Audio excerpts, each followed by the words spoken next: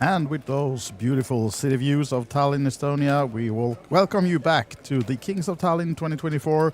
This is the first stream from the main event, the big one, and this is our TV table. We are currently just over 200 players remaining. The late registration just closed, and I think the final number we got was 914 players. At least that was just before we started this. There might be a few more players coming in as the late registration is closing exactly when the first hand will be dealt on this table after this break. And as you can see, it's a Finnish table, almost only Finns. 5 of them on this final table. We recognize many of these names. I'm going to go through them shortly.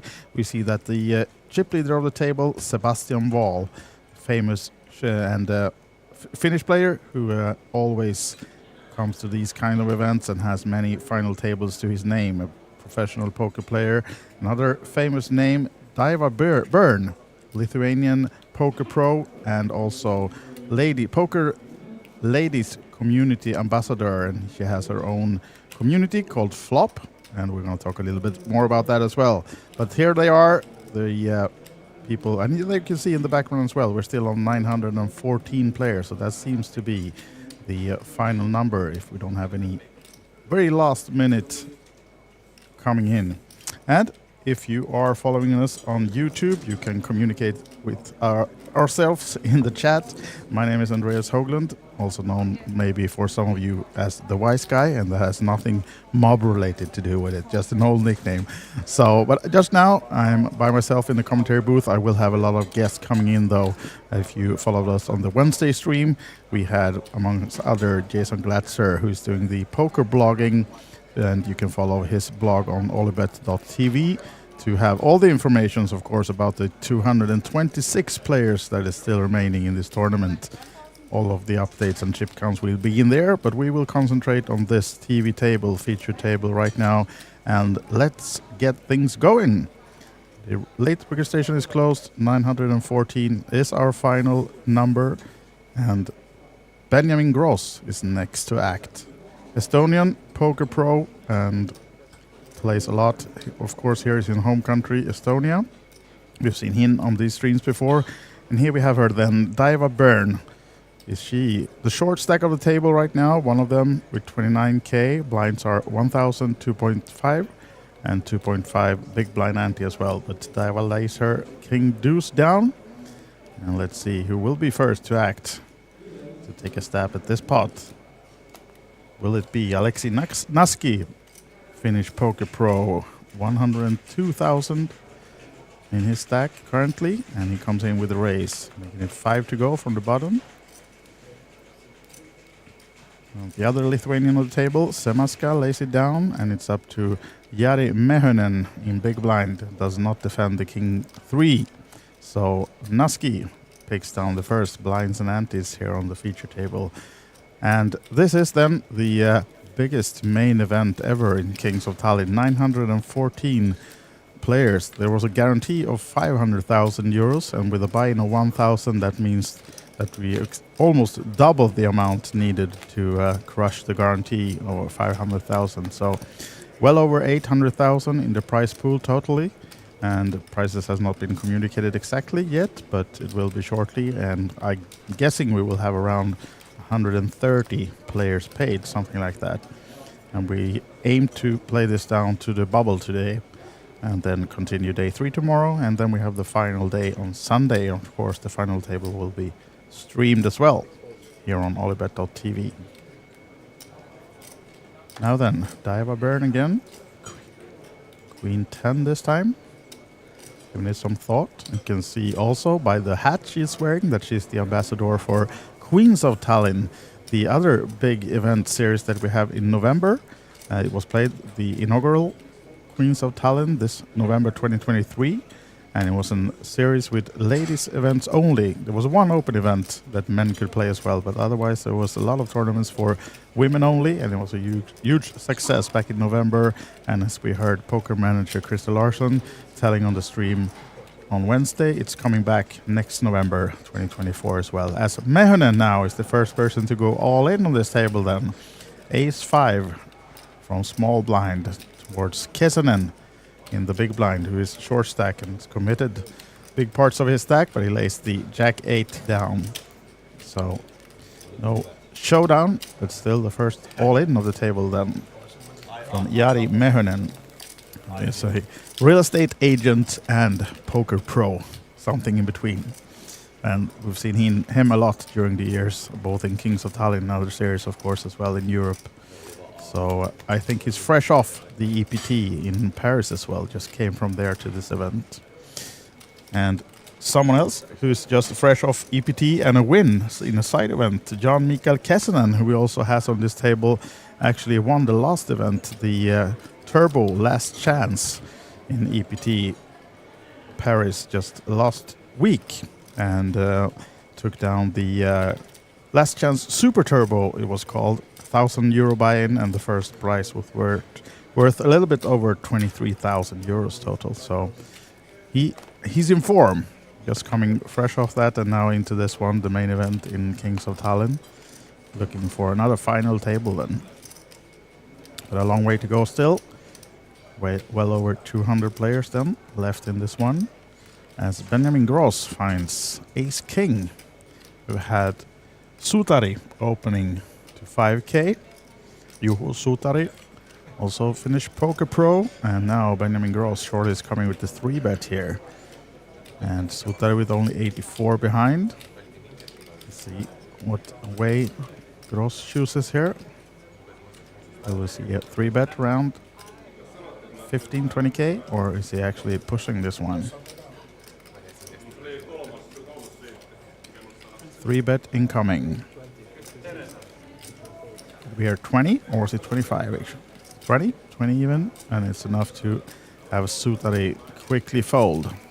So defending the big blind and taking down this pot then, Benjamin Gross, who is living in Estonia.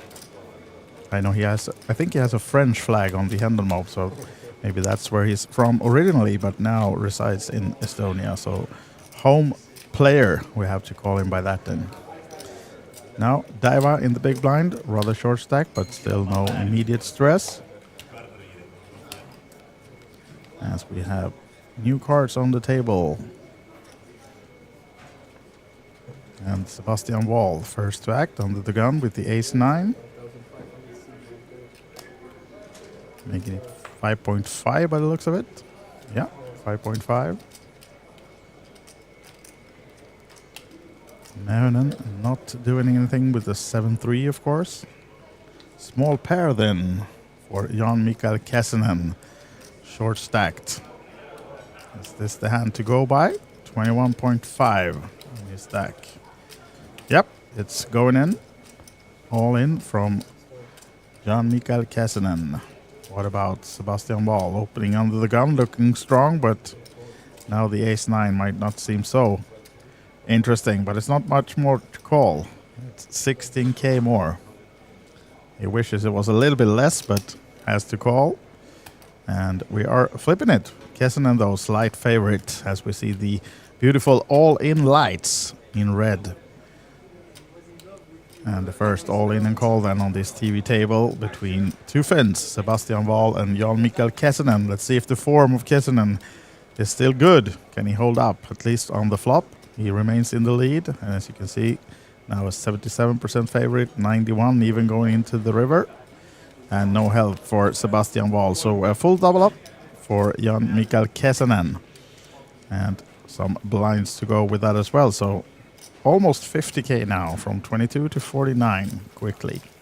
You can see in the background, average stack right now is 125,000. So a few of these players on this table are short stacked if you compare it to the average, but the blinds are only 1,000, 2,500 yet. So, and as you can see, also 1 hour levels throughout the entire tournament. So it's a nice flat structure, and now we just closed the late registrations.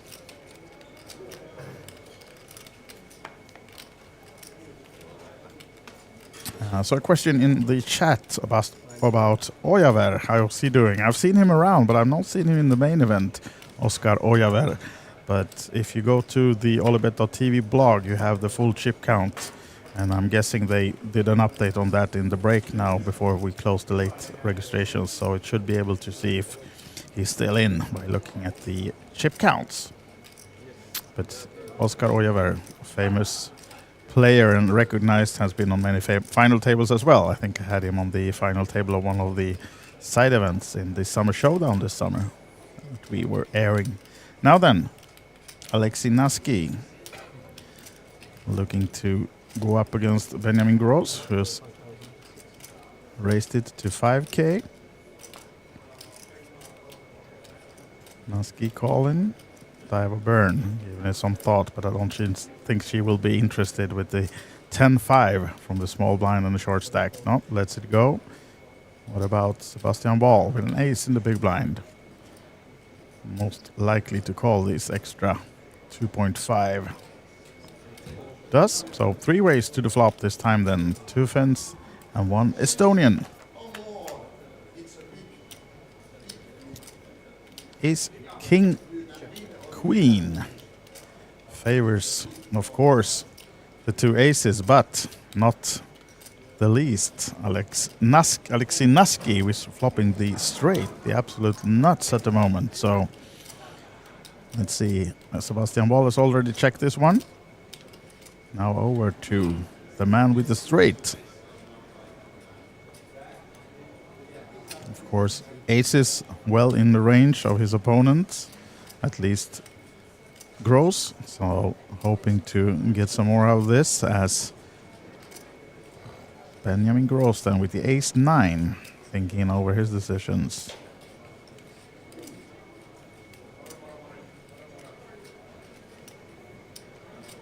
$5.5 was the bet from Naski and Gross calling from the button.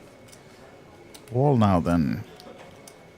Also with an ace, but has to see that he might be, of course, dominated and behind with only an ace in this case, as he's correct with, as a third heart falls on the turn. Neither of the player has any of those though. So now no longer the nuts for Alexei Naski, but of course not a bad card for him either on the turn. Not too scared about Gross having 2 hearts. Likely to continue here. As we see from our chat that Chris found Ojaver. He's still in then. Good, good. See if we can get him on the TV table later on maybe.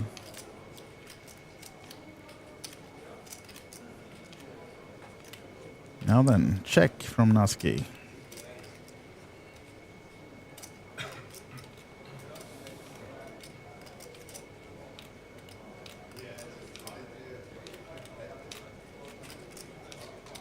Thinking that Gross will be checking behind, but we'll see what line he chooses. Yeah, he does so. Comes with the check, so we go to a river. Naski does not want to see another heart, and that's a good card though for him, making the 2 pair for Gross. And of course, still the straight for Alexei Naski. 29.5 in the middle here, expecting him to go rather big here actually. Trying to extract the most value out of this one, and if they could see each other's cards, it will be a dream card on the river for Alexei Naski, as Benjamin Gross has 2 paired.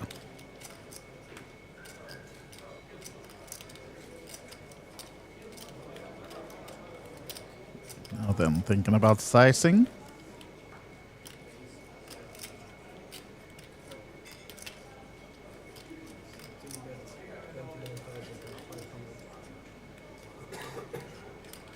$29.5, full pot.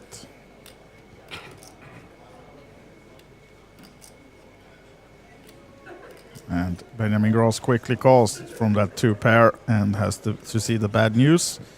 The straight from Alexei Naski. So nice pot for him. The flopped nut straight held all the way.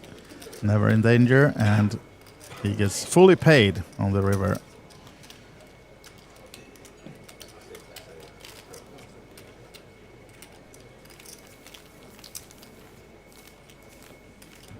Now then you can see that we lost a few players in the background. 211 players now is the official number.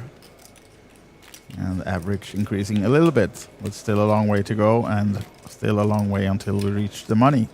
And as we said, the plan is to play down to the money today and then come back tomorrow for day 3 and play down to the final table, or at least the 2 last tables, because due to the high amount of players in this one. It's been a little bit, it might take a little bit longer than projected. So of course we're going to play the final table until the end on Sunday, but it might be that we don't reach the final table already tomorrow. We'll see about that one, but at least aiming to play down to the money today. And as Alexei Naski now coming in with good form and some momentum, raising it up with the King Queen under the gun. Daiva still looking for a double up, but it will not be this hand. I don't think she'll choose the 8-5 off to go with. Although keeping the same posture and rhythm on all her bets, taking some time. Not to give off any tells, of course, when it's time to put that stack in at work. Sutari now calling from the big blind. Juho Sutari. So finish heads up in this hand then. As we have a little piece of the flop for both of them, but it's Naski out in front with the top pair. 3 spades on the board, but neither player has any spades. So nice flop for Naski again now then. And Sutari has a piece of it at least, so might come for another call here. Right now 13.5 in the middle. And Naski betting out, making it 2.5. Small bet. Which has Sutari quickly calling, looking for some more help. Does not find it. And no more spade to slow Naski down. Expecting him to go a little bit bigger now on the turn. Maybe putting Sutari on a smaller pair or just a spade draw. Maybe half pot, 75% here now.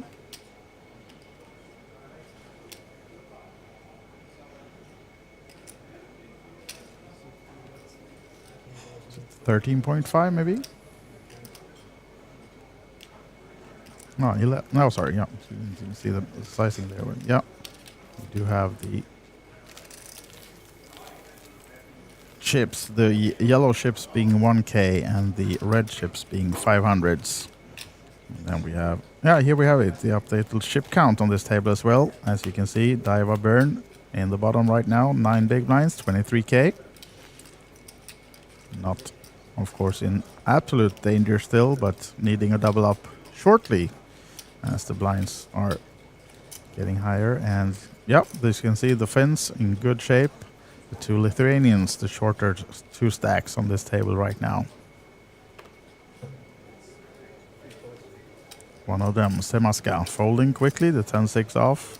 Mehonen doesn't want to do anything with the 7-3. Benjamin Gross, hijack position, 8-7 off, goes into the muck. What about now then, Daiva? Well, I will not be happy to see this one either. Even though in a better position with the Queen 3, but he still has almost 10 big blinds, so doesn't have to steal or do anything just yet. Let's see, another lap almost until she gets the blinds as well. So Sebastian Wall folding one of the worst their hands, 8 deuce, as Sutari comes with the call from the small blind with King deuce.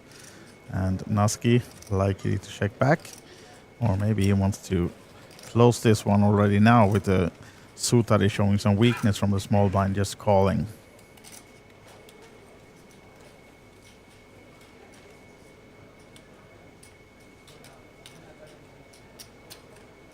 Yeah, does so, comes with the raise and gets Sutari off his King deuce. So small pot for Naski, and he doesn't have to play a flop with the 7-4 off.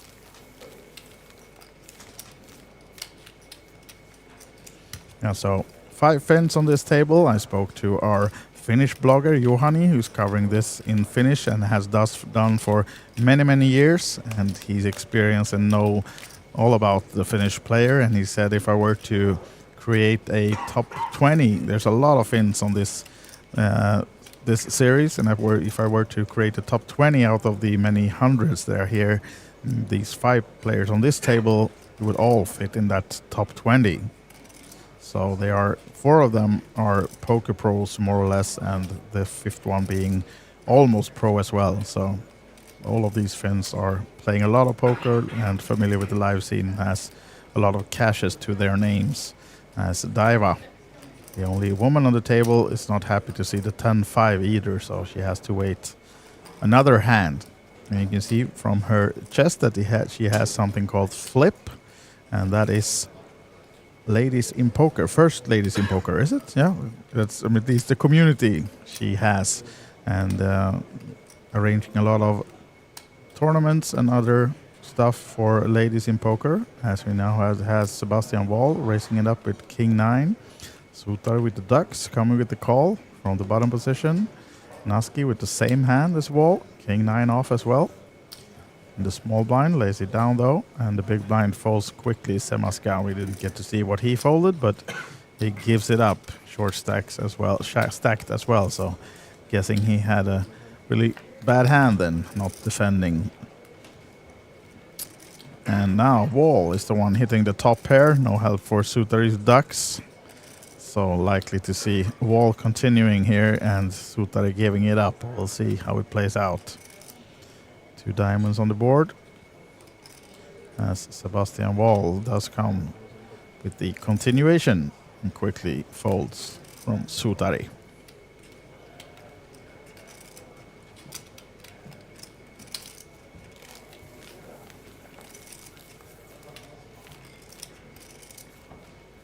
So looking at a few of these Finnish players, we saw Sebastian Wall. We have seen him a lot before. He has many caches from Estonia, also a lot of Finnish caches and some European as well, but mostly plays in home country Finland and here in Estonia. And he has over $400,000 to his live earnings caches and places him in 66th place on the all-time money list for Finland. If we look at the Handle Mob, then where you can see all these statistics. And now, next hand, Kesinen folding. Gross though, likely not to fold. 3-3.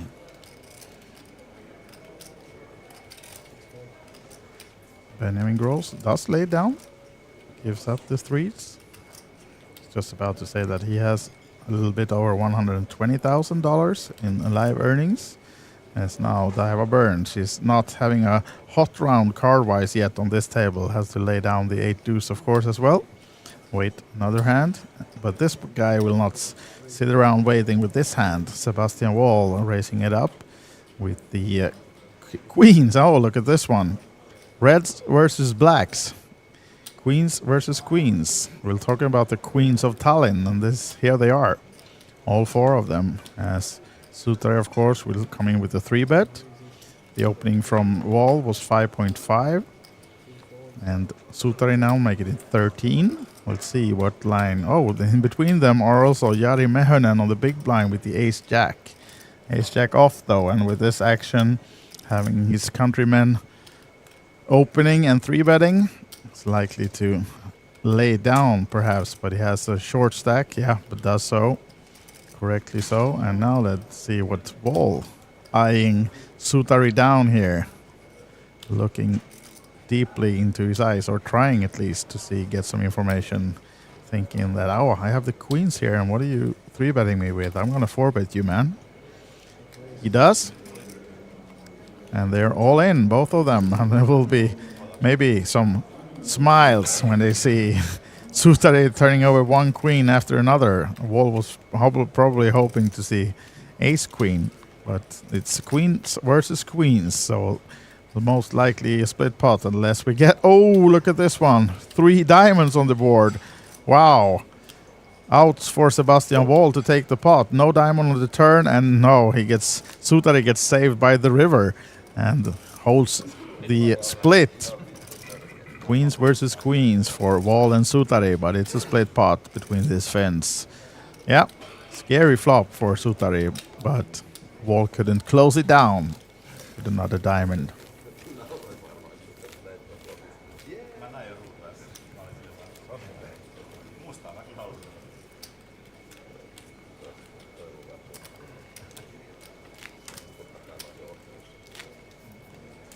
And the way they played out then, Juho Sutari is of course happy. Some smiles between these two. I think they played a lot before as well, so familiar. Right now it's a rather quiet table, and we'll see if it open up during the evening when they get maybe closer to the money, or if that's when the tension comes, maybe it will be even more closed. We'll see.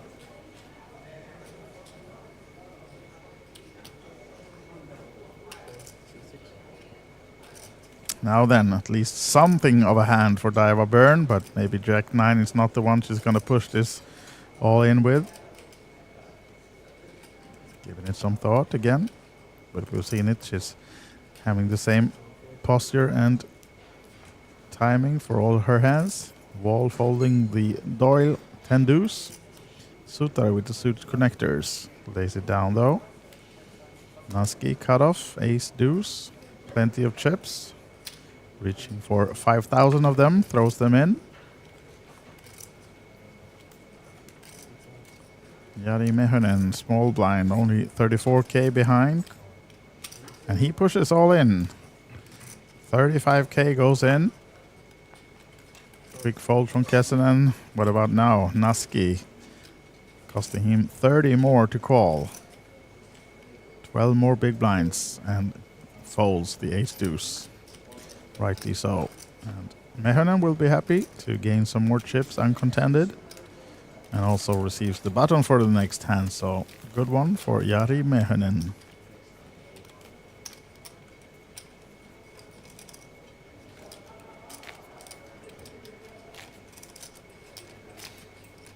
So if you just joined us, this is the main event of the Kings of Tallinn 2024.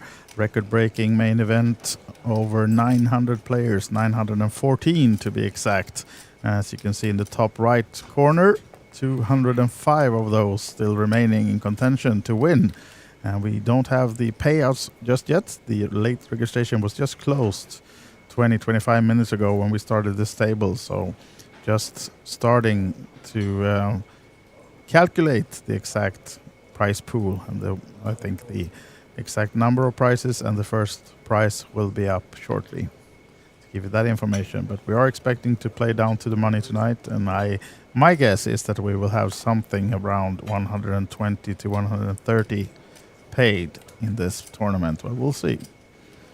Now then, Sutari has raised with the King 8 suited, and Naski hijack position with 2 9s.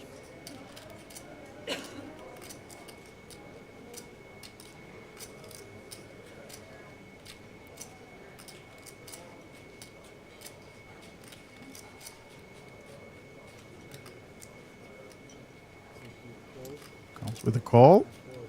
1 blue chip, 5k. Mehonen, 7-5 of hearts. Lays it down. Quick fold from small blind as well. What about Gross in the big blind? Queen Jack offsuit. Do we defend another 2.5?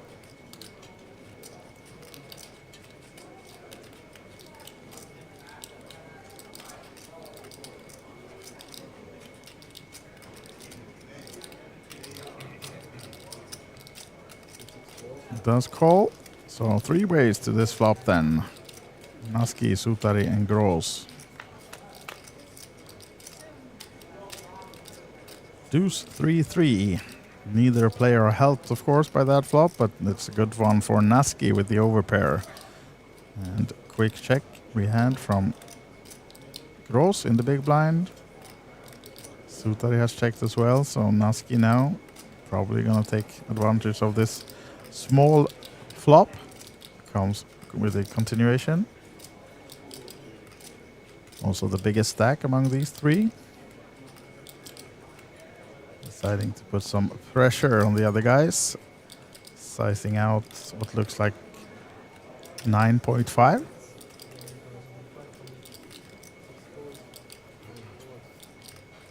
.5 it is, and it's enough to force the other players off their hands. And Naski wins another one then, up to 178,000, which is chip lead on this table, although just above average in the total of the tournament. So we have a few short stacks on this table. But if you're interested in who is leading the tournament at the moment, you can go to olibet.tv and see the full chip counts and information just from the break that we had a little while ago. And you can see if your friends are still in, or if they have a lot of chips.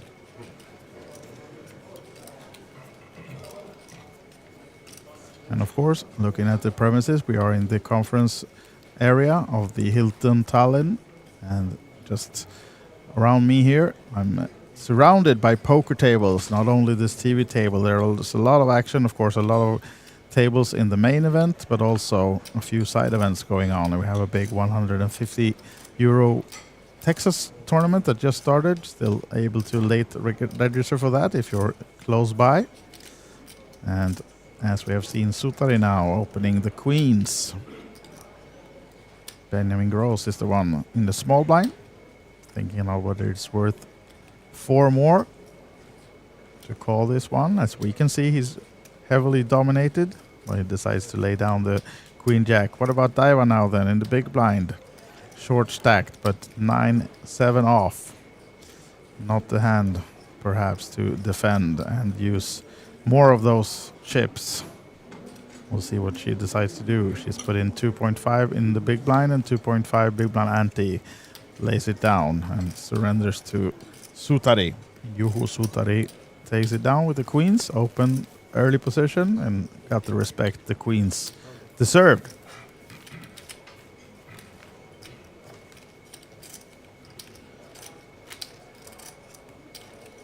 Daa Burn still smiling though. Goes by the nickname of Baltic Blonde. That's her Twitter handle, amongst other things. So looking to spin those 18K, 7 big blinds up now, stay in contention. If she doesn't, at least she can come back tomorrow. I know she's hosting the ladies event, Mystery Bounty, tomorrow here in Tallinn. So she'll surely be playing that one if she's still not in the main event, but still in with the 7 big blinds and a dream, of course, to win the big one. Guess she'll have to run between the tables tomorrow and take care of the ladies as well a little bit if she's still in the big one, the main event. Right now, as we can see, 7 big blinds up top on this table. Alexei Naski, 71 big blinds, 178,000. And we can see in the background on the tournament clock that the average now is up to 136,000. With only 201 players remaining out of the 914 that started. And you can see also rolling on your screens information about the Central that you can participate in the Kings of Tallinn stream Central on Olibet. You have the information about the starting time and the password will be visible as well shortly. So they can go in and play while you're watching us if you have access to Olibet Poker and perhaps win some nice tickets to upcoming tournaments and events. And you can see it starts at 7 and 1 hour late registration. Now then, Gross opening with the Jack 3 suited, but will surely get some answer from Sebastian Wall in the big blind. Not going to be bullied around that easy. Also has the bigger stack of the two, so looking for a 3-bet here now. Of course, Gross has a wide range, betting against the smaller stacks from the bottom position, and has to face the 3-bet of Sebastian, big one, 20.5, and quickly lets the Jack 3 go in the muck. And in between them, we saw Daiva with another poor hand, could not do anything. So now she's down to 6 blinds plus, looking to find something this time then, this lap or this round before it's too late. Hopefully at least we can get her chips in a good position. She's been waiting a few rounds now to find something, but been really card dead so far on this TV table, feature table. Now she's on the button, so a few more hands before she has to take the big blind again. As Naski now folding under the gun. Semaska hasn't played a hand, I think, on this table yet. Short stacked, also waiting for something to happen. Kesanen has been involved in a few hands at least, but lets this one go. Gross, one of the most active players. Now then, Daiva, King Deuce on the button. And she's earned some respect by folding every hand since she started this TV table. And of course, these guys has been playing together the entire day. We just lifted a full table to go to this TV table now, so they've been seated together until from the start. And Wall again with the tens now, so a good fold then for Daiva. Decided not to go with the king deuce on the button, and Wall surely then coming with a raise against the big blind here. Sizing it up with the chips. It's like 13.5. Oh, sorry, 8.5, of course. Yeah, the big blind's 2.5. So 13.5 would have been a big one. The blue is a 5K, yellows are 1, and the reds are 500. So just learning the colors. And defended with the ace-3 suited. Suutari from the big blind goes to the flop. Neither player hits anything. Wall way up in front with the tens, but decides to go with a check. Trying to get Suutari to do something, maybe. Of course, the queens might scare him. The queen might scare him a little bit, but should not be too worried. Now then, the turn. Another club and open-ender for Wall. Nothing for Suutari, but of course another overcards to the tens of Wall. See if he feels the weakness of Juho Suutari and goes with the bet. No, he does not. Checks again from Wall. Suutari, is he gonna try to represent something here, or will he check behind? Knowing, of course, that's Wall racing from the small blind. Many of these cards in his range, so he might be trapping. He's not really doing that right now, but oh, and gets a good card for Suutari on the river, but Wall will not like that one.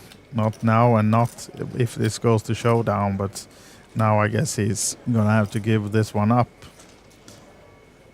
He does come with the bet now.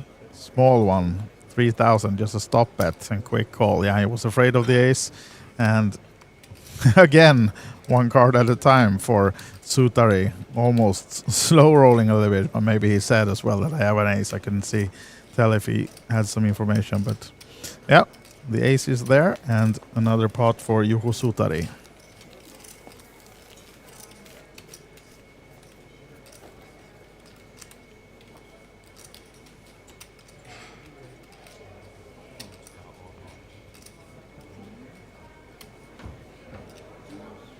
Yeah, so as we said, they've been playing all day together, these players, and not much has changed ship-wise since they sat down. We had maybe a small double up from Kesinen, right? Yes, and he's now on 43k total, but still Alexei Naski and Sebastian Wall up in front on this table. And Daa Burn, 6 big blinds now, needing some help on this round. And her countryman Semaska also looking for some help with 11 bigs. Justas Semaska, who is also an avid player from Lithuania. He has 400k plus to his name, which places him in number 17th on the all-time Lithuanian money list. And a lot of cashes from his home country, but he's also been playing a lot in Cyprus, we can tell from his Hand on Mob statistics. And the latest cash he has is from the 555 Kings of Tallinn event number 7 last year in February. So a year ago he came 60th place in the 555. That's the last cash registered to his name, as he's now folded another hand. And we've had Kesinen opening with the King Jack, making it 5k to go, as Gross now with the Ace 10 in the hijack position, thinking over his options.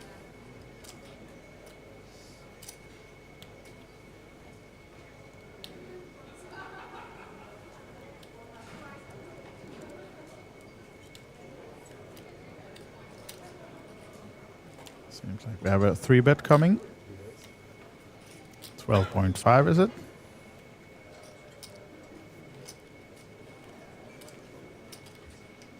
Yeah, 12.5 confirmed. Daa Burn has to fold another one. 6-4 suited this time.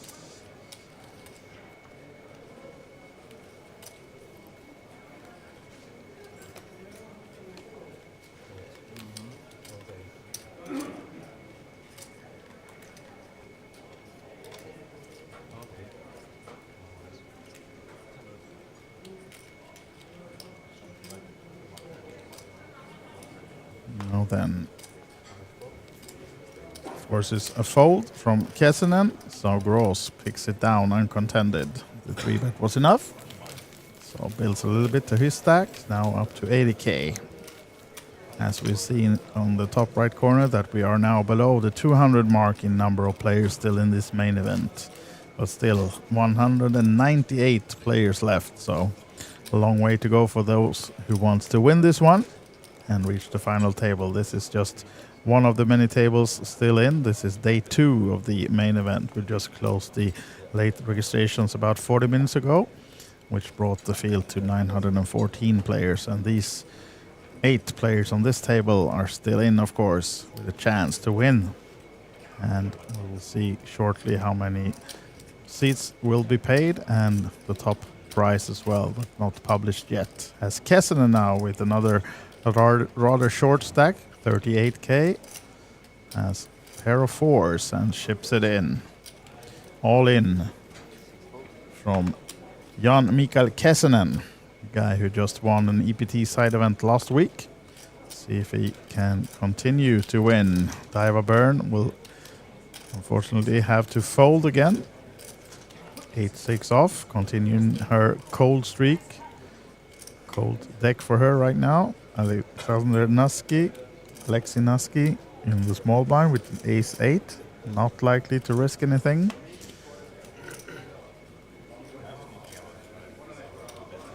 And the big blind quickly mucks as well, and understandably so, with the 6-5 off for Semaska. He and Daiva, shorter stacks, has to wait another hand or two to be able to score that double up. And, well, they are now below 10 bigs, both of them.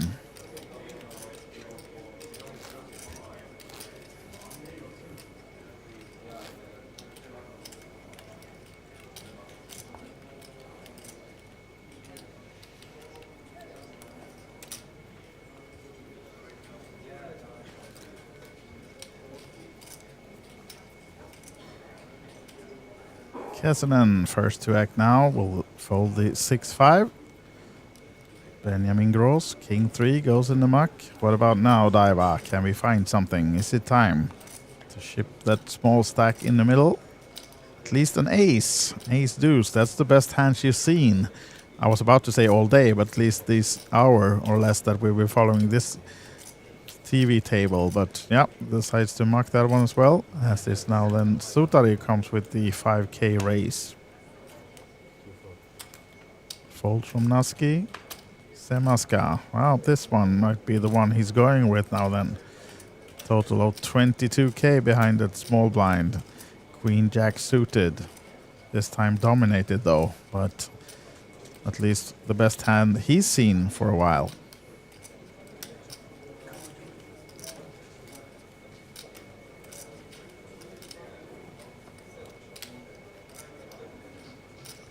Thinking it over. Yeah, decides to ship it in. So all in 23k from Semaska.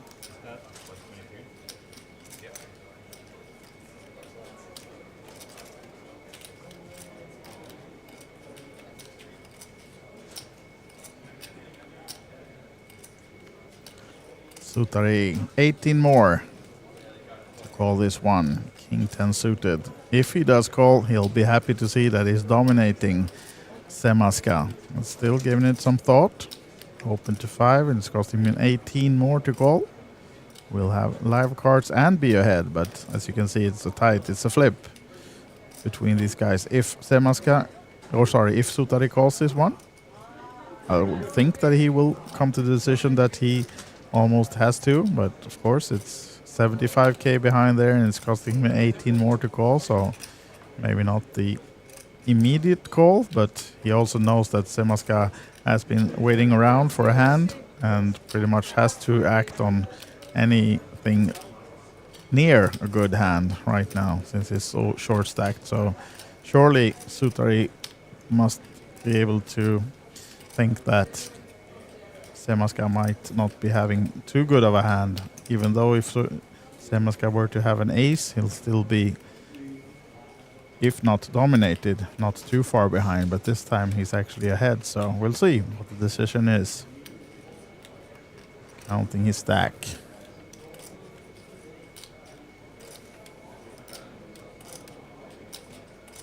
Looks like he's leaning towards a fold. Oh, he does not. Comes with a call. And as we said, he'll be happy to see the Queen Jack of Semaska as he's slightly ahead now than Juho Sutari. But it's Semaska who is needing some help to stay in the tournament. He's the one who is all in of these two, and 51k in the middle total.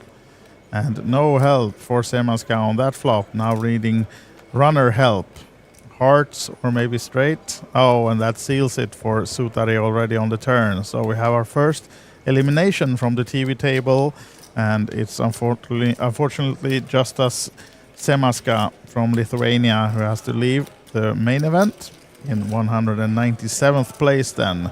No cash for him today in this one, but surely he'll be hopping into a side event just shortly. That's my guess at least. But we thank him for participating in the main event this year, and better luck in the side events.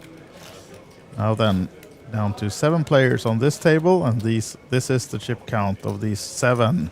As we can see, Daa Burn now 6 big blinds, and she'll be under the gun +1 next hand, so she needs to find something quick. Otherwise she'll surely be all in on the big blind, if not before. Now then, Jack 10 off. Is that the hand she decides to go with? As we said, not much time to wait, but she lays it down. And this time she would have gotten some caller behind, perhaps, in wall.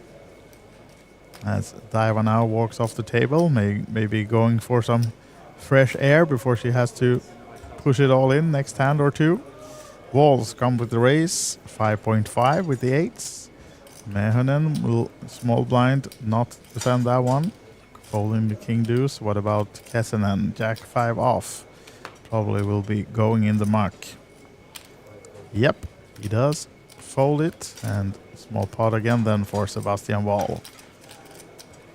Building back towards what he started with on this table when we had the TV table started almost an hour ago. Then he was then on 174,000, lost some chips after that, but now back up again around 170k.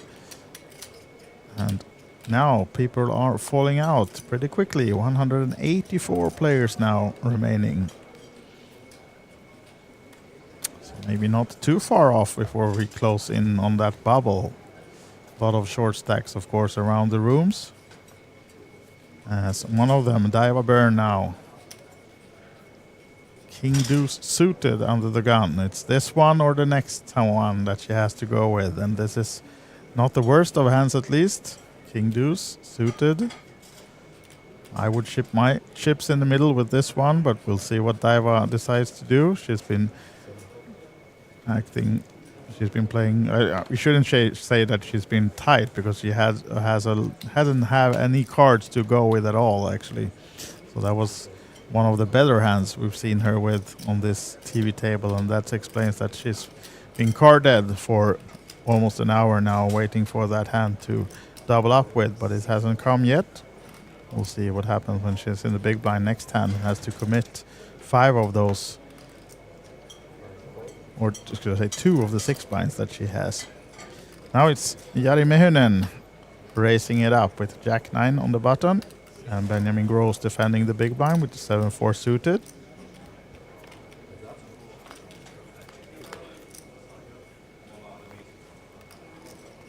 And a nice flop for Mehonen, of course, flopping the middle pair in the open-ended, but not much for Gross on this board. So, he has the small open-ended, of course, with the 7, but decides to lay it down. Would have preferred to have 2 diamonds instead of those hearts, of course, to stay in, Benjamin Gross.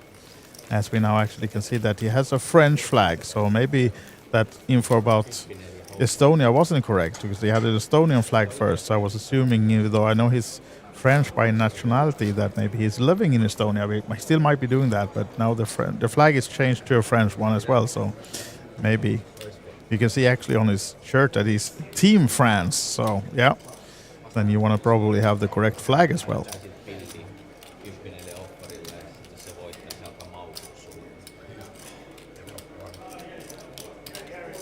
Finnish players speaking in their native language. We don't understand anything, which they are allowed in between the hands, of course, but not during the hands. So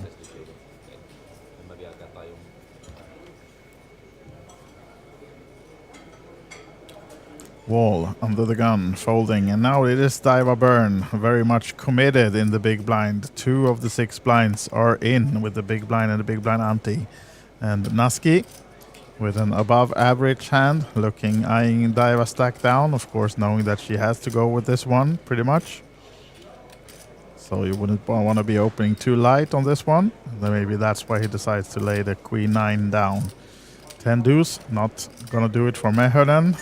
If is someone going to put pressure? Yes, I think it's Jan Mikael Kessinen who will be racing towards Daa here with the ace-5 suited. Sorry, not suited, but ace-5 off. He's also the short stack, so most likely I'd assume that he pushes it all in and reaches for all the chips. There they are. 38k goes in. What about Benjamin Gross? No, he cannot do anything. And Daa now then, him waiting and waiting, and it's Queen 4 suited in the big blind. He actually lays it down, saves 4 big blinds behind. 4.5, almost 6 big blinds actually. 12k, if the graphics are correct, is what she has.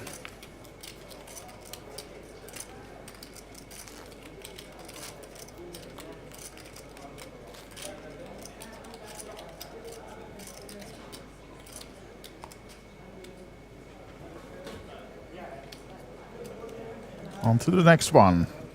Hopefully for Daa, she can find a double this hand instead then to get back on her feet. Now Sutari first to act with the 10-8 off, folding. Naski likely to do the same, or does he want to play the 8-6 suited? Still knowing, of course, that Daa is pretty much just waiting for any hand to go all in, and she's now in the small blind. Might be a reason not to open too light either, but of course it's not the worst of hands. Nice one with the 8-6 suited. Plays well against many hands, but 4-3 for Jari goes in the mark. 3-2 suited for Kessinen will likely do the same. Gross then, King 7 on the bottom. Daa, Queen deuce, has to fold another one. Wall, King deuce suited. Big blind position, costing him 2.5 more to call. Looks like he's staying in.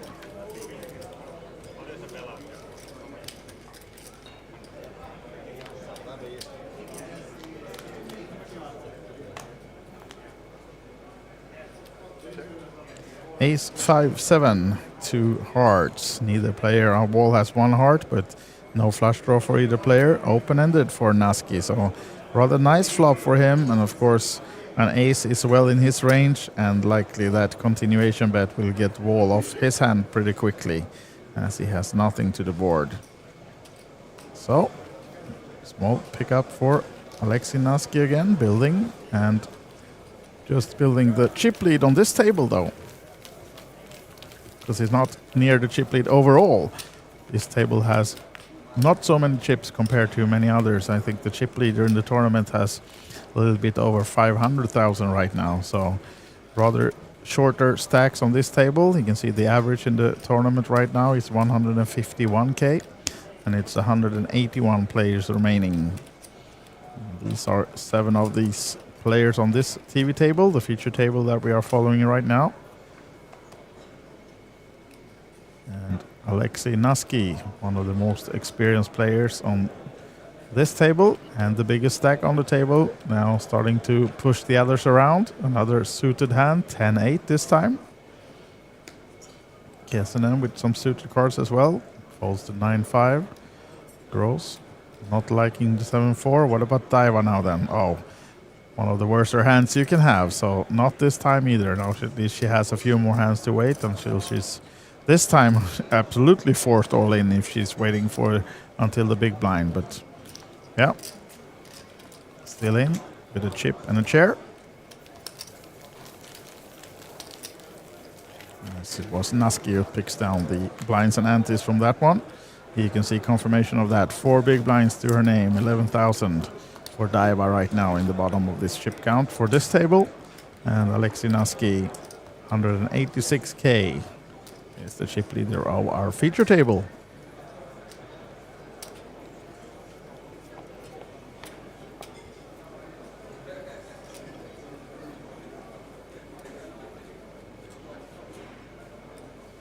Mehonen folding.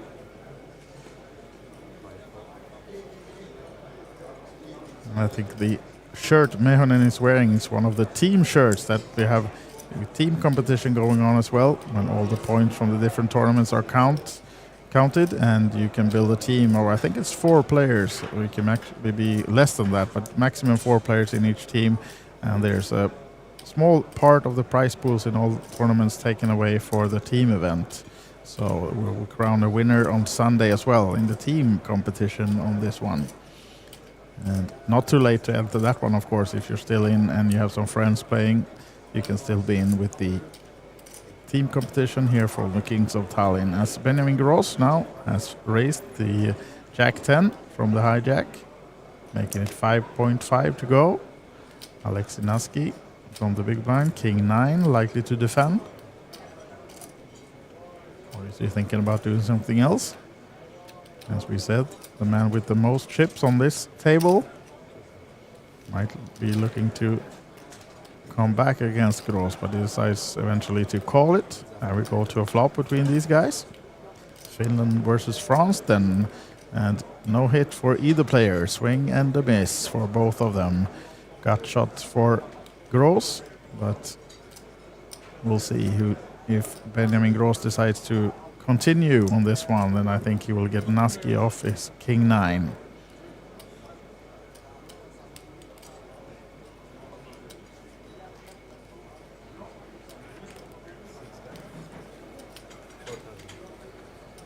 Small continuation from Gross. 4k to 14.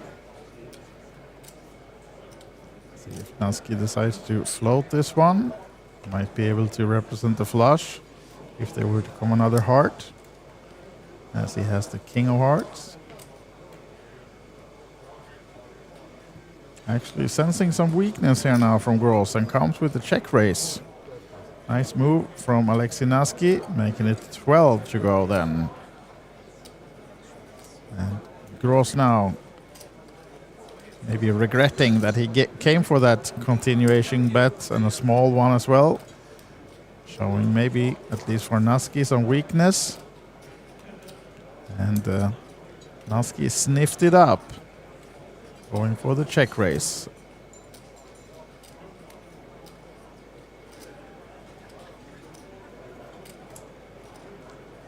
And Gross has to give it up.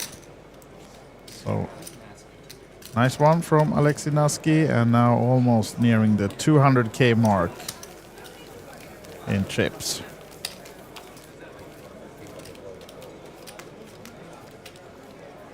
Yeah, so 181 players still remaining. No confirmation yet about the exact number of prizes paid, but we'll have that shortly for you. As you look in the top right of your screens, you can see at the number of entries, 914. 181 of those still remaining. And also in the top right, you can see that the World Series of Poker circuit events is coming back to Tallinn, Estonia, coming soon. We don't have a confirmation of the dates yet. We know that 2023 was played in the fall, so we'll see if we get any more information from Olibet and the guys. If they have a date for us before this series is over, but not confirmed yet. Sebastian Wall folding the Jack 5. And seems like Sutari going for the 5k bet on the button. With the Ace 7. Naski is quickly out. And Mehonen with the Queen 9. Looking to defend. Making it a call for 5k total. So heads up then between the Finns. Sutari and Mehonen. Ace 7 versus Queen 9, and another swing and a miss for both players. as Sutari then is in front with the ace high. Also quick check from Mehonen might have Sutari smelling some weakness and coming with the continuation, making it 8 to go into 13.5. But Mehonen doesn't give up that easy. He stays in. Oh, actually the bet was 3.5, sorry, it was small bet, not 8. So 3.5 was the bet, and quick call from Mehonen. And neither player helped by the 4 on the turn. No flush draw completing either, so the bluff ace of Sutari is not usable in this case. Let's see if he decides to come with another continuation. No, now he checks behind, putting Mehonen on a pair maybe now, as he quickly called the flop. And Mehonen representing that pair, or something even better, by betting the river. Nice one from Jari Mehonen. And tough to call for Sutari. That would have been, since he has the the ace of clubs, it's not likely that Mehonen was calling, at least not with a nut flush draw. So hard to think what we are beating here now, maybe for Juho Sutari.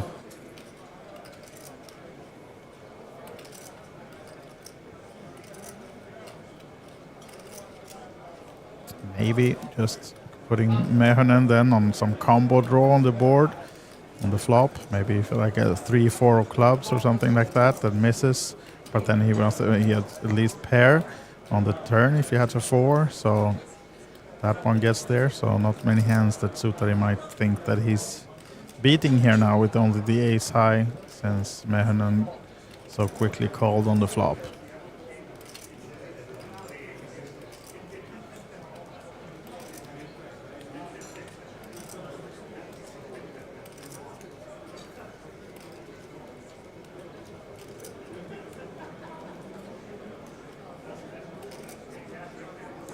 Still thinking it over though, Juho Sutari. Is he convincing himself to call with the ace high against Mehonen? I'll assume these players have played some poker against each other before. They both play a lot in Finland, and yeah, he actually goes with the call. Nice call from Juho Sutari, and he'll be happy to see that he sniffed it down. What do you say? Well, he at least wins the pot. And Mehonen did not get away with that bluff on the river, as I thought actually he would. But nice call from Juho Sutari, ace high. And of course these two poker pros, or at least Sutari is full-time poker pro from the information I have, but I know that even though Jari Mehonen is also a real estate agent, he plays a lot of poker and goes to all of these live tournaments since many, many years. So I would consider him a semi-pro at least, although it might be not his only income.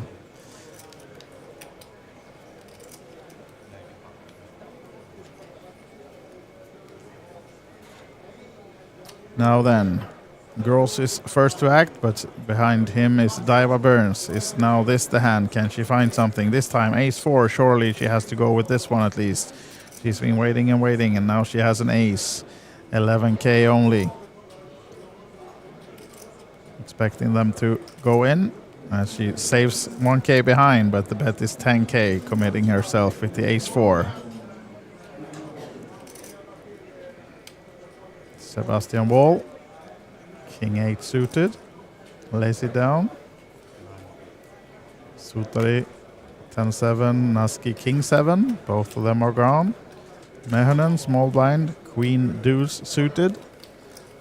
And of course these guys know that Daiva has been waiting a long time for a hand, and it's only though costing Kessinen 7 to call, or 8 then to put Daiva all in and try to win this one.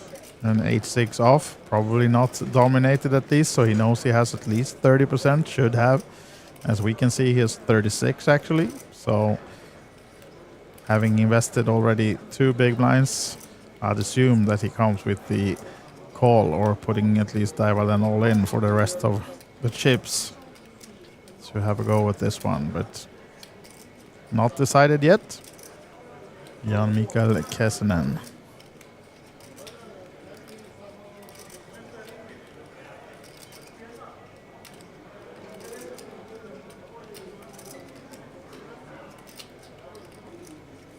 And I see from the chat here that someone says here that it's confirmed for September 14. And I think you're talking about the World Series of Poker then. I haven't got that confirmed myself, so I'm not sure that I can confirm that it's correct. But if you have read it somewhere, it's probably correct, hopefully. But I haven't seen any confirmation. I know we had the Poker Manager on the stream here on Wednesday, and then he could not confirm the dates yet. So maybe it's been communicated since, and I missed it. Now then, Daa Burn is all in, and Kesinen is behind. And now we get the check mark from Daa Burn on the turn. So the waiting paid off, at least. A small pot for her to double up to 26.5 now then. So happy smiles, and at least a little bit of breathing room for Daa Burn, as she now has a few more chips to her name. As you can see, her and Mehonen is now shared in the bottom of the chip count of this table with 8 big blinds each. And Kesinen after that now down to 10 big blinds. And up in front on this table, Alexei Naski.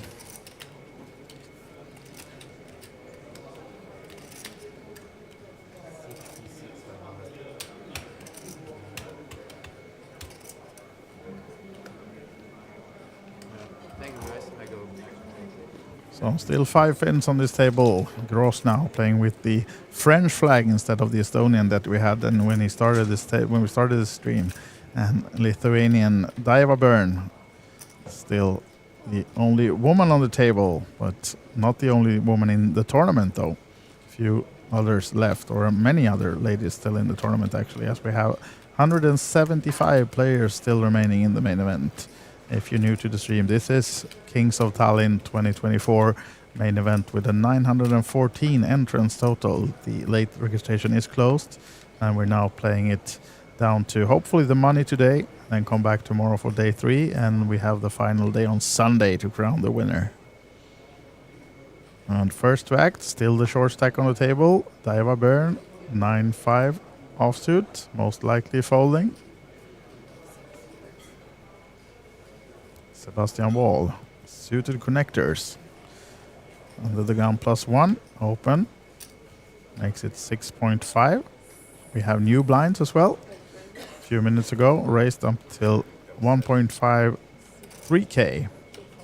And big blind up to 3k as well, as we have a new player on the table as well. Folding the first hand. And we see that it's Mr. Önnestam. Sounds like a Swedish name to me. We'll look up what we have for information about him.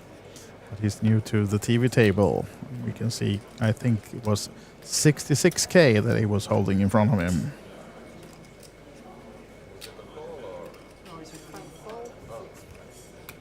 Yeah, Wall has raised 6.5. Mehonen short stacked now on the dealer button position. Calling to Queen 10, was he? Leaving 20 behind on the graphics. No, he wasn't all in. Okay. So, yeah. Sounds more reasonable. So that was okay. It was Wall that was questioning if it was a call, but it was actually an all-in from Jari Mehonen, and Wall folds.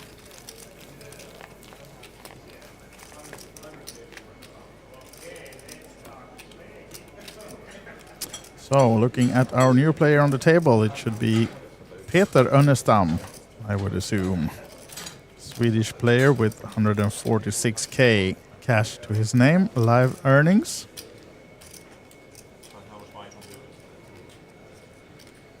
And looking at his handle mob, he's been playing poker a long time. First cash is 12 years ago in Malta, and then he has a lot of cashes throughout the world actually, a few from Las Vegas among other things, and a few Swedish flags of course, and the last cash he has is from December in Prague, where he was playing side event from the EPT, I'd assume. Now he's not getting in the mix with the 7 deuce off. Folding that one, leaving it over to Jari with the 5-3 off. Not a hand he wants to play either. And Jan Mikael Kesinen folding as well, rather short stacked. Benjamin Gross, 54k in his stack in the small blind, and they all go in against Daiva in the big blind. Let's see what she can find now. 8-5 off, not the hand she wanted. And folding, leaving some 7 big blinds behind.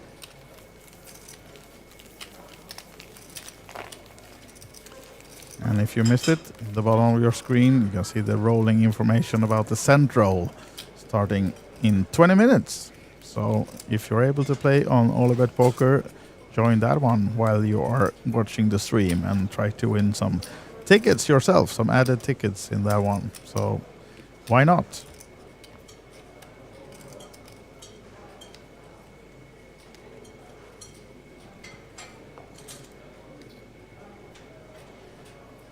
And a question in the chat from Woosham, if WSOPC is coming to Tallinn this year. And yes, it is. In the top right of your screens, you can see that it's confirmed that it's coming, but the dates has not been announced yet. I saw someone in the chat, Subgis, writing that it was confirmed for September 14th, but I'm not sure if we can, from our side, promise you that that's correct, because I haven't seen any official confirmation, but at least it's coming back to Tallinn. So that will be a big and fun series to look forward to as well. A lot of events, as we saw from the last one last year. And expecting it to be a 10-day festival again, as Gross now has the biggest hand of this TV table so far today with the 2 kings, and also in a nice position to represent something.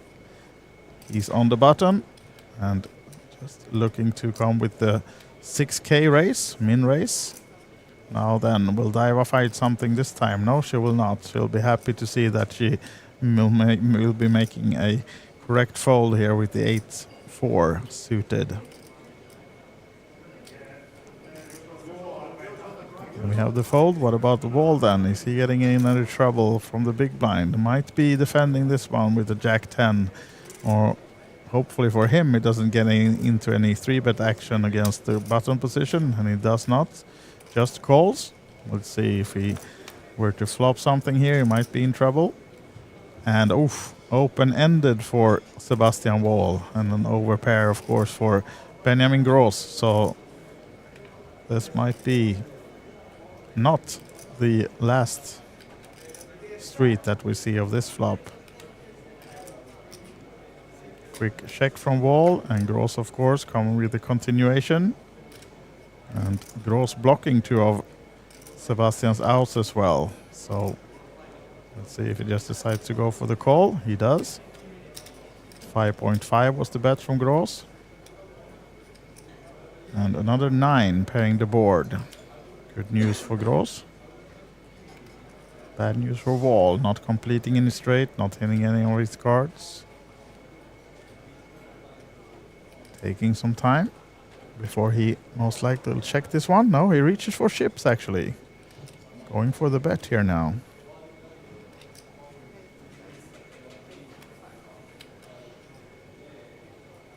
Coming for the 8.5 stop bet perhaps for Sebastian Wall, to not have Gross coming with any big bet against him on the turn. Wall, of course, wants to see a river here.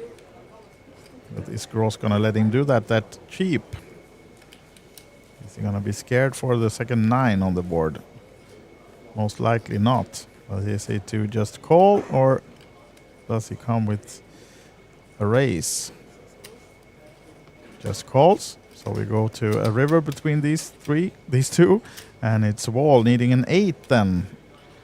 Not to be, although he finds a pair, so might be more trouble for him. As he represented something on the turn, he might be coming for another bet here on the river. And surely Gross is not falling for that one. Let's see which line Wall chooses though.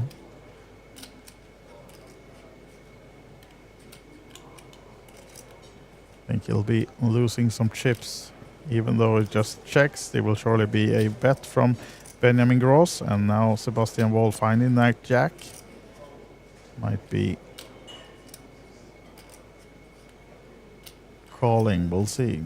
Which, if Gross decides to chip it in, full pot almost, if he goes for a small, trying to extract some value out of this one and get Wall to call with that jack that he just hit.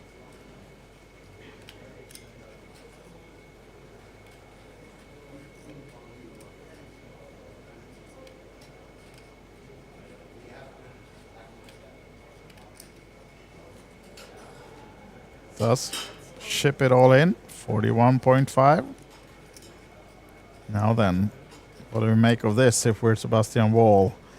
He has the exact hand that actually would be something he might call with a jack here if he put Gross on an open ender, for example, but then they will have the same hand, so that's not likely. And, well, of course, Gross might be on a complete bluff here. And then when we found our jack on the river, might be a reason to call this one and try to catch the bluff of Benjamin Gross, but would be bad news for Wall if he does. Doesn't seem like he's giving this one up though. Sizing up chips for a call. Looking at Gross, trying to extract some information from his body language.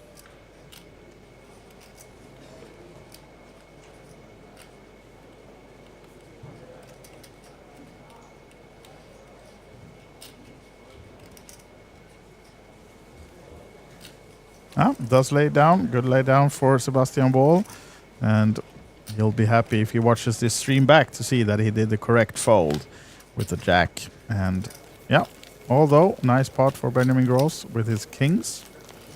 Gaining some more chips and momentum. And going back to the chat, Woosham, I hope my fingers are also crossed that you will have a better series this time than Woosham writes in the chat here that he had 4.5k buy-ins last time on the series and bubbled everything, so I know that feeling, not the best one. Hopefully you'll be back to have some final tables and we'll have you on those once the WSOPC circuit events are back. As Naski now folding quickly the 9 deuce. Önnestam, our new player on the table, hasn't played any hands yet, just been here for 3 hands now I think, so he'll have plenty of time. He has 20 big blinds to his name, as Kessinen now doesn't have, we just have 10 big blinds or less. 28.5 thousand. Is he shipping them all with the ace-4? Yep, he is. All in from Jan Mikael Kessinen. Hijack position, and Gross is getting out of the way this time. What about our short stack, Daa Burn? Not likely to play the king 5. Second person in with her short stack. Folds as well, but now this is trouble for Kessinen though. Wall eyeing the stack of the big blind. Trying to Hollywood a little bit. Show some weakness before he comes with a call or all in. I'll assume he'll be pushing it all in a little while, but of course he doesn't want to show too much strength against the big blind. Hoping to get him along as well, Sutari. Was only a call from Wall, but quick fold. I don't think we got to see the hand from Sutari there, but all in and call then between Sebastian Wall with the kings and the bigger stack, and Jan Mikael Kessinen risking his seat in the tournament with the ace-4. And no help for Kessinen on the board. Queen 3-10, kings for Wall still way ahead. A gut shot for Kessinen now, needing a deuce or an ace. It's not to be for him as the 7 of spades falls on the river. And we have our second elimination from the TV table for today.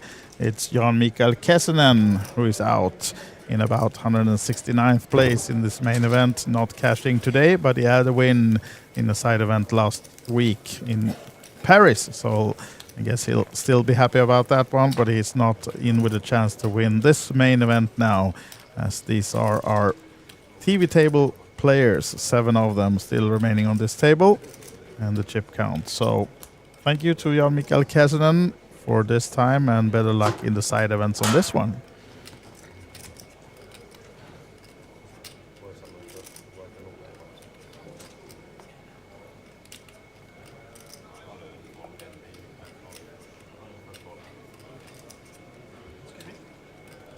And the remaining players go on and closing in on that bubble. No prices confirmed just yet, but I think we'll have them up very shortly.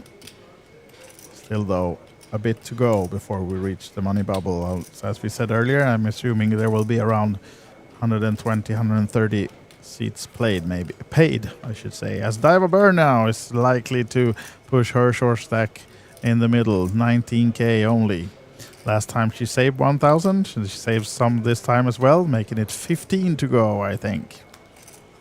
Yeah, 15 is the race with the fives. Let's see if she gets someone along. Yes, she will, as Alexei Naski finds ace queen in the big blind, pushes all in, and Daa, of course, quickly calls, and she will see that she's flipping.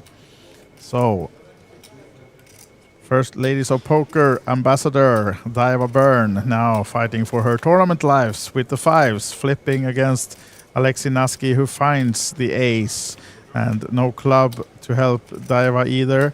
And she needs a 5 and a 5 only on the river. It's not to be, unfortunately. And we lose another player on this TV table. Daa Burn of Lithuania is out. So she'll have to settle for the ambassadorship of the ladies event tomorrow, and she'll be back to try to win the ladies mystery bounty instead. Best of luck with that. And then another nice hand for Alexei Naski then, as he now builds the chip lead of the table. So thank you, Daa, for this main event.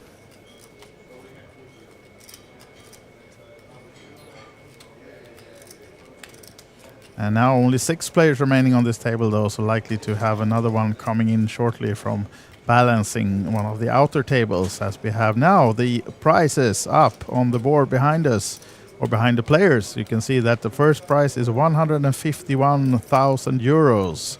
And now I didn't get to catch the exact number of payouts, but we'll see that shortly for you as well. We do have a few more, or a bit to go before we reach the money, so not near that yet. But we do have the confirmation of the price structure on the screens. And we'll get some more information to you just shortly about that one.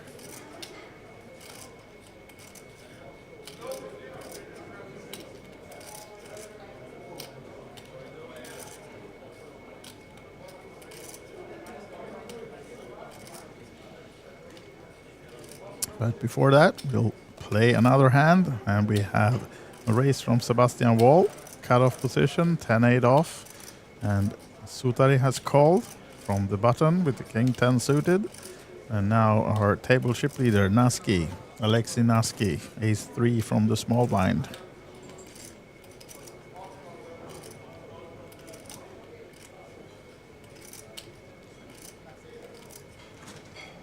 Thinking over his options. 2 of the bigger stacks on the table is involved in this hand, so might be dangerous to do something here, but we'll see if he will come with a 3-bet. Looks like he's sizing for one. Of course, has the ace, blocking a lot of ace combinations.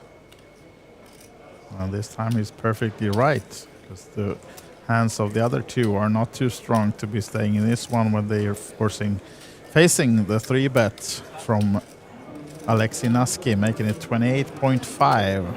Taking down this, I think we haven't had Sutari act yet, but he lays down the king 10, of course. And yeah, another pot for Alexei Naski, building and building. 235k now in his stack.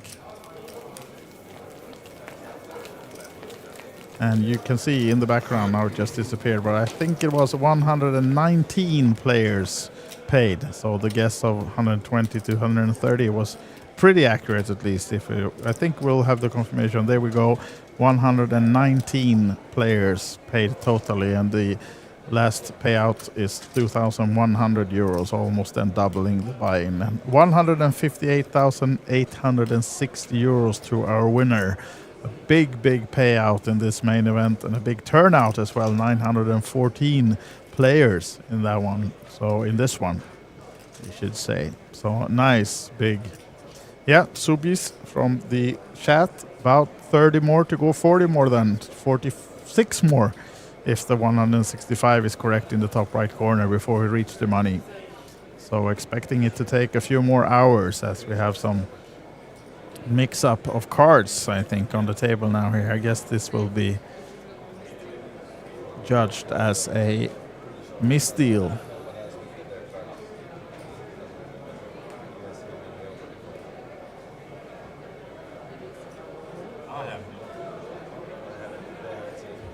Juho Sutari said that he has no clue on which cards this is. I didn't follow the exact action or dealing now either, so I guess they will have to decide that they cannot decide which cards are correct for Juho in this case, and then we'll have to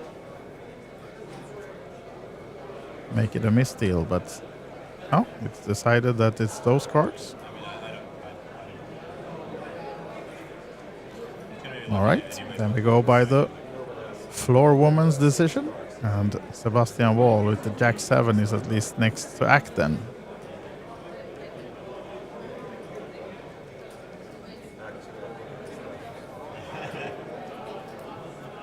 Wall's folding, and look at those for, oh, this might be one for the books.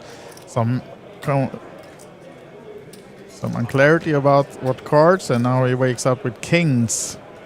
Sutari in this case, and it's against Alexei Naski's ace-jack as well.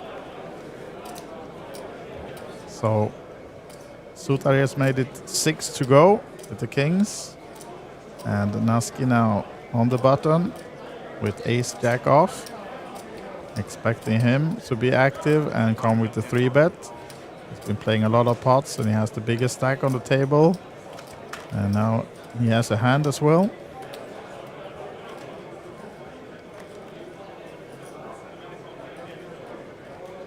Oh, just comes with a call. Peter Ernestam, small blind, folding the 10-9. He has 20 bigs. And Mehonen now likely to defend. Oh, he actually pushes all in. Wow, he will find himself in trouble, unfortunately, as Sutari is surely coming over the top here, giving it some Hollywooding. Now pretty quick, actually, going all in as well, showing strength. And Naski will have to fold his ace-jack then. Or is he putting these guys on underpairs? And it's a big call though. Mehonen's all-in was only 37.5, but the all-in from Juho Sutari is 110k. That's half the stack of Alexei Naski. So I would assume he will find the fold here, but we'll see. Giving it some thought. Of course, if Sutari's stack would have been about the size of Mehonen's, then he would be gladly going with the call here, but now risking half the stack with just the ace-jack off, probably not.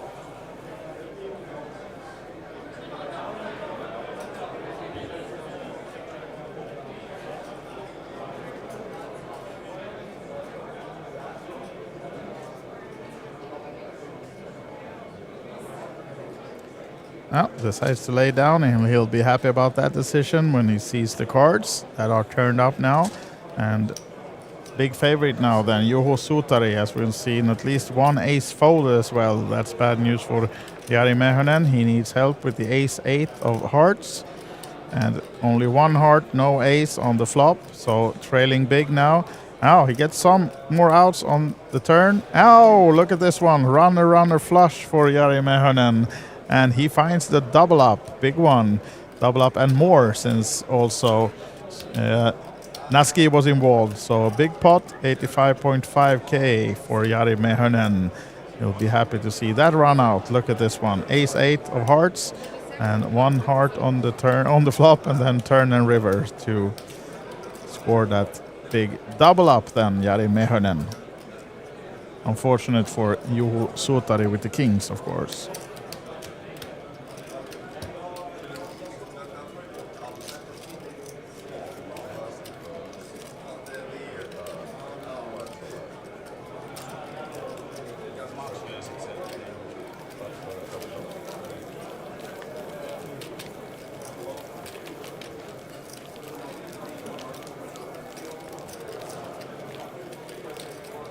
Shuffling the cards for the next hand.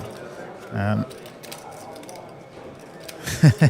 We see from the chat, Hikimies says that Mehis will get lucky. I'm assuming that's Jari Mehonen. And yes, he did. You were perfectly correct. He did get lucky. He needed a lot of help since one ace was folded, etc. So, yeah, he was a big dog, but he managed to get lucky. Or, yeah, what do you say? Big players, good players get lucky, right? And we'll have a question as well in the chat if Sivin is still in. I wouldn't know. I had to direct you to the live blog to see the chip counts. I don't have the information about all the other players right now, but if you go to the olibet.tv or olibetevents.com, there you have the live blog from Jason Glatzer. He'll be happy to inform you with the chip counts of all the players still in this tournament. So if you have a friend, just want to know if they're still in, go to the blog and find out through the chip count. That's updated live and direct throughout the entire tournament. As Naski now is coming with the raise, opening with the ace-4 off. Peter Ernestam folding, not playing any hands yet. He's just been here for one round or so on this table. And Mehonen now, is he on a roll? Nines this time. Small blind coming with the call. See if he gets lucky this time as well. And another new player on the table as well, right into the big blind. Vaitulionis, another Lithuanian now, having 51.5k behind his already put in big blind and big blind ante. So just deciding whether he's to call another 3k or do something else.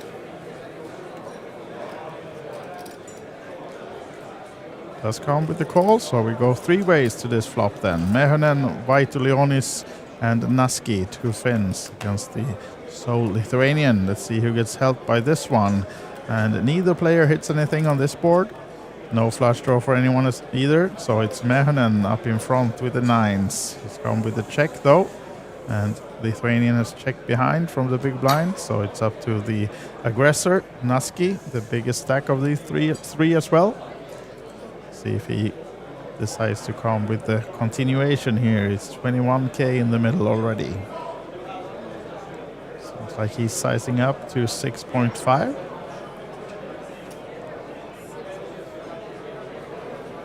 And quick call from Mehonen with the nines, not falling for that.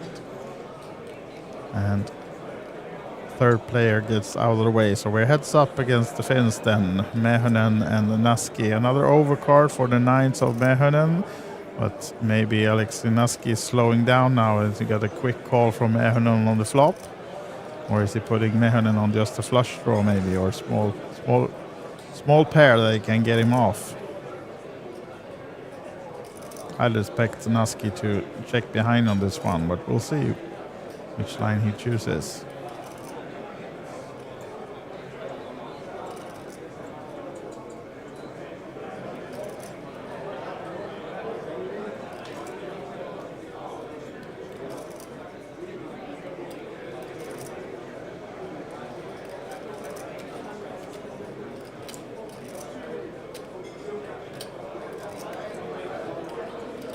Does look like he's coming for the second continuation bet here on the turn. Sizing up bigger this time. Is it 22 we're seeing? I think so. And that forces the fold from Mehonen actually. Lays the nines down. So another pot for Alexi Naski, and I see he has some fans in the chat as well. Visupulu is cheering for Naski, so you don't have to go to the blog to see if your friend is still in. You can just follow this TV table for now, and he's chip leading the table as well, Alexi Naski. So I might ask you then if you have some information for us about your friend. Do we have any juicy information or some fun facts or anything about this guy, Alexi Naski? Don't know too much about him. I've seen him play here before, but haven't had him on a TV table before, I think. As we have another new player, we've filled up the table, and this is Mr. Hansen of home country Estonia, sitting down. Hansen sounds Danish or Norwegian to me though, so might be that he's living in Estonia, or of course you can be named Hansen and be Estonian as well. That's not impossible, but my guess is that he's Danish from the start. We'll have to see if we can find some more information, but now it's Naski raising it up with one of my favorites hands. 9-7 suited, diamonds this time, making it 6k to go. Mehunen folding the ace, ace-8, and our also newcomer to the table, Vaitu Leonis, Lithuanian, queen-jack in the small blind, offsuit. Giving it some thought. Seems like he's using the same tactics as we had Daiva do earlier, taking some time each hand and acting the same each hand, not to give away any information, although he decides to stay in from the small blind with the queen-jack. Benjamin Gross plays a lot of hands to start on from this TV table. Now it's been silent for a while, looking to maybe defend the 8-6 in the big blind. He does, puts in another 3k, so 3 ways to this flop as well. And this time 3 different countries involved, as it is Naski finding a 7. Neither of the player has a king. And quick check from the 2 players not being Naski. So back to him. Biggest stack of these 3 as well. Maybe coming for another continuation bet here.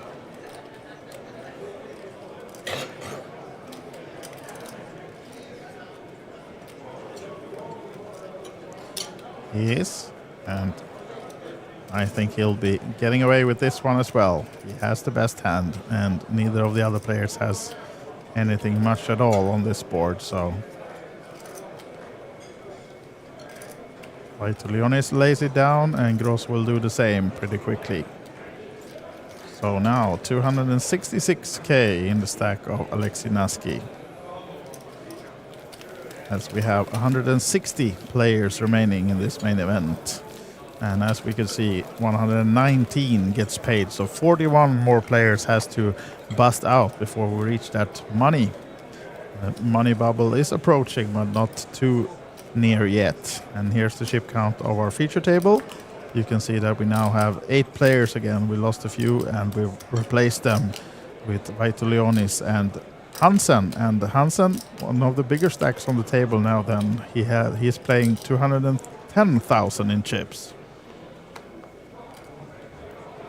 So a little bit above average in the tournament and second in chips on this table. As Wall folds the king 3 suited under the gun. Sutari quickly folds as well. Naski this time probably not playing a hand. 9-4 off. What about Peter Önnestam? Not played a hand yet on this table. Ace 10 though. Coming with the raise, going for the 6k min bet. Or min raise, I should say. Mehunen is out. Vaitulionis is out from the button. And Gross asking about the total chip count of the raiser Önnestam before he looks down at the ace 6 suited in the small blind. Lays it down. New player Hansen then. Doyle in the big blind folds it, and let's give it over to Peter Önnestam then to take his first pot on this table, winning the blinds and antes. And now we can see in the background that 158 is the correct count of players still in, and 173,500 is the average stack right now. 119 players paid. And up top, that sweet 151,860 euros. Big payout.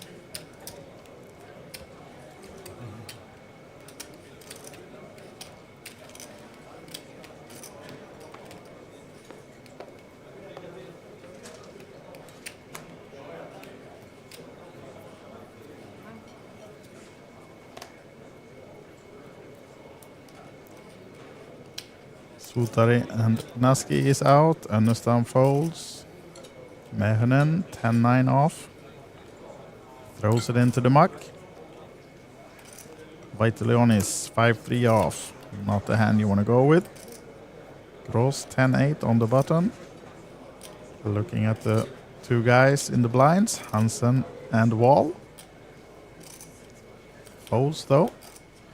Oh, look at this one. Big hand for Hansen in the small blind. Ace king off. Makes it 7.5. What have we found, Mr. Wall? 9-5 off.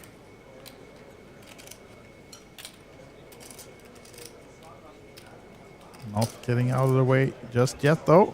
Calling the raise from Hansen. So heads up between the blinds then. Going to a flop. And we see the first card is good for Hansen. And also a 9 for Wall, so which might get him into some trouble as Hansen now trapping with the check. Showing Wall that I do not have an ace, but this will be probably check raised now then, since Wall puts in the 5k bet. And it's a dry board, so not much else to do maybe for Hansen than to check raise this one. Or, oh, he does actually call. Not exactly sure what he's trying to just represent and slow play on this case, but now it's added a gut shot for Wall as well. So not the best, not the worst of turns for him. Adding some more outs, and he can probably check behind this time now. Yes, he does. Oh, look at this one. Runner again, and this time for Wall. He gets the runner second nuts here. And is Hansen falling for the... No, he's not. He checked.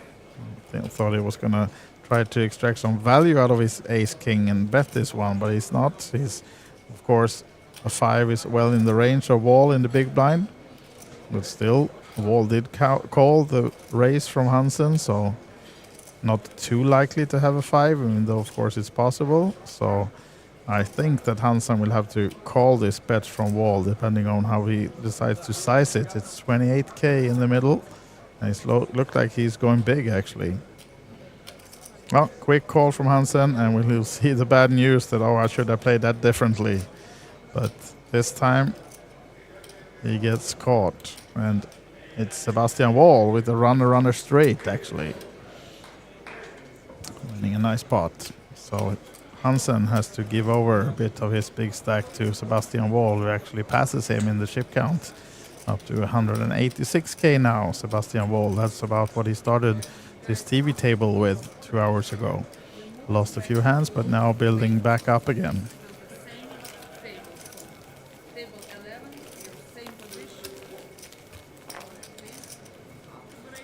We have some information. I asked Mr. Naski's friend here if you have some facts about Alexei, and the information here said that he's a really good player, and good at reading people, not scared to play aggressive if needed.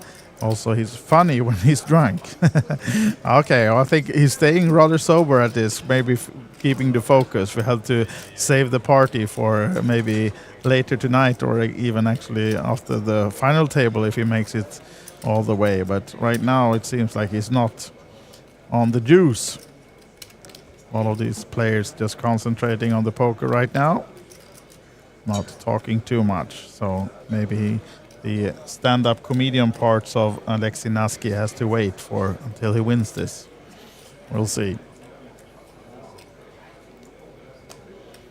Exact, as you say, J-Man, poker and being drunk, not a good combo, and often it's not. So better stay in this big event. Maybe stay sober and concentrate and focus. As Vaitulionis finds a rather nice hand in the hijack position.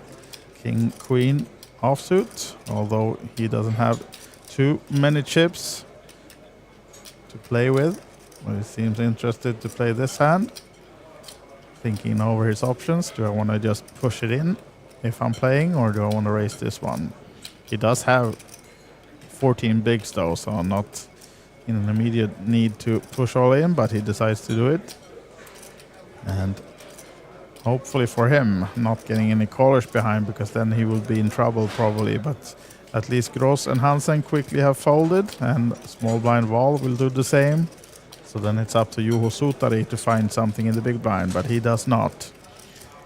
9-3 off, not calling, of course. So up to 50k again then, Vaitulionis. Losing a few chips since he just joined the table a few hands ago, but now at least back up to 17, 18 bigs.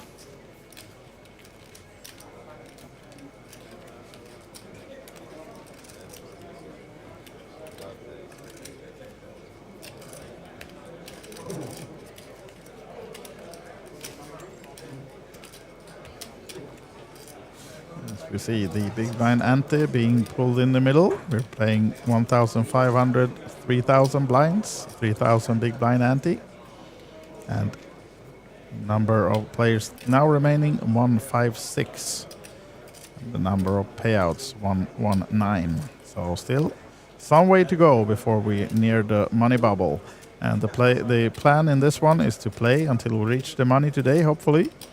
And then we will stop for today and come back tomorrow. But the stream will continue. We're also going to show you the 5K high roller later tonight. That tournament started just an hour or so ago. And we will come in that tournament once these guys are done.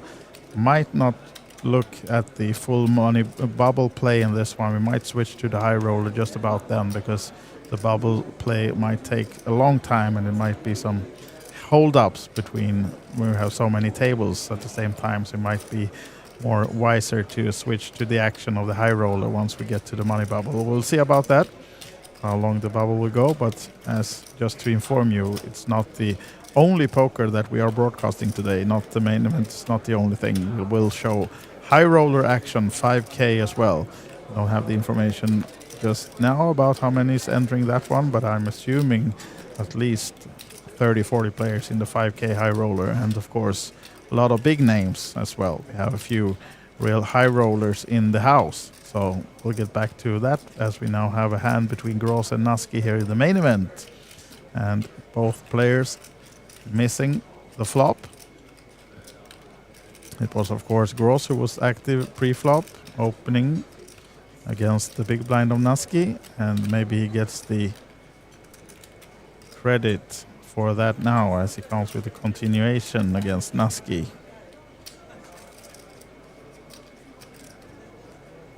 Yeah, Lexi does lay down. Still healthy 256,000 in his stack, and Gross now building a little bit.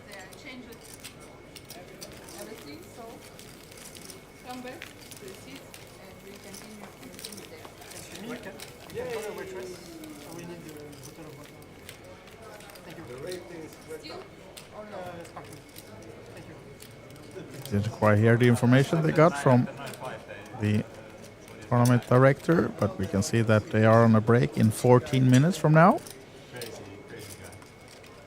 And now the official number is 152 players remaining, so getting closer to the money bubble.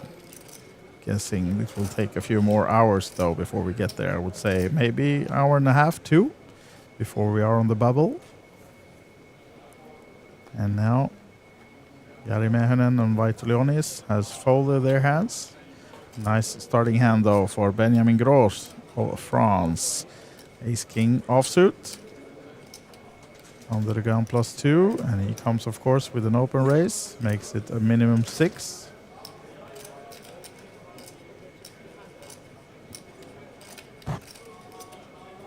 Yes, Hansen has folded. Wahl has folded.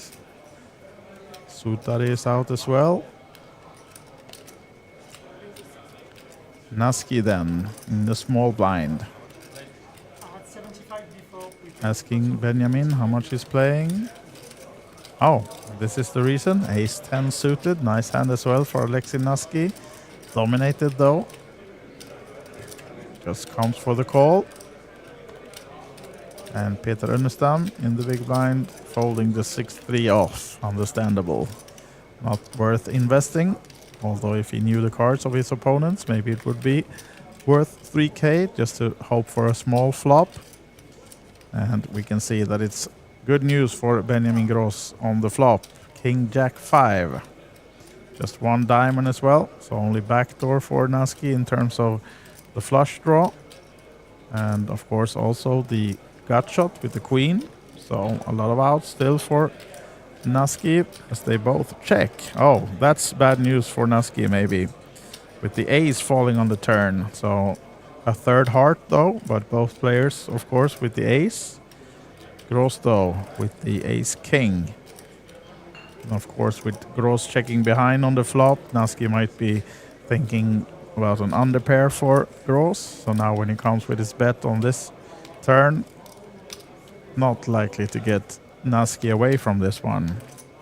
With the gut shot, of course, so there are outs for Naski, but he will need help to win this pot. 10.5 is the bet, so half pot, about half pot from Benjamin Gross.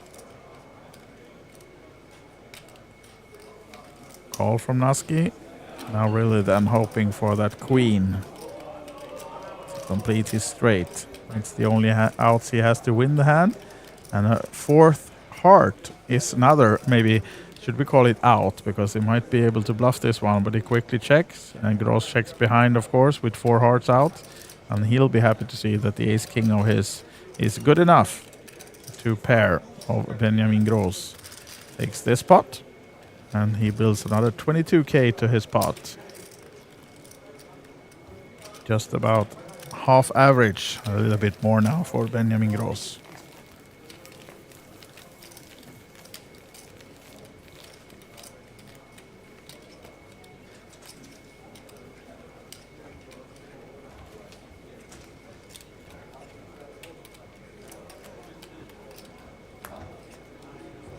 $152 players remaining, so slowly we're losing, or not that slow actually, pretty quickly we're losing players to get slowly closer to the money bubble though. But 119 is the number of players paid, so still need to lose a few more.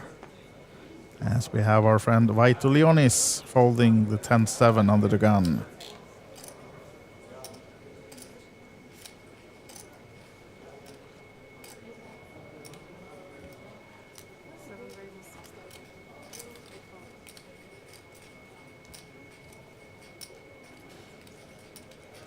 Now Hansen getting active with the 8-7 suited, raising it to 6k. And while we wait for the decision of Sutari, I saw that we had a question in the chat about the chip leader. And looking at our live blog, the current or the latest update is that our chip leader is Thomas Larsen of Norway, who moments ago had 650,000 in chips. So we have the chip leader on this table is Alexei Naski pictured now, 240k, but the chip leader then almost 3 times that, 650,000 up top for Thomas Larsen at this moment. As we did have a 3-bet from Sutari with the ace-10, and now Naski, ace-5 suited, thinking over his options.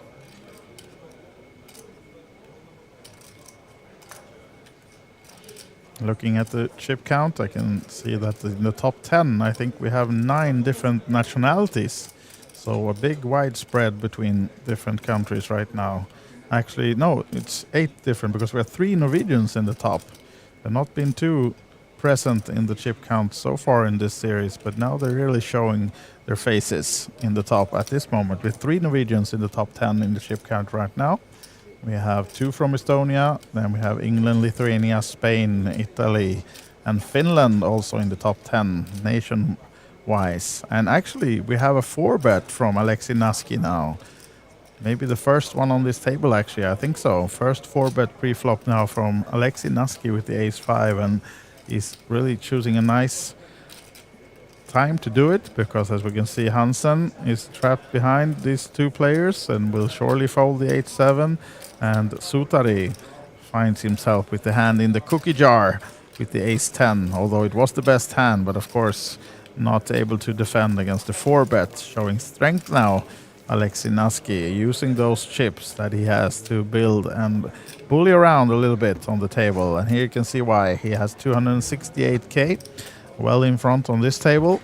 And Sutari now, with that having to fold the 3-bet he made, is down to 50k, 16 big blinds.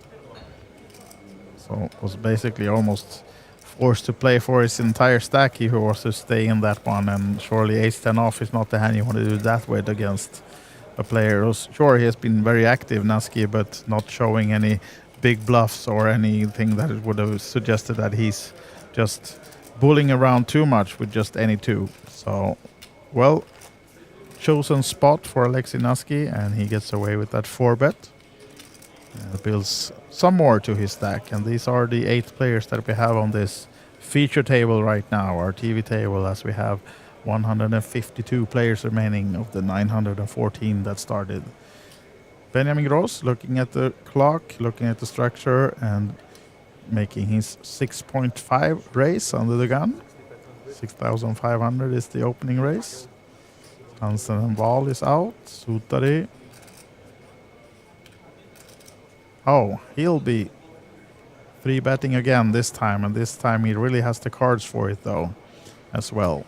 So decision now whether he's to just push it all in and look tilted maybe after getting caught with that last 3-bet, or expecting him to come with just a 3-bet. Yep, there it is, 15. And this time he's hoping that Naski is going to do the same he did last hand and re-raise, but he does not. Let's see if anyone else wants to tangle with him. No, most likely he will just pick down the blinds, antis, and the raise from Gross here, if he doesn't decide to stay in with the ace-8. Eyeing down the stack of Juho Sutari is Benjamin Gross, confirming he has about 50 total when this hand started.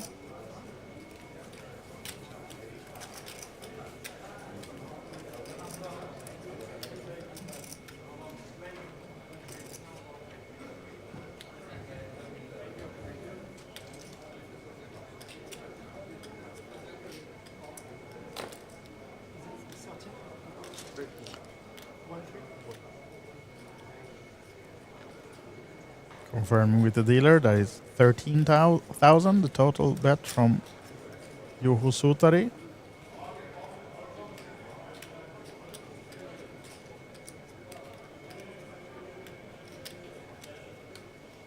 Gross thinking over his options, of course blocking a lot of ace combination, holding ace-8 suited himself. And he saw Sutari just being active the hand before. Although taking that into consideration, maybe Sutari would not do another 3-bet, just the next hand with a rather short stack if he didn't have a good hand this time. But ace-8 suited is of course not the worst of hand, but maybe not the hand you want to get up doing anything big with against Sutari in this position. And Gross decides eventually to fold it. So Sutari gets the chips back that he lost the previous hand then, pretty much.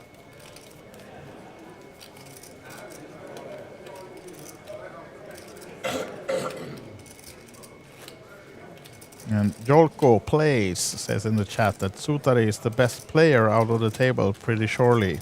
And I know there are actually many pros on this table.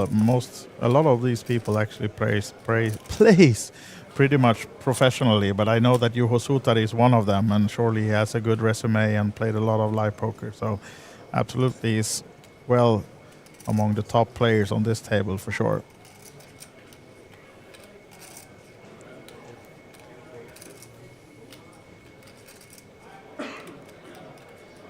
As it's folded to Alexei Naski, Queen 3 I should say, in the hijack position though. Peter Önnestam folding the 8-3. As Jari Mehonen quiet for a little while now, since he doubled up. Ace-3 goes in the muck actually from the bottom there, deciding not to be active with the ace in that position. He stands up instead. Maybe he's having to go to maybe take a small break, or are we actually down to the break? Yes, I think we're on a break after this hand, if it's not folded quickly. But Vaitulionis actually calls from a small blind with the 3-2. And another suited small hand for Gross with the 7-4.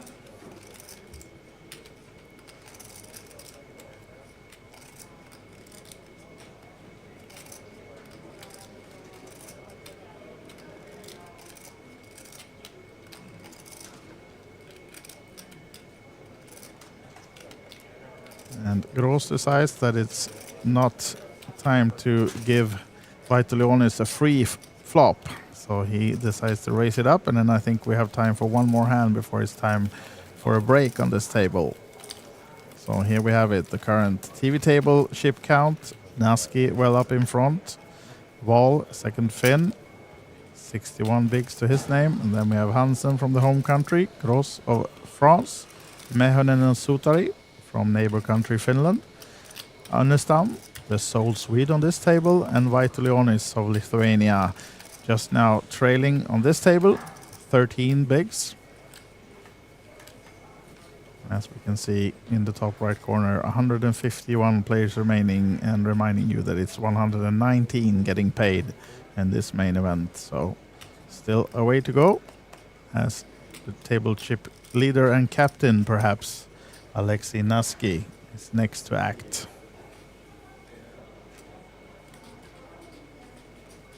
Looking at the clock.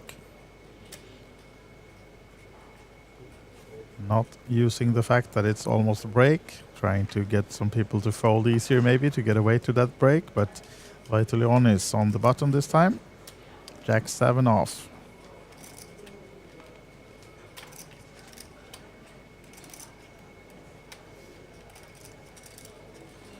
Bit of stretching from Annestam in the background as Vaitulionis lays it down, but this guy is not folding.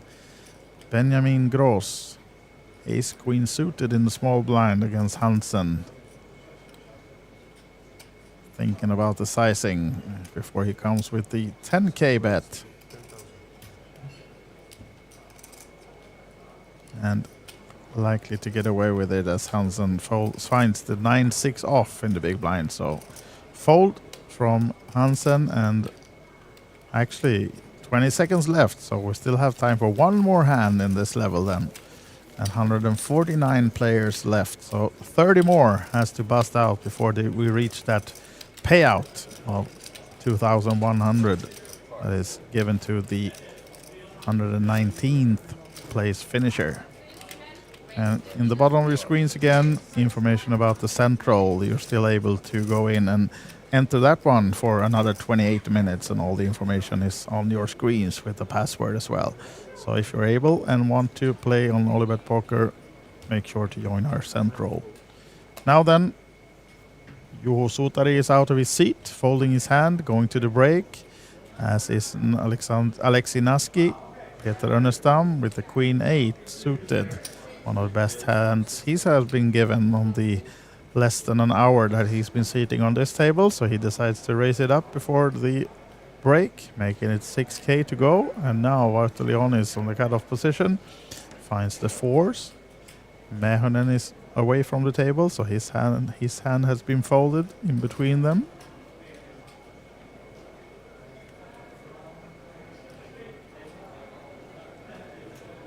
Vaitulionis now, is that the hand you want to go with before the break? Is he shoving it?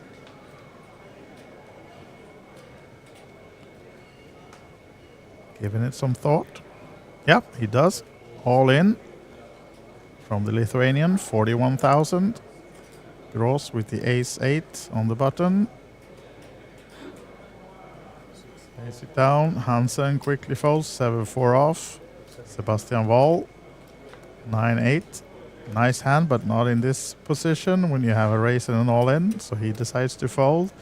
What about Peter Annestam? It's almost for his entire stack, so Queen 8 suited is not the hand you want to go with there, so he folds. And then they are off to this break then. So we'll be back in about 20 minutes for you guys to give you the more action from this main event, with about 30 players left until we reach the money bubble then. So back shortly with more main event action here from Tallinn.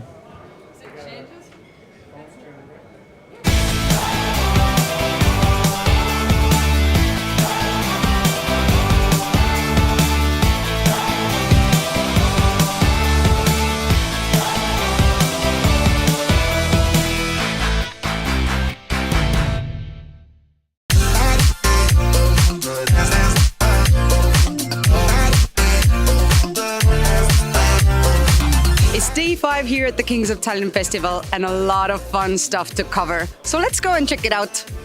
Day 5 of the Kings of Tallinn 2024 brought with it a series of memorable moments and milestones of epic proportions.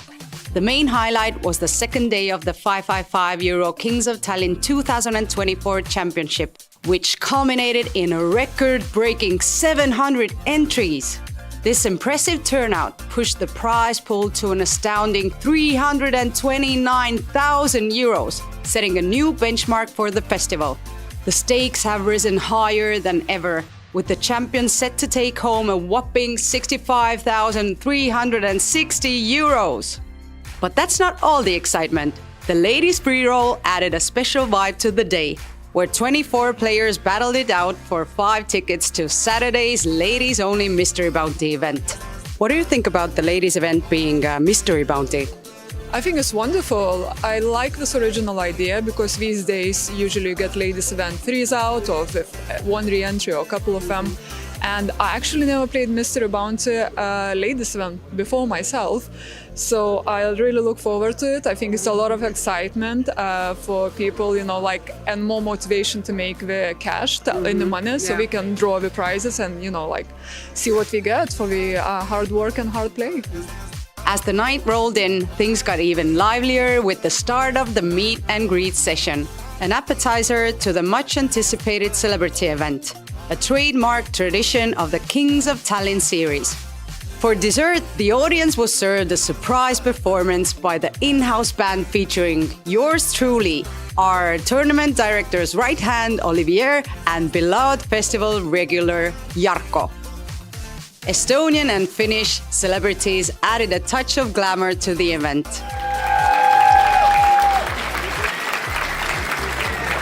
The lady luck was on our side as we managed to drag a few of them away from the hordes of paparazzi cameras for a little chit-chat. What is your strategy for tonight's celebrity game? Well, first of all, not getting busted out, and hopefully I win. I'm just gonna sit down and I'm gonna look everyone in. And I'm gonna play the players, not the cards. With the killer look? Yeah, with the wolf look. Okay. Yeah. And one more question. Tell me 2 things that you love about Kings of Tallinn. I love the people and I love my friends. Aww, so I love you. Oh, so cute. Maybe you have a secret ritual to do before the tournament that will help you in the spiritual world. In the spiritual world. Yes, I actually transcended up into the heavens thanks to the miracle elixir called tequila. So I took a shot of tequila just so you know it's probiotic and it gives my belly in a good position. Vitamins, everything. So you know you're sharp in the head, you're sharp in the stomach, and so I know exactly when to do what, even if I don't actually know. It was fun. It was absolutely out of my comfort zone. So if you ask me to come here, I will be here because actually I'm so amazed how international this tournament is. I'm like, oh my God, I thought that I walked in Las Vegas casino because the hustle around here is like, wow. And I'm really amazed and I give you so many compliments about it. Can you tell me 2 things that you like about Kings of Tallinn Festival? I guess it's the people and yeah, every time I get on the, like not on the table, behind the table, everybody's like super nice and I get to chat and everybody makes like silly jokes that yeah, you can't play, and then I'm like, yeah, a little bit I can, so I'll basically take their money and they're like, why did you do that? But mostly I lose. Sometimes lose, yeah, always win. win. Did you have a certain strategy you went into the celebrity event, or? Not anything in particular. I was trying to play a bit more tight because I had a bounty on my head, so I would expect people to play more loose around me and try to put me all in, but it actually didn't happen like that. I just had a very dry run and busted out in a flip all in. So now I've got my rebuy and I'm going back. One of the poker masters really messed me up right now, but it was a, how to say, it was a clear call. I was with a 7 pair, he was with a king triplet, and it went down like that. What are you gonna do now with your, anger management, or How are you going to get it out? I'm actually very positive right now because I was thinking that I'm gonna be one of the first to like go out, but then I see my fellow friends who already Going before. literally went downstairs already. So I'm actually really happy, and I'm rooting for Willem that he's coming. So he's here as well now. I kind of liked my table. I was afraid I didn't get seated with my other friends, but there was one Icelandic guy there and two Estonians who I got to chat with a little bit. They opened up, so it was fun. I think it's my first poker tournament. One thing is the game, but the other is like doing jokes and like the social aspect. Yeah, so I think that's the nicest part. Day 5 was a testament to the festival's growing stature and its ability to bring together a diverse community of poker enthusiasts. From seasoned pros to celebrities and newcomers, all united by their passion for the game.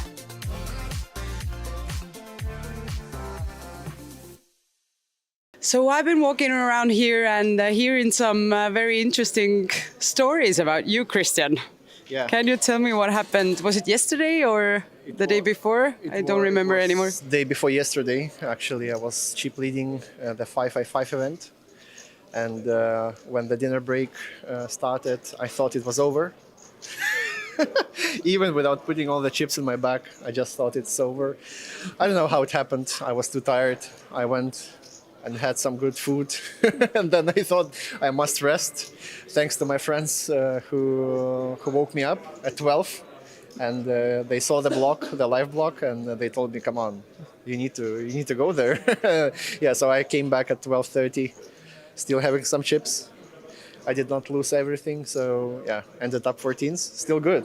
I mean, no one knows what it would be. Yeah, I heard one of the Lithuanian guys was like calling you, I don't know, 30 times. Yeah. So how many missed calls did you have? I did not even check. The count was lost. So I mean, yeah. Lucky guy. Yeah. I just made the plane mode. Yeah. That's it. I went off. And you played the main event as well. How did it go? Oh, it goes good. How big is your stack now? 304,000. I smell a winner here. Huh? I don't know. I hope so. Hope the crown will be mine. Yeah, sure. Are you the king of Tallinn? Have you won it before? No, it's my first time here. So then I hope you win the king of Tallinn. Then you can say you're the king. Yeah, sure. Why not? I'll be a Danish king of Tallinn. Thanks for the funniest interview, Good stories, and Congratulations about making it back to the tournament. The most important, you should be optimistic.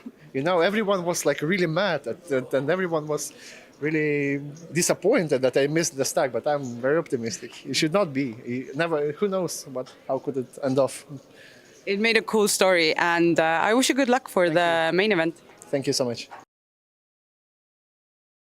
We have Max here, and Max is King of Tallinn. Tell me about that. You won a tournament. How did it go?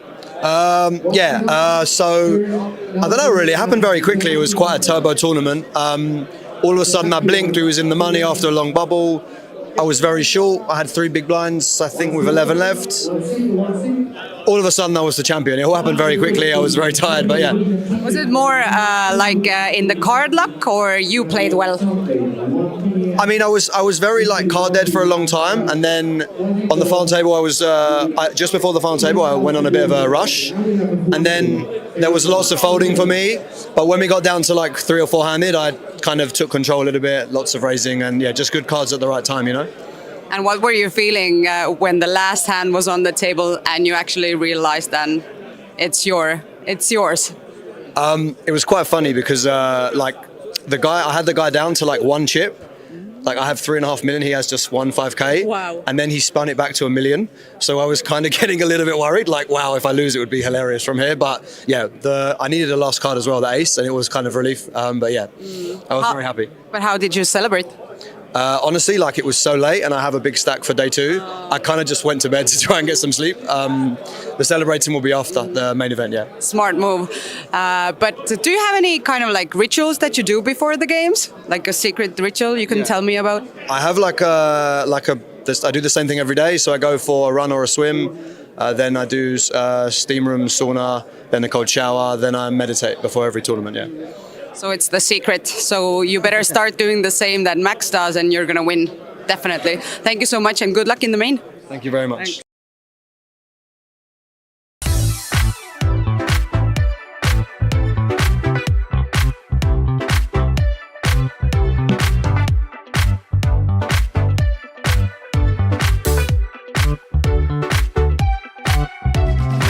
We've made it to day 7 here at the Kings of Tallinn, and I can't wait to tell you about today's event.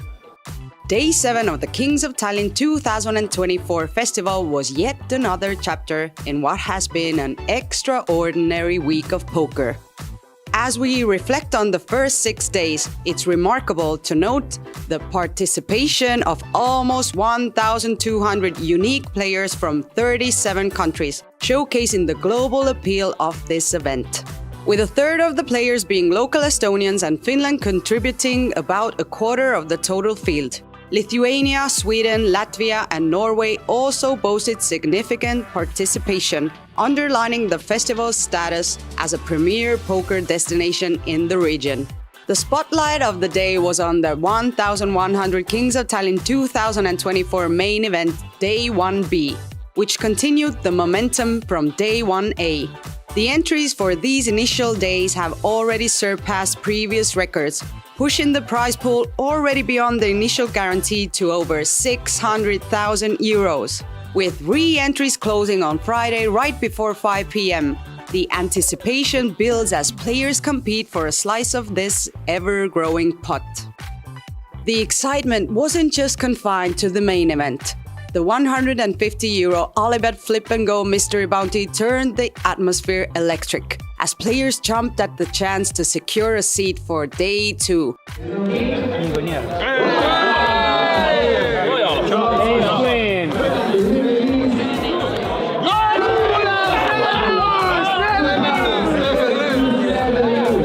Amidst the day's bustling schedule, we had the pleasure of speaking with the champion of the 250 euro no-limit hold'em 100 euro progressive bounty event. This is actually my 4th trophy. This is the first this year. I got last year on the same day, I got the 4-5 PLO progressive bounty victory. And I got team event challenge. I got first place in 2020 in Summer Showdown and 2022 in Summer Showdown. That's amazing. And second last year in the Kings of Tallinn. So tell me, what do you like about Kings of Tallinn? Kings of Tallinn or Summer Showdown or circuit. Every time I walk into the entrance of the casino, I says always, it feels like home. And all the people, all the dealers, management, everybody are so nice all the time. And all the players are so friendly. We also ran into the famous Sleeping Beauty. So I've been walking around here and hearing some very interesting stories about you, Christian. Yeah. Can you tell me what happened? Was it yesterday or the day before? I don't remember anymore. Day before yesterday, actually, I was chip leading the 555 event. And when the dinner break started, I thought it was over. Even without putting all the chips in my bag, I just thought it's over. I don't know how it happened. I was too tired. I went and had some good food. And then I thought I must rest. Thanks to my friends who woke me up at 12. And they saw the block, the live block, and they told me, come on, you need to go there. Yeah, so I came back at 12:30. Still having some chips. I did not lose everything, so yeah, ended up 14th. Still good. I mean, no one knows what it would be. As Day 7 comes to a close, the Kings of Tallinn 2024 festival continues to exceed expectations, blending high-stakes competition with the camaraderie and diverse tales of its participants. With each passing day, the anticipation for what's to come grows, promising more action, more stories, and more poker excellence. So Ronnie, a little birdie told me that this is not your first rodeo here in Kings of Tallinn. Which trophy is that? Is it the first, second, or...? This is actually my 4th trophy. This is the first this year. I got last year on the same day, I got the 4-5 PLO progressive bounty victory. And I got team event challenge. I got first place in 2020 in Summer Showdown and 2022 in Summer Showdown. That's amazing. And second last year in the Kings of Tallinn. So That's really super. Actually, I was planning to ask, are you playing the team event this year as well? yeah, my regular team are not here, so I was put in on a team. So, but it's always fun to play the team events. You seem to be like the ace of the team, winning so much. No, but average, I say. Oh, thanks.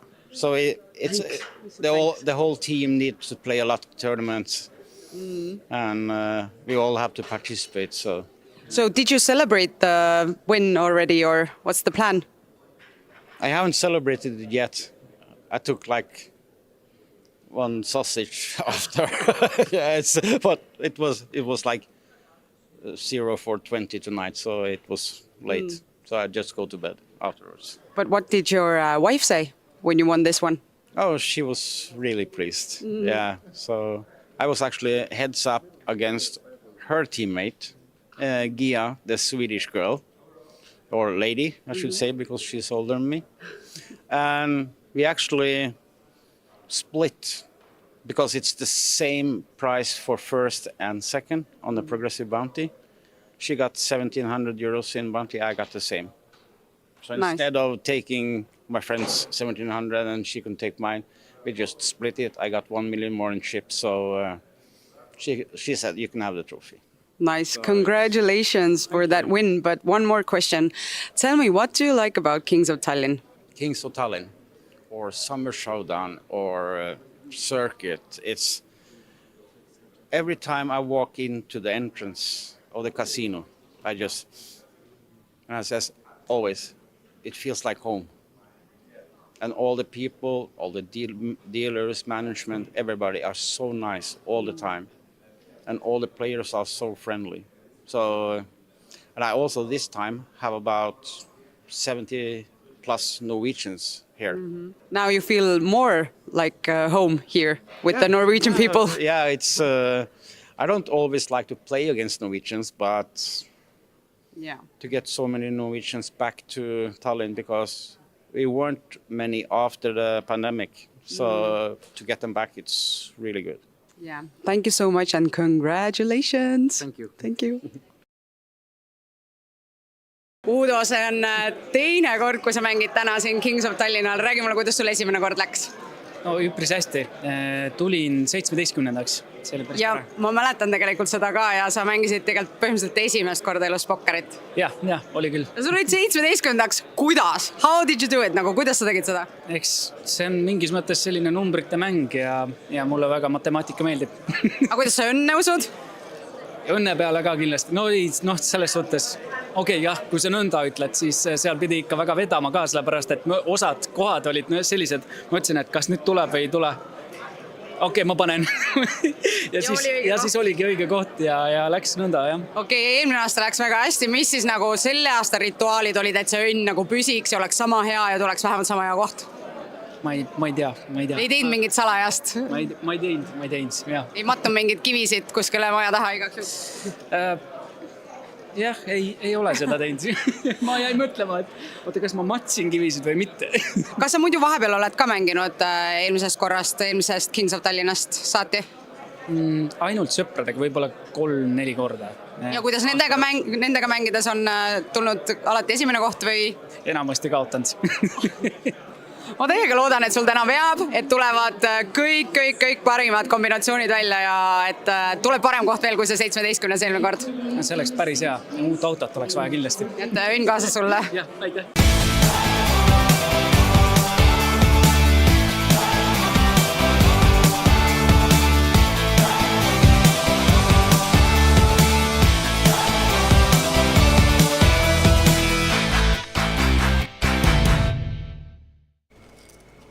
We are back. This is the main event, the Kings of Tallinn 2024, and this is our feature table at the moment. Same guys as before. We had our break of 20 minutes. You can see from the tournament clock we are back on level 15, which means blinds 2,000, 4,000 with the big blind ante of 4,000. And these are the guys, 7 or 8 guys that we are following right now in the hunt for this main event title, the Kings of Tallinn 2024. 914 players enter this tournament, the main event. 1,100 euro buy-in, and one of them is Vaitulionis of Lithuania with 55k to his name right now. 12-13 bigs, and thinking about whether 10-8 suited is the hand to go with. Decides that it's not, and then it's over to Benjamin Gros of France with the Queen Jack. He is looking to raise this up from the cutoff position by the looks of it, make even a minimum raise of 8,000. And our friend Hansen from Estonia in the bottom position folds his hand quickly, and Sebastian Wahl of Finland in the small blind. One of the biggest stacks at this table, 176,000, although the average in the tournament is around 250,000 by now. And the blinds fold. Sutari in the big blind. Juho Sutari, of course, easy fold with the 7 deuce offsuit. No need to try anything right now against the racer. So this is, as we said, one table of the around 20 tables remaining now then. They are playing down to the money today. We have 119 paid, so we are looking to lose another 30 players before we are in the money of this one. So currently dealing the next hand then. This is Peter Önnestam, first to act in the grey shirt of Sweden, 9-6 suited, folding that one. And it's over to Jari Mehynen of Finland, 65k in his rather short stack. Vaitulionis, Lithuania, 55k, folding. Benjamin Gros of France, folding from the hijack position, 4-2 off. Before it's time for Sebastian Wahl, folding as well from the dealer button position. And then we have Juho Sutari of Finland, small blind, Queen Jack, nice hand, blind versus blind. 54k, one of the more experienced player on this feature table, and he decides to push all in against our table chip leader, Aleksi Naski, also of Finland, and also an experienced player. He folds the big blind, King 7, and Sutari can pick down the big blind and big blind ante and add some to his stack.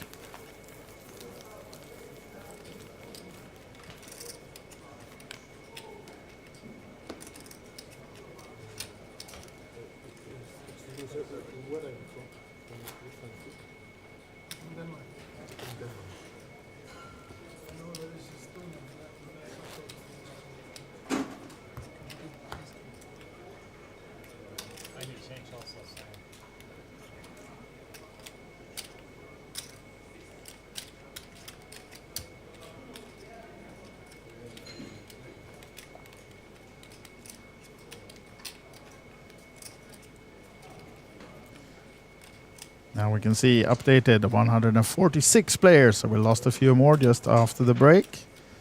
None from this table though. As Vaitulionis next to act, King Deuce suited. And as we said, the aim is to play this down to the bubble and into the money. And just to have everything in the same room, the setup will be as we approach the money bubble. We're going to move these players into the main room to have all players on the bubble hand by hand in the same room. And then we'll hopefully be able to follow a bit of the bubble play with the handheld camera. We'll not have any hold cards. We'll just have a camera going around and filming the all-ins for you on the bubble. That's the plan for now, at least. We'll hope that to not have too long of a bubble, and then when the play is done for today in the main event, once we reach the money, we'll have a break, and then we'll be back for the 5k high roller action later tonight as well. That tournament is ongoing in another room right now, as Juho Sutari once again pushes all in, this time from the button with ace 10. And Naski is out. What about Peter Önnestam in the big blind? All in to call, ace 9 offsuit. Will be not happy to see the hand of Sutari if he is to call this one. I just want to have the count. I know he's covering the others. Asking for the count, and he will find out that he's covered in chips by Juho Sutari and also dominated in terms of cards, although he doesn't know that yet. Pondering over his options here, Ernestam of Sweden decides to go with it and gets the bad news. Dominated ace-10 versus ace-9 and needing help now, Peter Ernestam of Sweden. You can see that it's 70-30 percent-wise equity in this hand, and Juho Sutari is the favorite to eliminate Ernestam from the main event. But we'll see, we still have a flop. Turn and river to be dealt. No help for Ernestam on the flop. Needing right now a 9 and a 9 only. Stays that way for the river. And no help for Peter Ernestam, who is eliminated from our main event from this feature table and leaving us in about 145th place. And unfortunately not making it into the money of this tournament as Juho Sutari builds and almost doubles up with that. So must be around 100k now, a little bit over that in his stack. So building back, and surely, as we said, one of the most experienced player on this table and maybe in the tournament as well. And right now 140 players confirmed still in the tournament. So 21 more to lose before we reach that in the money.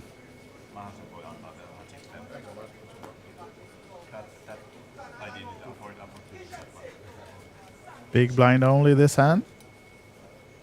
Vaitulionis is out, Gross is out, Hansen will likely be out as well shortly with the 7-4 off. Sebastian Wall, hijack position, pair of 5s. Looking to get in the mix. Are we seeing a minimum 8 this time? You have new blinds since a few minutes back. It's 2-4. And he makes it 9 by the looks of it, right? Yeah, 9k is the race. Sutari is out. What about Naski? Sutari's hand is already folded, the king 10. And Naski there, he has an ace-6 suited on the button. Is he looking to click back on Sebastian Wall? Know that there's only the big blind behind him. And since Ernestam went out, so it's Mehonen with a rather short stack in the big blind to take into consideration for Naski as well.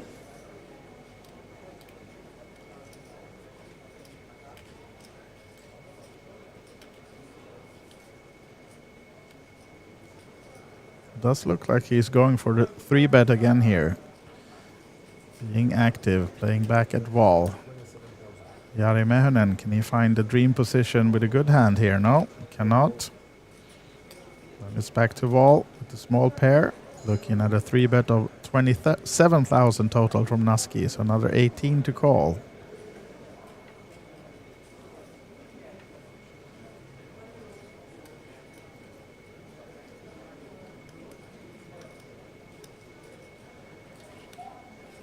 Comes with a call, so playing big pot pre-flop between these two. 72k in the middle as we go to the flop. And you can see pre-flop they were just about 50-50, but with Naski bricking that flop totally, it's up to Wall now to lose this hand. He's the favorite, 69%. Although 2 overcards, of course, to his small pair, so might be tough for Wall to stay in this one if Naski continues to get aggressive, continues to bet this one. There's a quick check from Wall, Sebastian Wall. Naski does have some backdoor flush outs as well, and of course the 2 overcards to the pair of Wall will scare Sebastian a little bit, as Naski does come with the continuation, making it almost a third pot with 18k.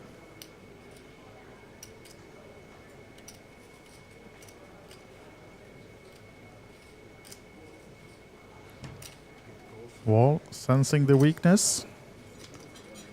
Going with the call. Can Naski find some backdoor outs or even hit one of his cards? Yes, he does. The ace on the turn improves Alexei Naski a lot, of course. You can see from 20-30% what he had on the flop to 97% now, as it's only one out for Wall. 1-5 is already folded, so one out to regain the lead in this hand if they are to go to the river, as we have some new players coming in as well. Just have Unestam eliminated from seat number 3, and now new players coming in his place. Now then, Sebastian Wall has checked again on the turn, and Naski happy to see the ace on the turn and likely to put in another bet.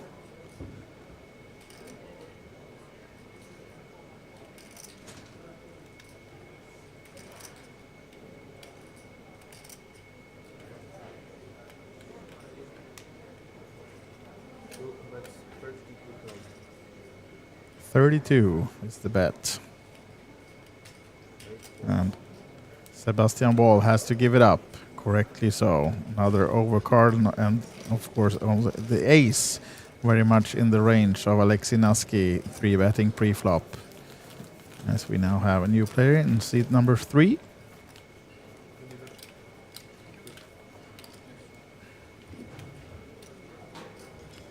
And 138 is now the number of players still in. 137, you can see them dropping quickly. So getting closer to that money bubble. 119 paid.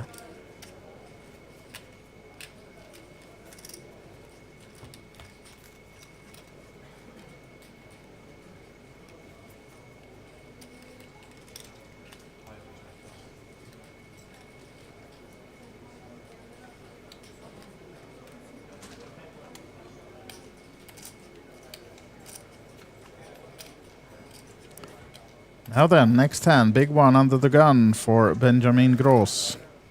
Kings. Trying to disguise his happiness over seeing those two red kings and expecting him to come with a minimum raise or maybe making it 9k as last time. 9 seems to be the choice. Hansen is out. Wall next to act. Jack 6 for Hansen was the folded hand, but Wall seems to have something better as he's thinking. No, he's folding as well. Juho Sutari is out. What about Alexei Naski? Another ace. Is he looking to get himself into a bit of trouble with 3-betting again? Strong raise from under the gun by Benjamin Gross, but Alexei Naski not maybe giving him the credit.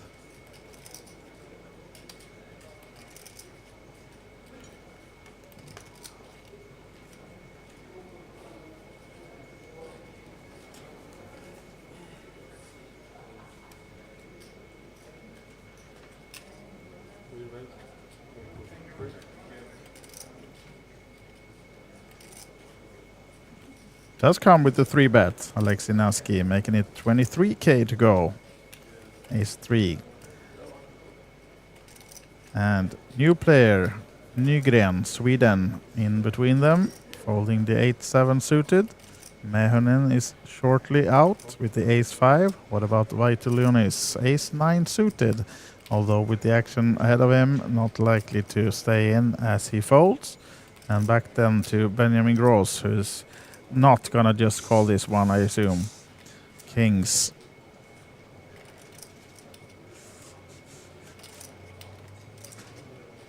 Double checking before trying a bit of Hollywooding, maybe trying to look weak before coming with that 4-bet against Alexei Naski. Or is he gonna play it tricky? Just go for the call.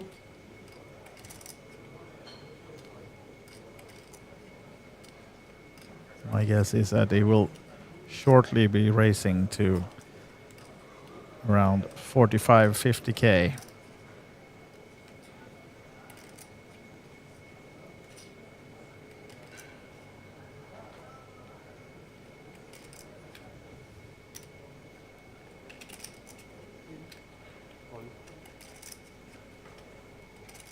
does choose the all-in way, 122. Why not?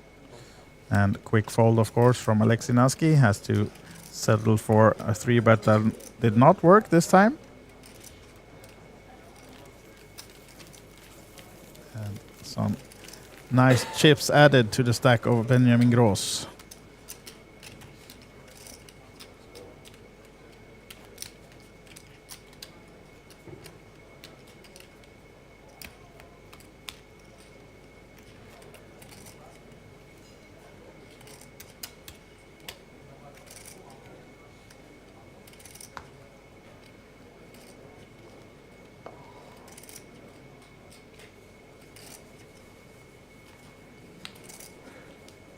Now then, new hand, less than 20 players until we reach the money bubble.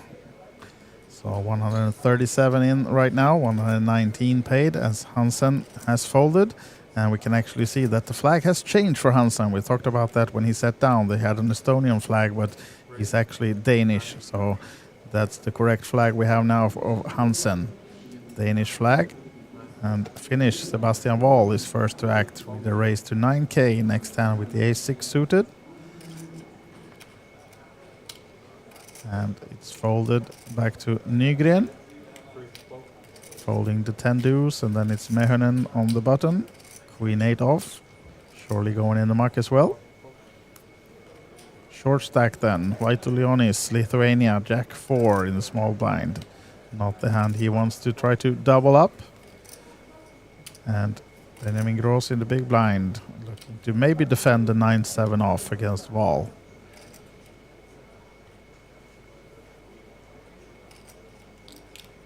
Eyeing the stack of Wall, seeing that he is covering him, but not by much.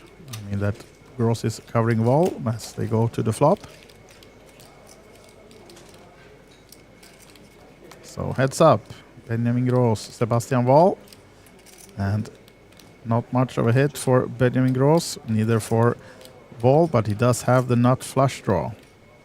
And the ace high, of course, so absolutely coming with the continuation bet, and it's most likely to take the pot down, even though Gross does have the gut shot, but not much more.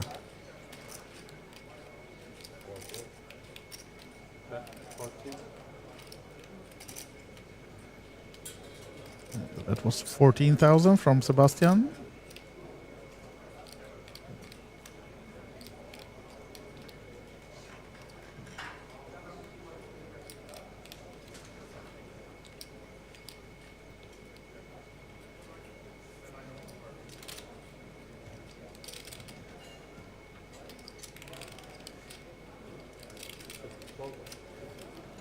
And the fold from Benjamin. Sebastian Wall now up to 146,000. As we see Juho Sutari running back to the table to catch the next hand.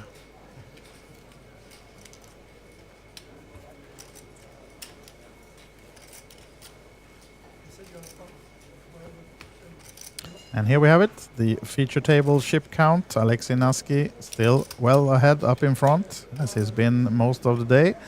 Actually, newcomer Nygren is second in chips, 150,000. But all of these players, except Alexei Naski, is up below the average of the tournament. So not too many chips on this feature table. And we'll likely see some all-ins coming from the shorter stacks within shortly, but still approaching the money bubble. So maybe playing a little bit extra cautious, trying to sneak into those 2,100, which is the first payout from place 119 and downwards. Now then, fold from Nygren. Mehonen next to act. Now the hand he's been waiting for. White Leonis been sitting patiently with a small stack, nursing it, and now it's time to ship the money in the middle. 10-10, and also on the dealer button position, so he can represent a worse hand than he actually has, perhaps. See if he gets some callers behind, or will he try just to raise this one? Yeah, does come with the raise, making it 10,000. leaving 35 behind. And Benjamin Gross, King 3, offsuit. Maybe not looking to get in any in the mix with Vaitulionis. Or does he want to see a flop with this one? Seems like he has some kind of idea.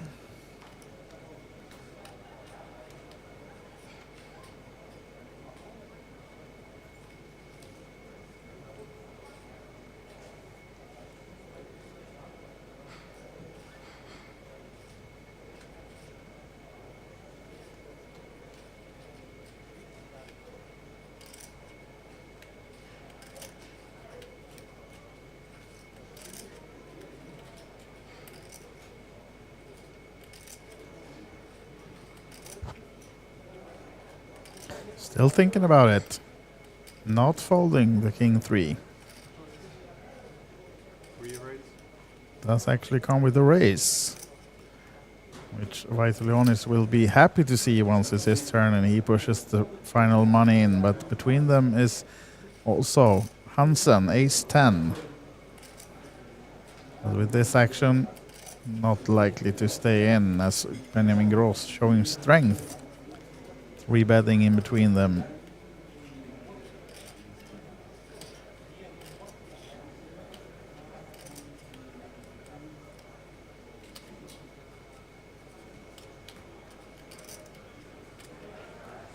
Give it in a bit of thought though. Oh, Hansen, look at this one. This is action. Wow, all in.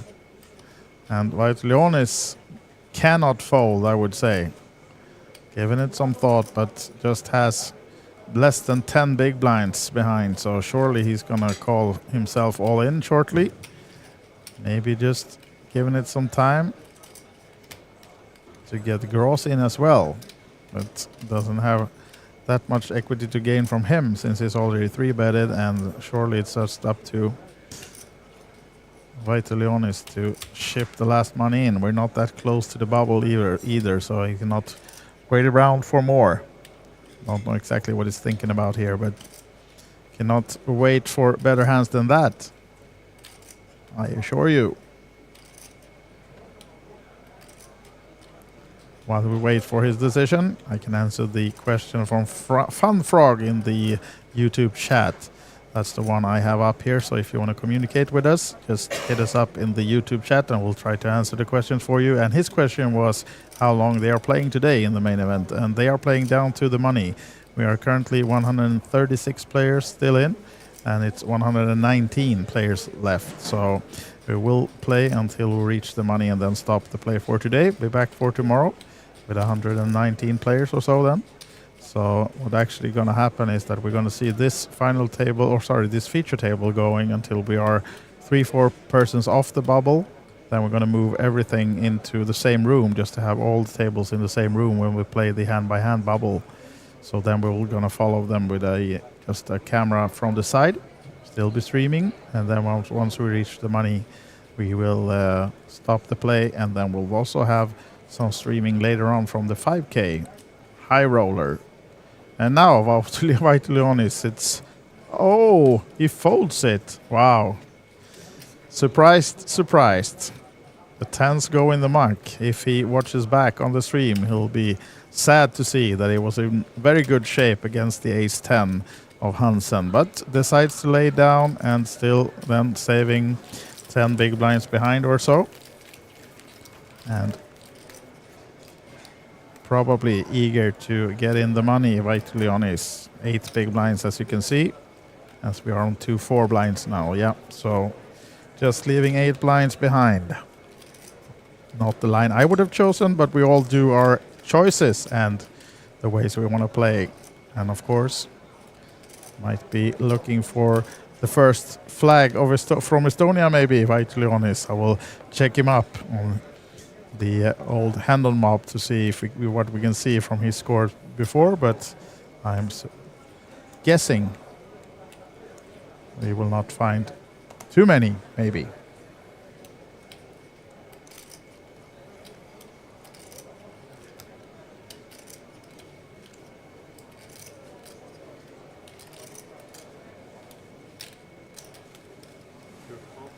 Now then, next hand. Alexei Naski folding. Fritz Nygren next to act.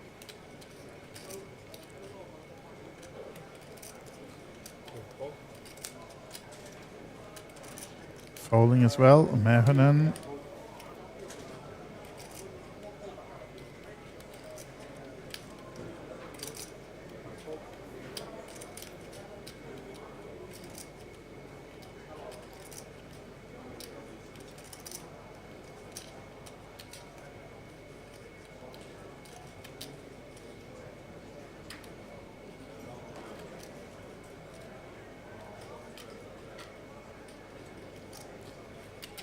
Benjamin Gross next to act, and from the bottom position raising it up, making it 8k min raise.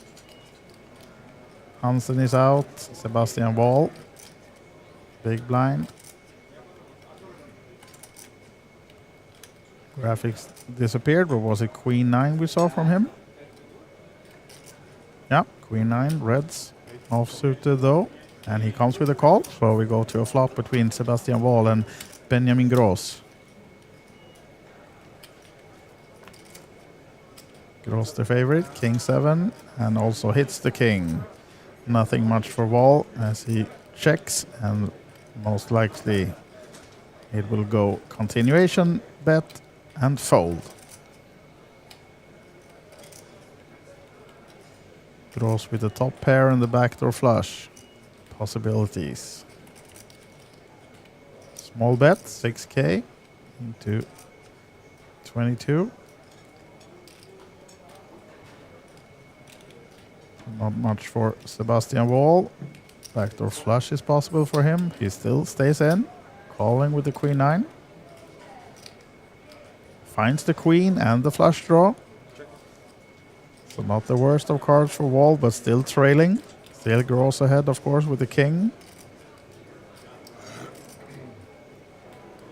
But now more likely that Sebastian Wall will be calling an eventual second bet from Gross.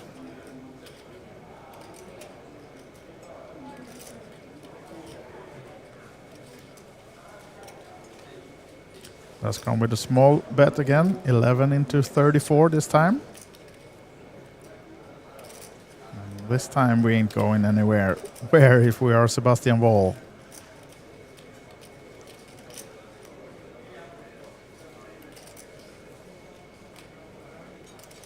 Looking at Gross, trying to sense some weakness if we're gonna go for the check raise. Probably not, but we'll see.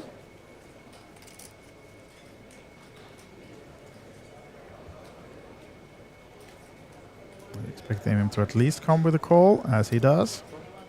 So, needing some help, but a lot of outs now for Sebastian Wall to take the lead in this hand. All hearts and other cards, but that one is not a helper. Still Gross now, improving to 2 pairs, so both of them have 2 pairs, but of course Gross with the king is ahead of the queen of Wall. Quickly checks though, Gross. Does not extract any more value from that when the board pairs, and though he'll be happy to see that he won the hand, I think he would have been able to have some more chips from Sebastian Wall with that hand.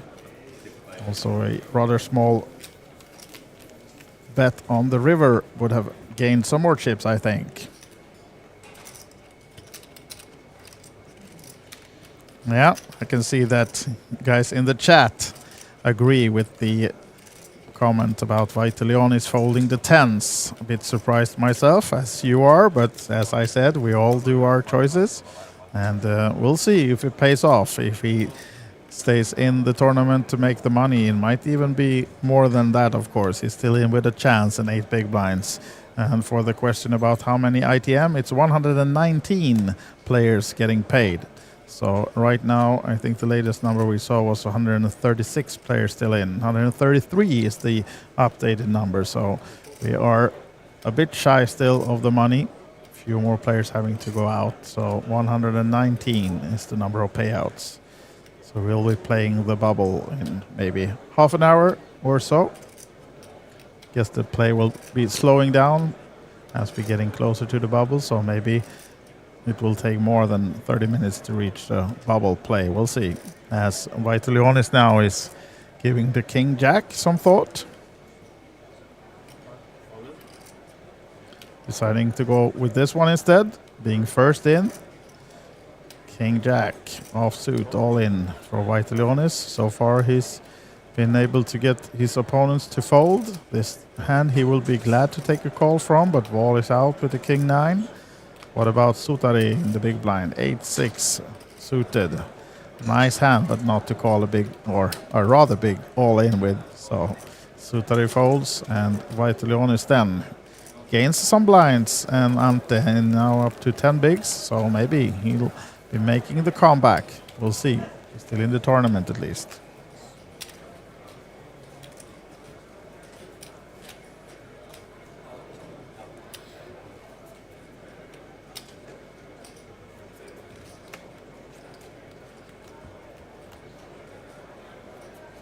Yeah, and still discussing the folded 10s in the chat, I can see. So, I mean, surely he raised and didn't have much behind, but he got a 3-bet in from Gross and then an all-in from the big blind Hansen. So, of course, maybe he thought that there was a bigger pair involved or overcards, and yeah, he decided not to go with it this time. And we'll see who gets the better of it, if it's me and you in the chat, or if it's Vaitulionis. I'm sure that neither of me and you in the chat will be cashing this tournament, at least. I don't think so. Vaitulionis is at least winning against us right now. He's still in with a chance. So we'll see, we'll see.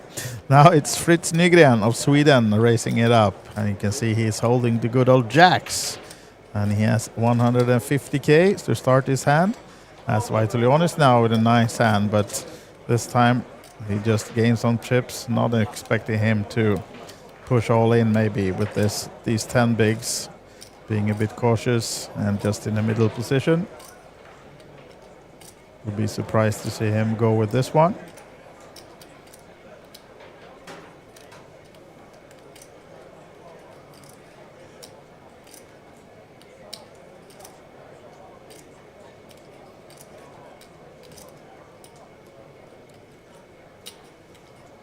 Still giving it some thought though.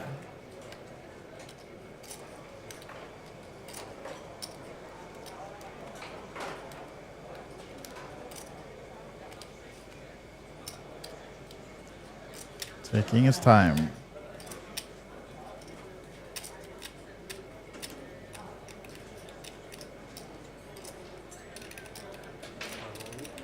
Letting it go. Ace 9 suited. Another suited ace, this time Benjamin Gross.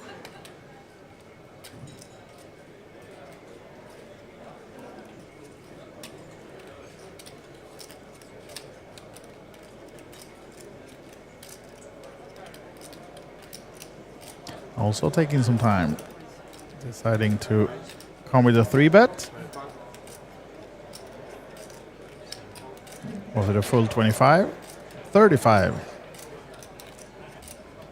Big 3-bet from Benjamin Gross with the ace-9 suited. Sebastian Wall. Small pair. Not looking to get in with that one.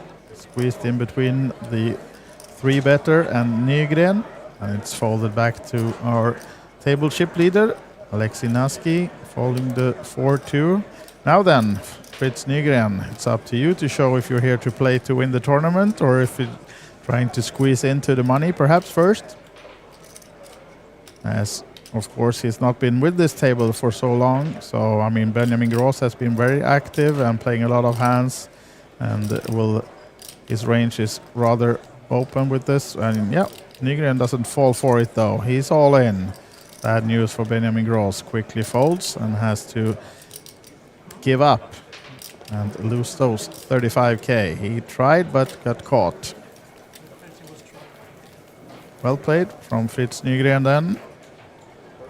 Gaining another 40k to his stack without having to see the flop.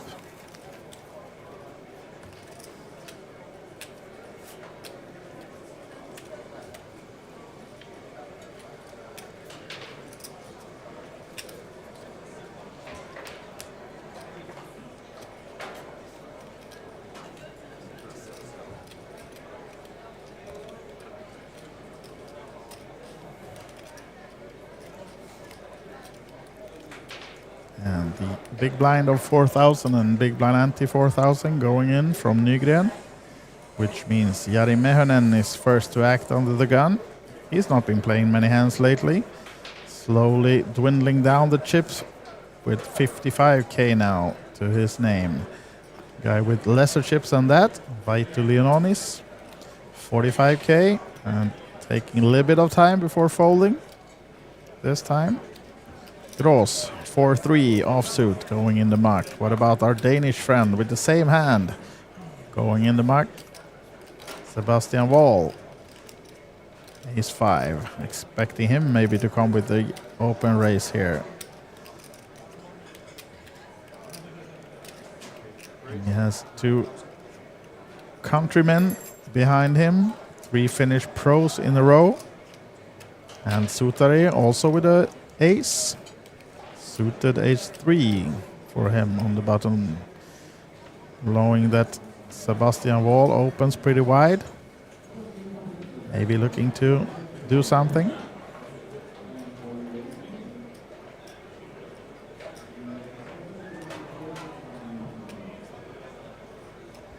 Yep, coming with a 3-bet. 21. Big fold from Alexei Naski. Did not see the cards of him. So I guess we are on Fritz Nygren now then. 10-8 in the big blind. Folding shortly, I would assume. Yes, he is.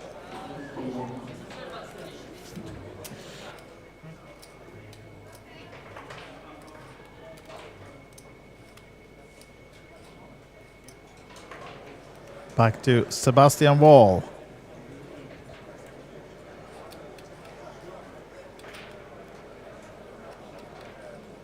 Is he feeling that Sutari is just out pushing?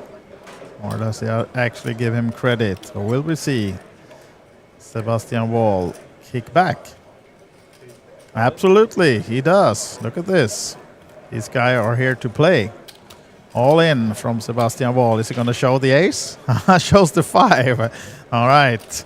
Nice.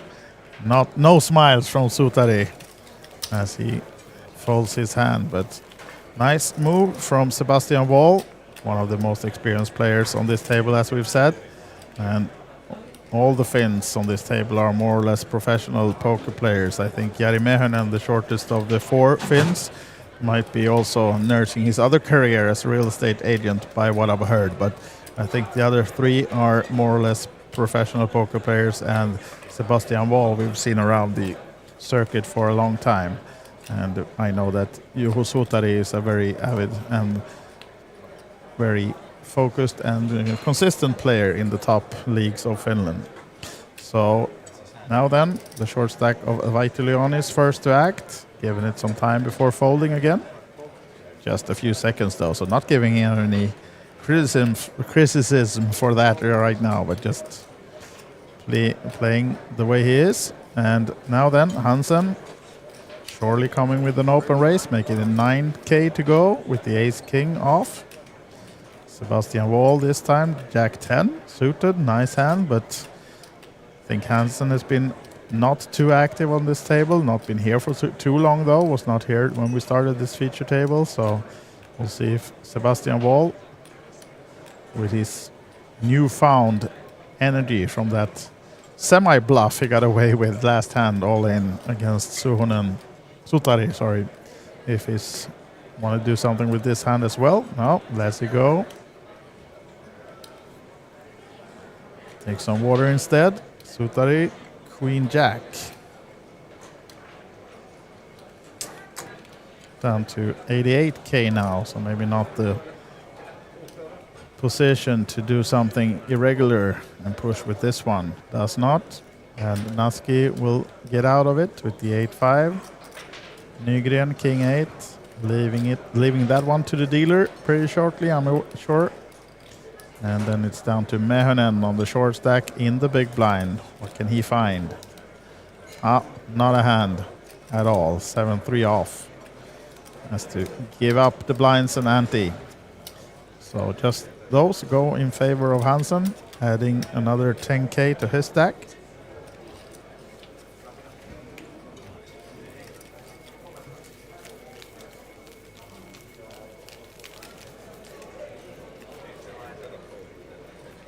So 131 is the number right now, which means that we are 12 off the money.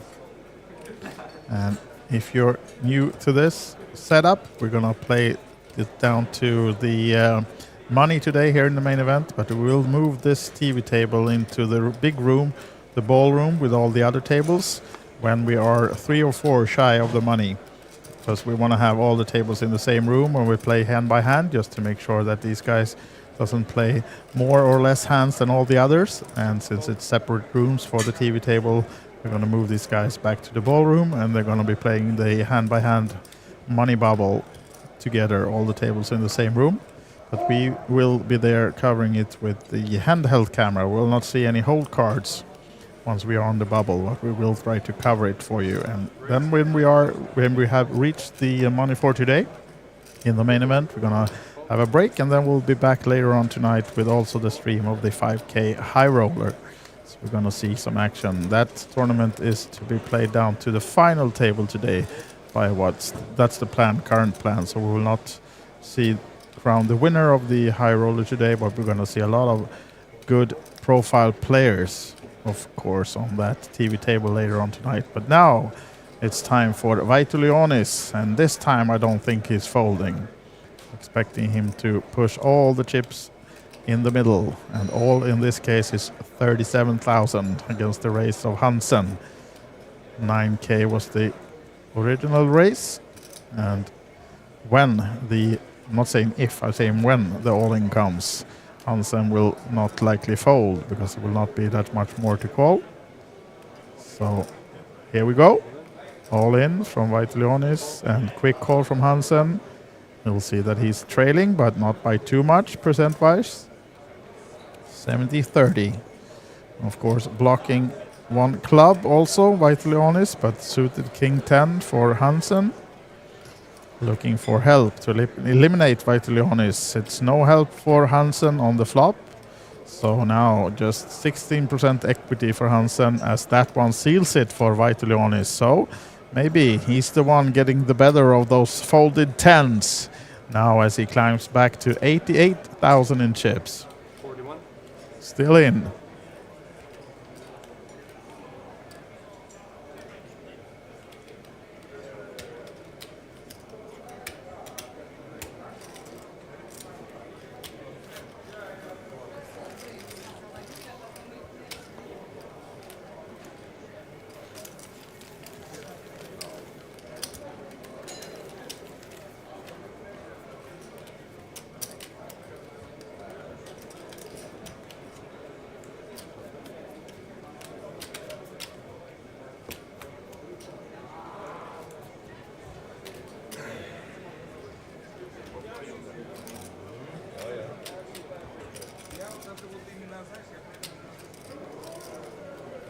Here we have it, another update of the chip count, and now we can see that it's Mehunen that is trailing on this table, 11 bigs.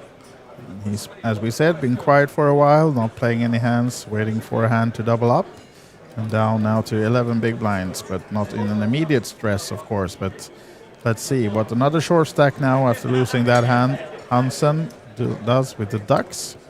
Goes for the 9k raise under the gun. Sebastian Wall liking his hand, but a bit too early position to call and do something with the 8-7 suited. As Alexei Naski also lets it go.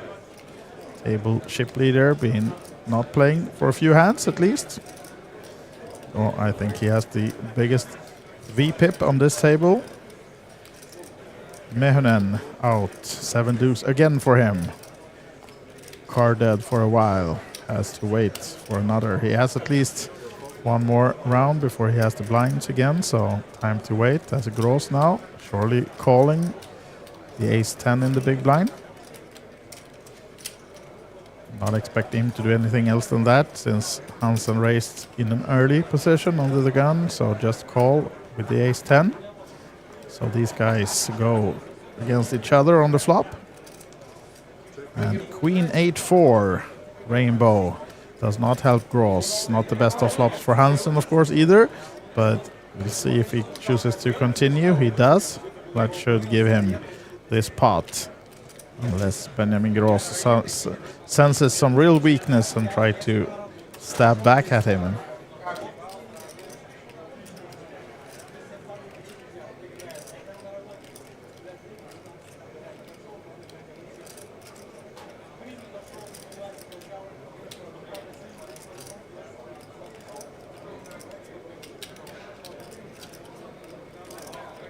Well, gives it up.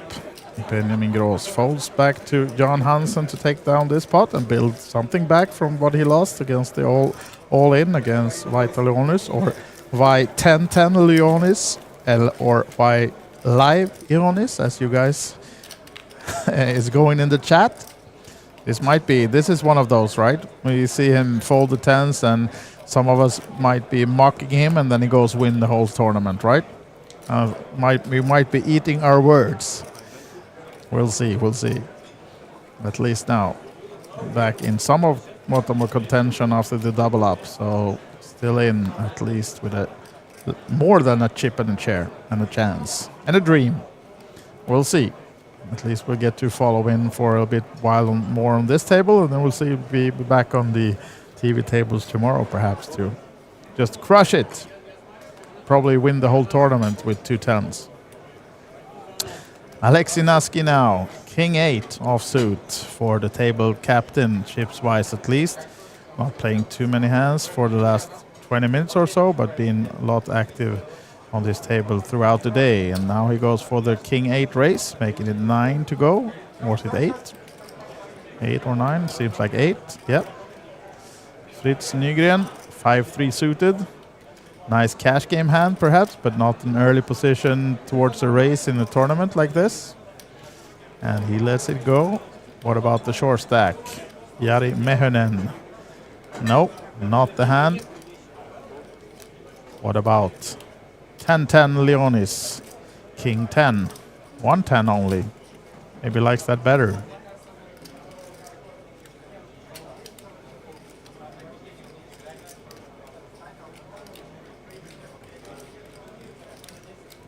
Eyeing down the blinds. He has an idea. He has some thoughts.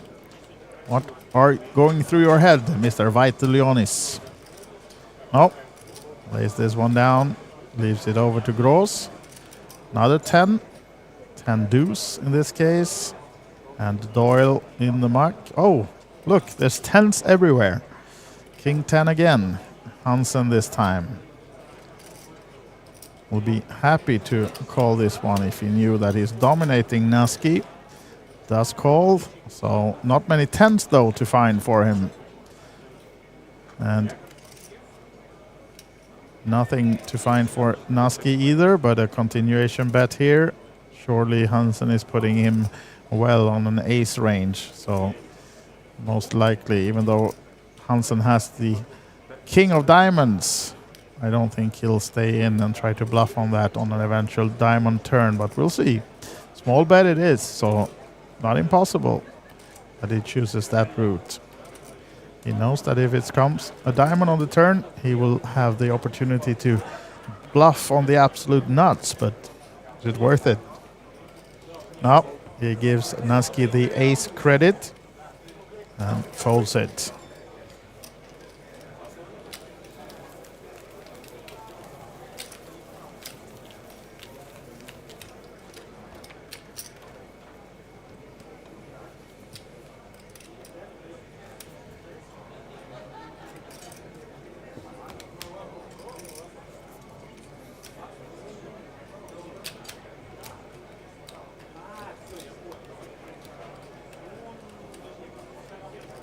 One, 2, 8, 128, as we see on the clock in the background, is the number of players, which means 9 players only remaining until we are on in the money. So 8 more to reach the bubble, as Juho Sutari now finds the ace-jack suited under the gun.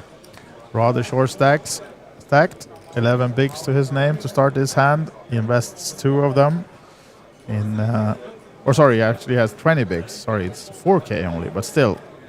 Not too big stack of his, but 2 blinds are now invested with the raise to 8K. White 10-10 Leonis. Jack 10. Lets it go. Absolutely hates those 10s. But of course, not the hand you want to go with. Just a Jack 10 off, but Hansen, can he find something? No, King 3, so it's back to Val in the big blind, and he will throw it in the muck as well. So it's to Juho Sutari to take this blinds and ante down. Or does he have an idea again? No, not this time for Sebastian Val. Not trying to do that on to Sutari again this time. And we lost one more, 127. Rapidly approaching the money bubble. And as we say, we're going to play for a few more hands, I think, on this table before we're going to move these guys back into the ballroom to have them play the money bubble together with all the other players.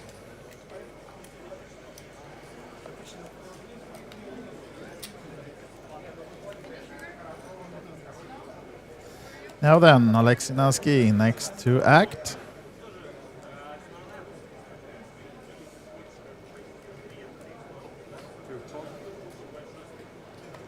Folding over to Nygren.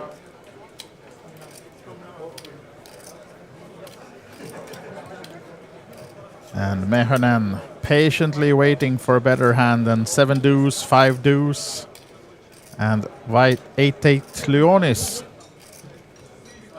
What are you going to do with those? Even smaller pair than 10s. So a bit of decision time for him, but you cannot fold this, of course, but not expecting him to push 20 bigs either. Coming with the 8 or 9 race, maybe.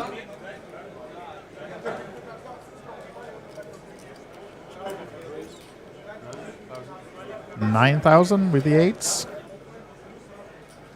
Let's see if someone can sniff the weakness that he showed a bit earlier and kick back at him. This is one of the guys that did race on him when he folded the 10s. Benjamin Gross. 10-9 this time. Suited. At least thinking about doing the same thing. And of course, that's the risk when you've shown some weakness before. Although Benjamin Gross doesn't know that he folded the 10s yet because he hasn't been watching the stream. But Jack Hansen, is it Jack or do we know? No, we don't know the name of Jay Hansen folds the Queen 10.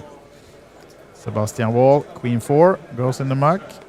And we did have Gross just calling, should I say, not doing any re-race on Vaitulionis this time.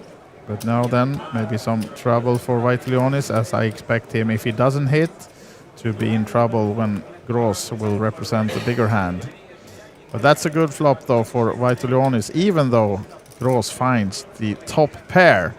I'm just meaning that it would normally be a good flop for Vaitulionis, but this time it is bad news for him as Gross overtakes the lead with that 9. And now, oh, he actually checked behind. I'm a bit surprised to see that, but now he even adds some more outs with a straight draw and lesser outs for Vaitulionis, as he now needs one of those. What is it? 10s!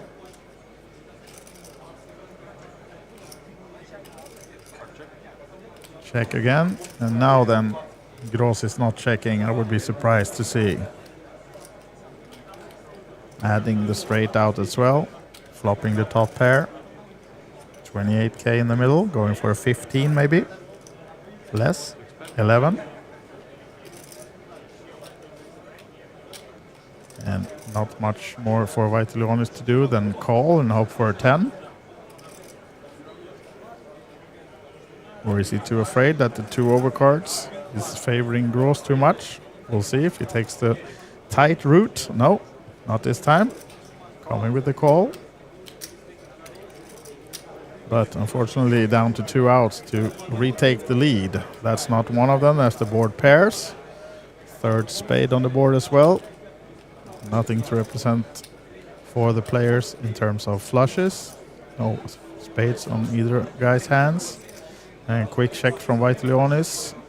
Maybe now increasing the hope that his 8s are still good, but Gross improving to the trips. Surely will come for another bet, and then it's up to Vaitulionis to see if he believes him or not. Maybe going a bit bigger this time then. Benjamin Gross.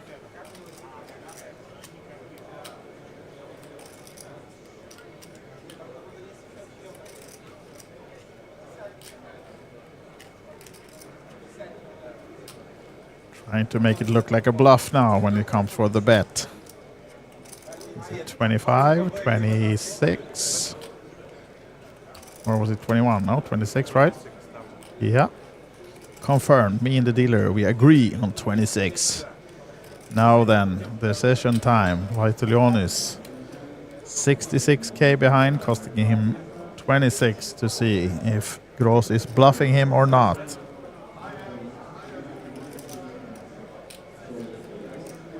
Normally I would say that he would call this one, but I'm not sure. Might see ghost, and this time it would be correct to fold. But does he really believe the ever active Benjamin Gross to have something here?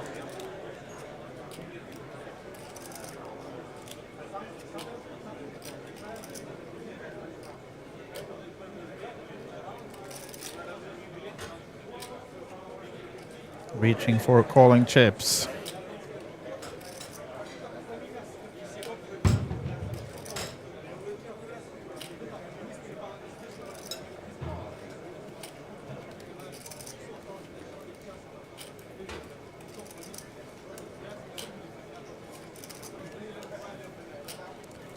Cutting out those 26 to call. Green 25k chips and a yellow 1k.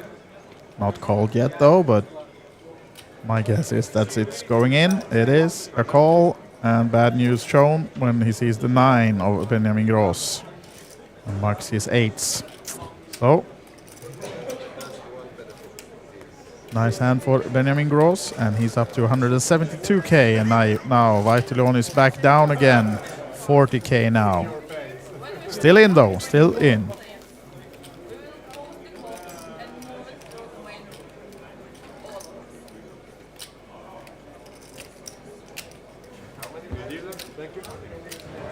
All right, it seems now it's time to move these guys. We are 5 off the money. As you can see, they are getting new seats. They are going into the main ballroom to play the bubble. So we will be going on a break as we move these guys, and then we'll be back shortly to follow the bubble play. 124 players remaining. If you want some more information about who they are and the chip counts, go to olibet.tv to see the live blog as well. They have all the information about the chip counts and who's still in. But we will be back shortly then to follow the bubble play. This is the feature table that we are now moving into the big ballroom to play hand by hand shortly. So these guys will bag and move, and then we'll be back for some more live action to follow the main event down till we are in the money, and later on also the high roller, the 5K, is coming to you here on live stream shortly. So just a short break, and we'll have a countdown for you to see when we are back.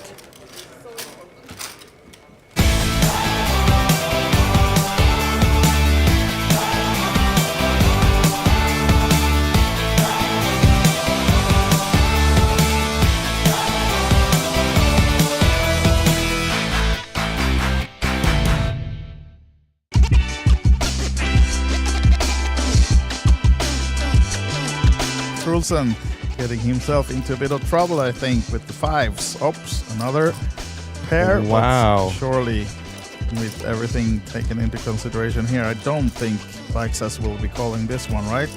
Under the gun race from Helene looking strong. All in from the other short stack, Truelson. I mean, as Vaixas gotta have these two battle it out and sit back. Yeah, he does fold. Yeah, from an Quick ICM fold, though. position, you have to fold there. Yeah. Absolutely. If it's a little bit earlier, you can obviously get it in. Yeah. Now then, all in the call. Truelson in trouble with the 5s. Are we gonna lose that first final table pair of this one? 5-5-5 event in the Kings of Tallinn. No help for Trulsen on that flop. As you can see, the backdoor clubs are blocked as well by Helene. So looking good for him. Only the 2 5s now to save Trulsen. Bielski's having something to say about, no 5 on the river as well, and we do lose our first final table player. Knut Trulsen of Norway takes home the 5,900 euros approximately for that finish, and good run, not bad to finish 9 out of the 700 runners in this one. So with Bielski's in the big yeah, blind, exactly. I mean, this is normally a push against the big blind, of course, with the Jack 10 suited in the small blind. Yeah, but still, you know. Yeah. Peleg gonna have the big blind next hand, so why? But he has the guts, and see if it's rewarded with glory as well, as Bielski is probably calling him. Yes. He's called with the ace 8, and all in a call on the final table. Karjalainen risking his seat with the Jack 10 suited, and this is pretty much a 50-50 situation against our chip leader Bielski's, but we know he's been running hot, and will he get the help he needs on this flop or board? No, not from the first card at least. So 10. Nice flop for Karjalainen, hits his 10, also backdoor flush draw possible. Oh, look at this one. Bielski's hitting now. Karjalainen needs help. Jack Queen 10. It's not to be for Karjalainen of Finland. And this is our 8th place finisher then. Are we doing the old Bikesas again? The 500k plus bet. Looks like he's coming for something at least.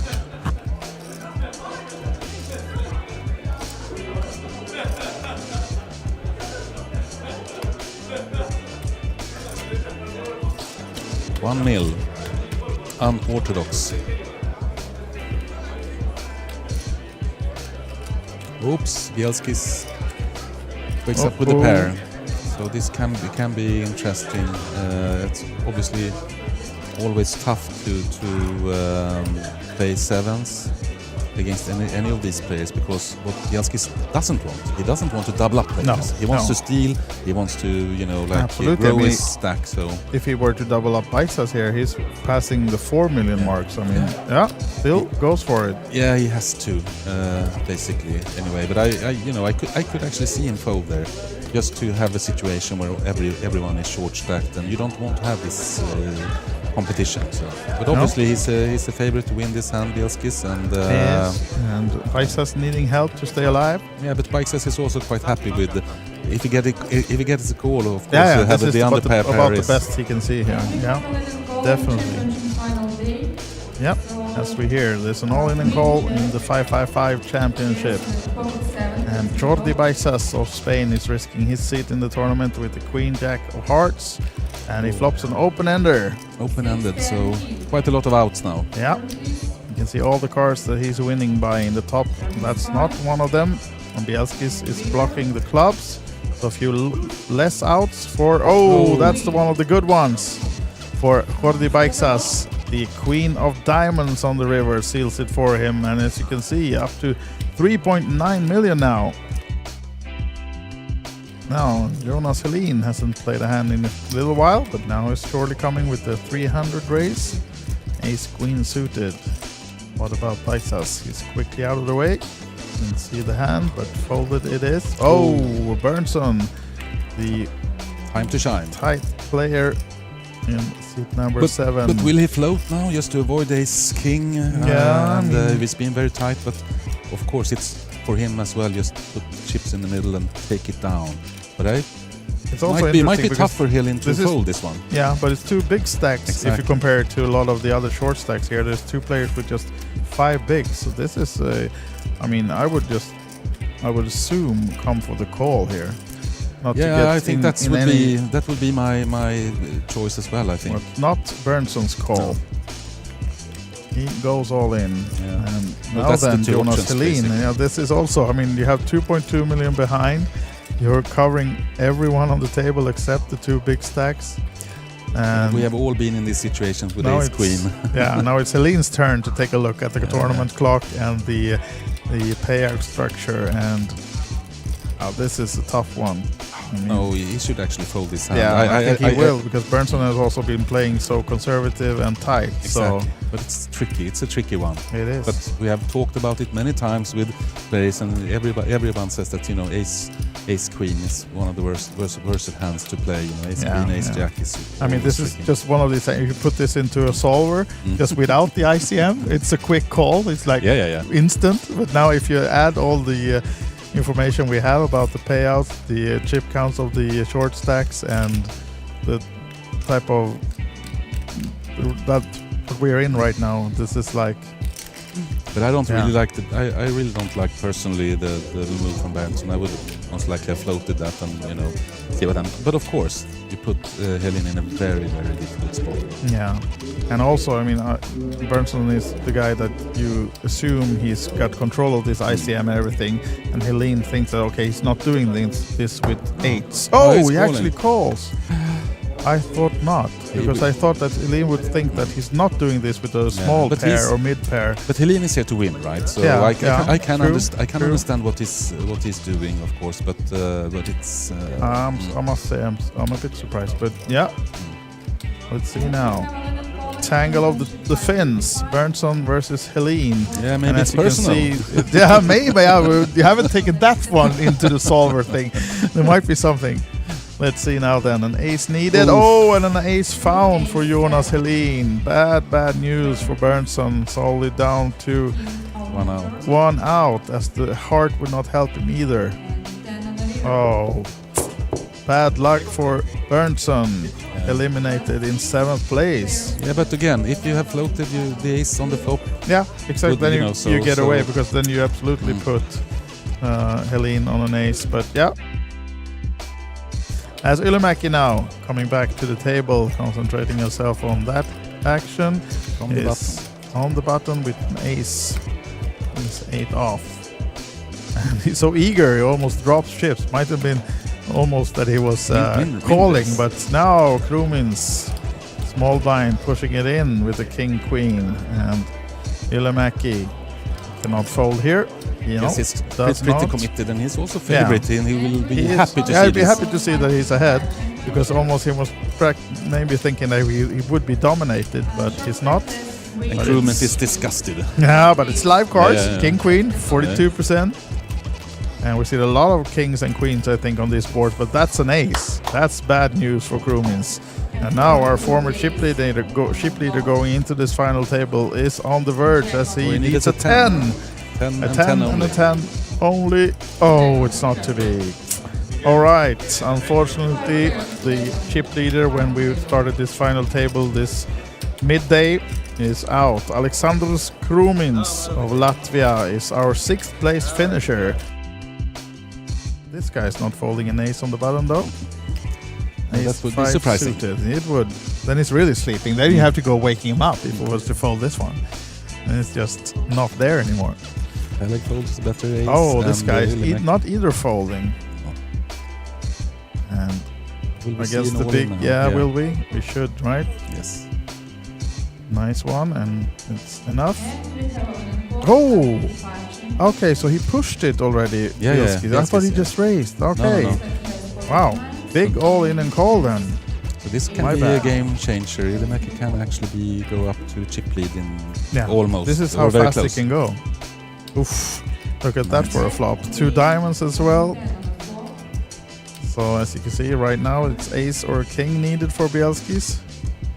King to complete the straight. No flush draw added on the turn. So ace or king only then for the chip leader to remain. And it's not to be as it pairs with the queen. As we said, a lot of queens here in Tallinn. And this time Ylimäki favors the 9s to double up and take the chip lead. Okay, here we see some action. Yeah, we do. Bikesas. It's blind versus blind. Might be interested here, Bikesas, because Ylimäki has been really active. He's not in great shape, Bikesas, but it must be tempting for him. It must be, and I mean, surely it's Ylimäki's blind versus blind range here is Yeah, he does come for the call, and it's not a bad one, but he will be sad to see that it's I totally it's understand trailing. it. Yeah, Totally understand it. absolutely. I mean, it's blind versus blind, and Ilomäki has been playing a lot of hands since he got chips, and yeah, unfortunate for Bikesas, but we're still... We don't know for sure. It's no. still 60-40. Yeah, it doesn't... He has 42%, so absolutely not dead, Mr. Bikesas here, but... He was hoping to see maybe a I think Queen he thought, 10 or something less. Yeah, Ilomäki would have most likely done the same. And it's an ace as well on the flop for Ilomäki. So now it's tough for Bikesas. He needs help, and that's not anything that will help him. It's sealed already on the turn for Ilomäki, and Jordi Bikesas is our 5th place finisher then here in the Kings of Tallinn 555 championship event. And now he's going to work in this pot as well, and turning the trips now, Bielskis. And Jonas Helin with the deuce. At least he has something with the board and called on the flop. Now checks from Jonas. Let's see, Bielskis might come for a small bet here, I'd assume. So keep Helin in the pot, but still build it.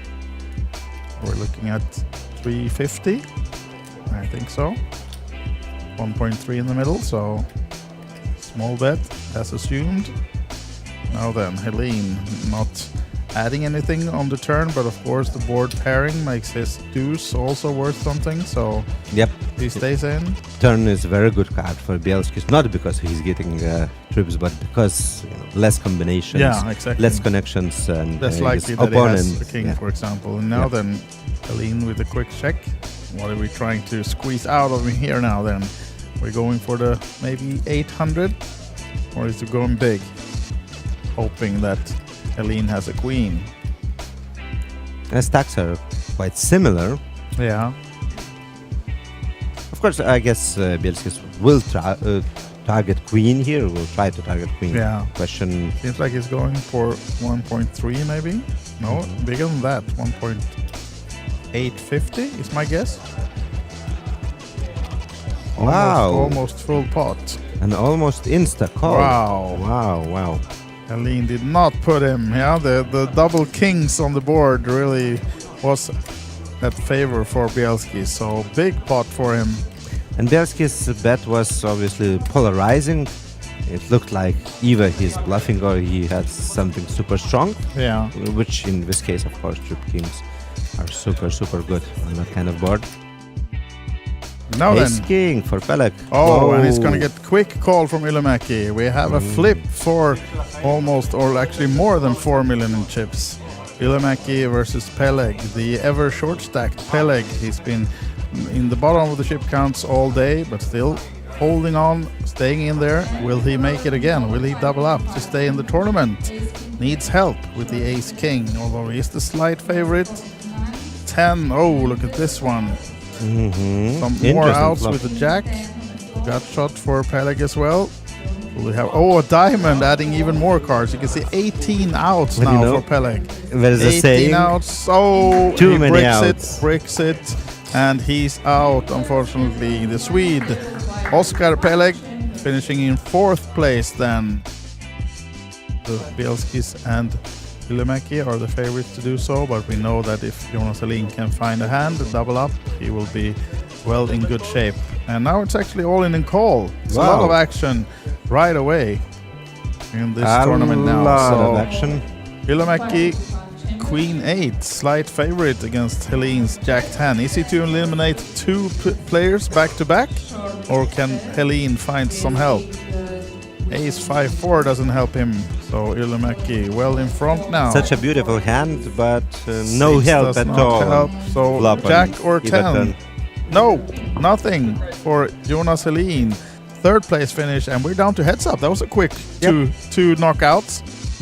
Andrus attacking with ace queen, and now 10-7. Last time it was folded. Now he decided to call, and it was the right decision because he flops top pair and surely going for the check raise here, I'd assume. Bielski's just betting 400. Bielskis continues, and he must continue on that kind of flop. Of course, he opened with the ace queen, but now sees the bad news that he's being check raised. again by Ylimäki. Not too little of a bet though. You have to put more, sir. If you're racing. Well, you have to double it. In this case, Is this judged as a call or a race though? It's a race. Yeah. It's a race.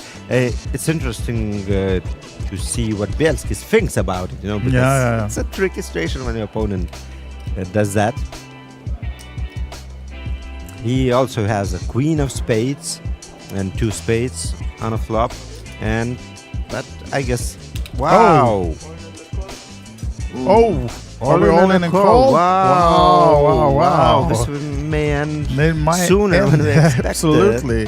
Wow. It's all in the call. Bielskis is risking his tournament life. We are heads up, and Ylimäki might win this one. He's the big favorite, as you can see. And our tournament director, Teresa, is refereeing for us, commentating this pot. Queen, all in versus the 10-7. The flop is 6-3-10. And 10's in the lead. Let's see the turn, please. Yes, let's see the turn. Oh, big one for Bielskis. Wow. He moves way ahead with the queen. Now, as you can see, 11% only, as he needs a 10 or a 7, Ylimäki. Oh, it's not to be, it's another queen. queen. And it swings then, or they're almost even now. Queens of Tallinn helps Andres Bielskis. So, because we have 2 rather big hands on a heads-up situation here, and the Bielskis has just limped with the king-9 suited, and Ylimäki is coming. This is the push. This is the all-in, I think. Domination Nation. Let's see if Ylimäki will find the call. I don't really see him falling here. No, me neither, but let's see. Hasn't called yet. Especially when it was limp and a little bit a bigger race. Yeah. Still thinking about it though. But And we King know Jack that- heads up. That's a good hand. I mean, Yeah. this time he's actually also dominating, but normally it's still a good hand. So, yeah. Let's see. Mikko Ylimäki thinking about it. Is this for the win? Of course, if he loses this one, it's a big chunk of the stack going over to Bielskis. But he does come with the call. We do have an all-in and a call for the tournament again. And this time it's Mikko Ylimäki up in front, both with the cards and the chips. So he is dominating the hand of Bielskis, and he is in lead in terms He of might chips. be 5 cards away from his win. He has 69% chance of this happening. Yes. So let's see the flop. Yes, here it comes. Will it help Bielskis? Will it seal it for No help at all. Ylimäki? Neither player brick for both of them, and we go to the turn. It's still Bielskis needing help. To find some more outs. He does find a gut shot, so a 9 or a 7 will save him tournament life. Otherwise, we have the winner in Mikko Ylimäki. Is it gonna be a 9 or a 7? It's Nope. a king. Both players hit the river, but it means that Mikko Ylimäki is our winner. Congratulations, applause for the 555 euro tournament championship. This is our winner. Yes. 700 entries. Can you imagine? 700 Wow. entries. This is our winner, picking down almost 60k then, since they made a small deal heads up, but still he's the big winner, and he will walk away with the trophy.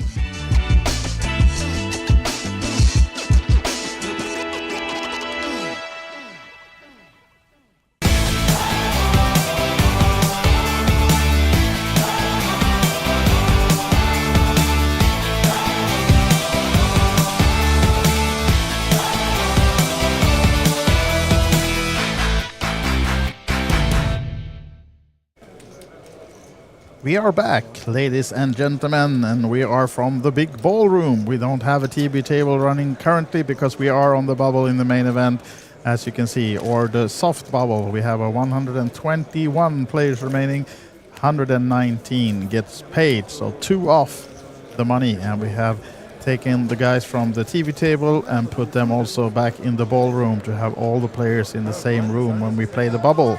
just to make sure that none is stalling and playing fewer or lesser hands than, or more hands than anyone else. So they're all back in the ballroom. This is the tournament clock, and we will try to see if we can cover some all-in situations and other things with the handheld camera from the ballroom. So we will be giving you the action that we can currently do. We want to cover this bubble, of course, since we've been with these guys the whole day in the main event, but we cannot show you the hold cards right now when we are on the bubble. So you have to settle for this kind of excitement to see the hopefully the bubble bursting within soon, and maybe some exciting all-ins before that. But right now we're looking at the tournament clock. You can see that the time is paused until we do reach the money, and I think that as soon as we do, we are going to stop the play for today. And this is then the table that we were covering on the new table just recently, and we do have a hand being played. We recognize these guys. It is Juho Sutari, seat number 9, who has cards, and also Benjamin Gross on the button. I'm not sure of the action, but we do see that they are on the river, and it seems like the action is on Sutari. He's at least first to act in this hand. Yes, the action is on him, and he seems to come with an almost all-in big bet. Just saving 5k behind just in case, maybe, or showing that, oh, I might fold this one on the bubble if you just re-raise me, but it's an all-in. Oh, he does. That's just what happens. Look at this one. It was a bluff gone wrong from Juho Sutari. Wow, there we have it. Just the situation I was trying to explain, that he saved 5k behind just in case. But this means that he will be all in on the big blind this hand, Juho Sutari. So he risks of being the second bubble boy. Soft bubble right now. We need to lose 2 more players, and by the looks of it, Juho Sutari will be forced all in the next hand. Saving himself just 5k behind on that hand. So we'll see if we get a vision of that shortly.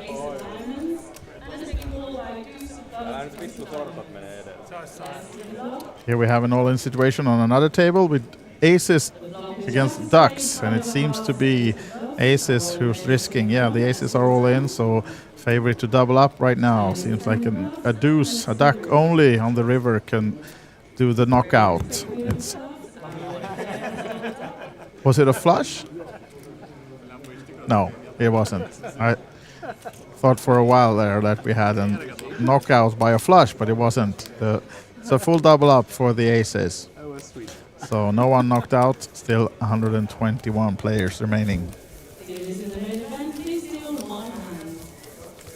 And as you can hear, the tournament director announcing another hand to be played. So we're playing hand by hand, which, if you're not familiar by that, means that each table play one hand, and then dealers hold the cards until all the tables remaining in the tournament has played one hand, and then we do the next hand for the all of the tables. So hand by hand, just to make sure that no one slow plays or plays more hands, etc. They all have to play the same amount of hands on all tables, and currently being around 15 tables left. So it takes a while to finish all the hands. Of course, a bit of stalling on the table, a lot of things to think about if you don't want to bubble. But I think then we will shortly then see next hand. Juho Sutari all in, and risking to be number 121 in this tournament. And on your left on this screen or this TV, you see the payouts. 151,000 up top, over 100k to second place as well. Final table all locking in 13k or more, and 96th through 119th place, 2,100 euros for the bottom prize. But right now we are looking to get in those money first and then stop the play for day 2. Coming back tomorrow then with 119 players still in, unless more than one bursts goes out on the bubble. And then tomorrow the plan is to play down to final table.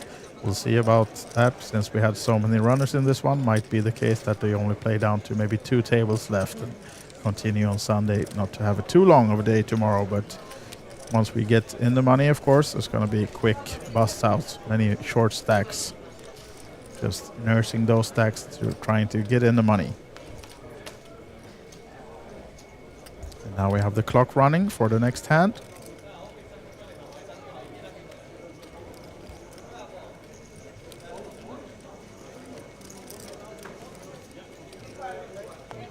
And here you have an overview part of the ballroom where this is being played, or this is actually outside the ballroom in the lobby of the second floor here at Hilton Tallinn.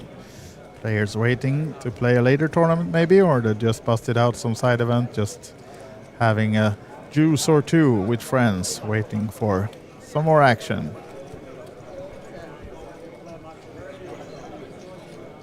This is the tournament clock for the main event, so still 121 players.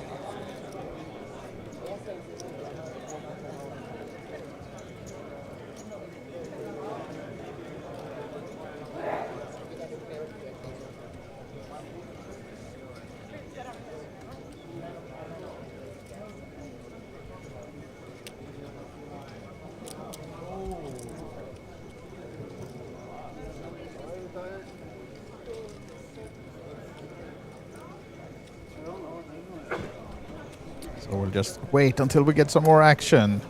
Right now, waiting for that second bubble.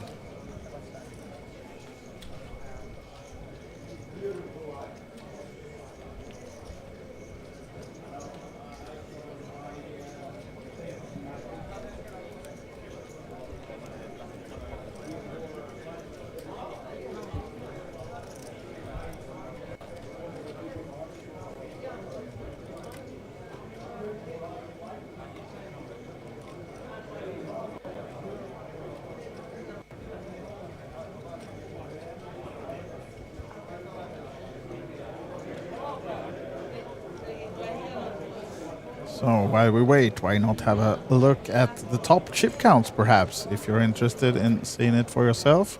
You know, they're on oddybet.tv. We do have a blog updating the chip counts, and of course a lot of information about the hands from the other tables that we are have not been seeing on the live stream. We just had one TV table up all day. So if you're curious about what's happening on the other tables and the total chip counts and more, Jason Glatzer is, of course, commentating the blog in English, and there is also Estonian and Finnish blogs up, if you prefer those languages.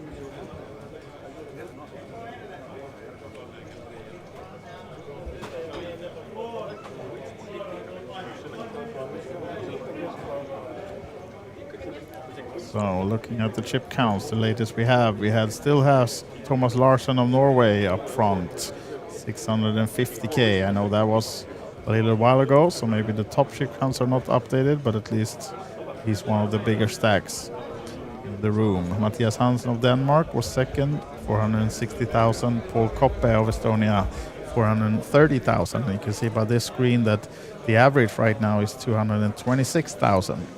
So quite deep stacked still.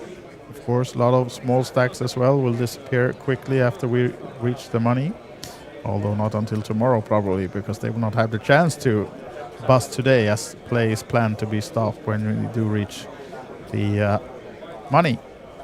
But we'll see.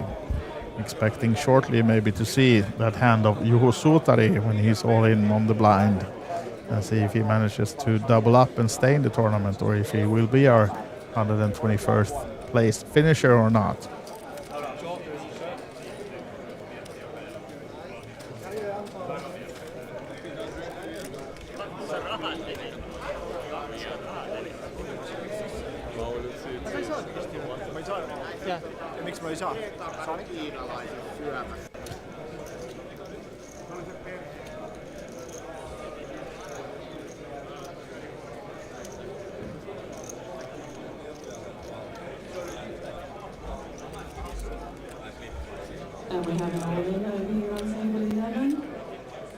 Now here we go then. Juho Suutari forced all in on the big blind after the bluff he did, and when he got re-raised by Benjamin Gross and has to surrender to with just 5,000 in chips behind. And this time he's trailing as well.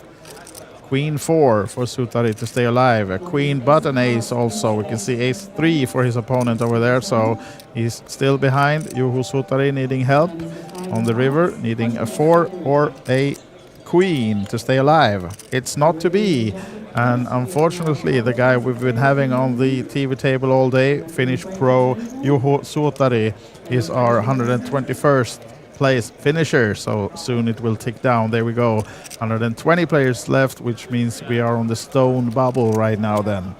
Juho Suutari leaves us, and surely he's on, maybe jumping into the 5k high roller that is going on in the one of the other rooms here at Hilton.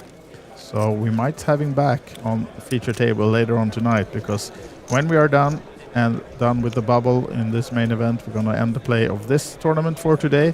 But there will be more stream poker later on tonight. We will take a break after the bubble, and then we'll be back with the 5k high roller.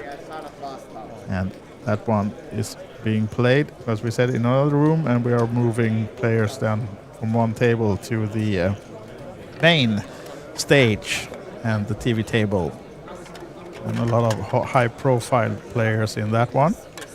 So expecting some nice poker throughout the night. Let's see if while we wait for the next hand here, if we can see how many is still in. From the latest information I have, it's 22 entries in the 5k at the moment, which makes a prize pool of over 100,000 euros already. And they've just been playing for a couple of hours, so late registration is still open for that one. And currently 16 players remaining. And among the high-profile players playing this one is Markku Koplima, home country of Estonia, and also Matthias Siljander of Finland.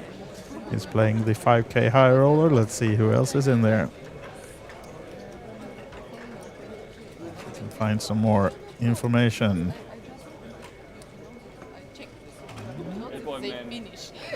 What can we find about the high roller?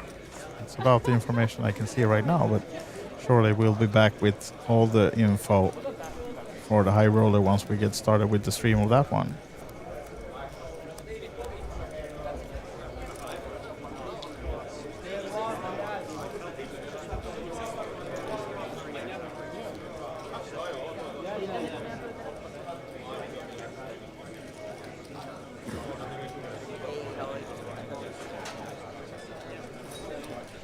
Few of the others that has been in the high roller but seems to have busted right now is Anatoly Filatov, also a known player, Pasi Sormunen and Heikko Hinkelman of Finland. Both of them have played. They might have rebought, but they have busted at least one bullet in the high roller 5k.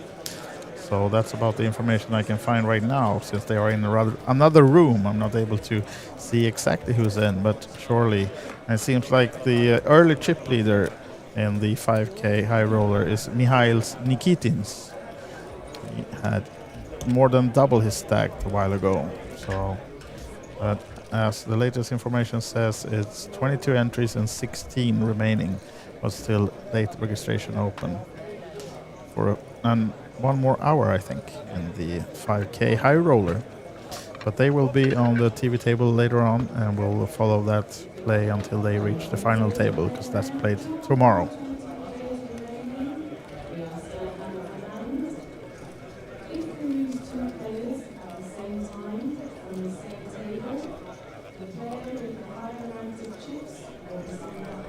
So it looks like we are doing the 5k high roller about 1 hour from now.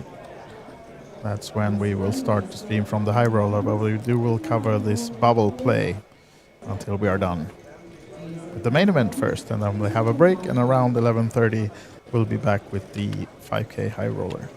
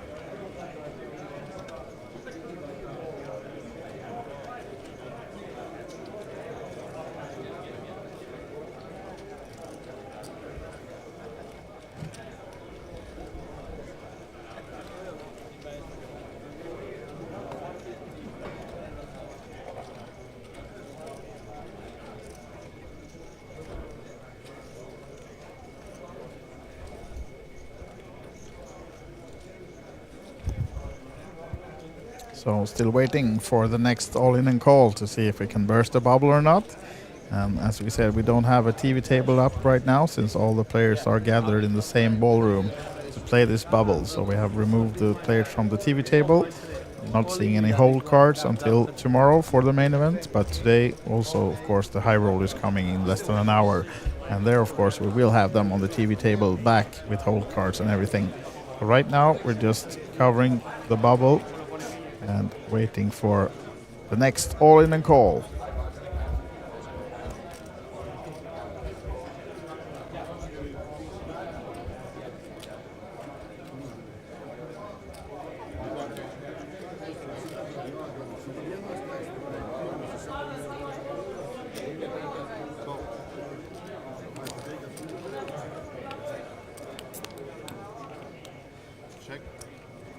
And here we have some more action. Now we're live with one of the other tables.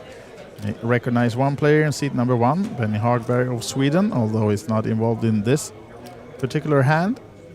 Seems to be played by seat number 3 and seat number 6. And they are on the river, but it seems like neither of the players are all in. Not yet, at least.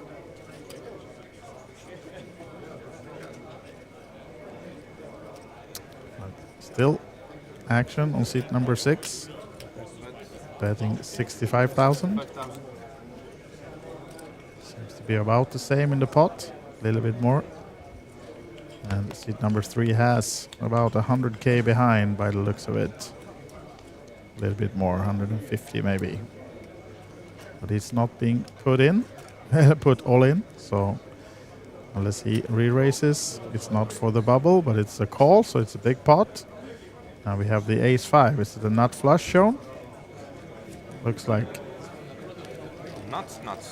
Nuts, yeah, confirmed. Without reverse spade. So, big pot, and back to the tournament clock to confirm that still 120 players is in.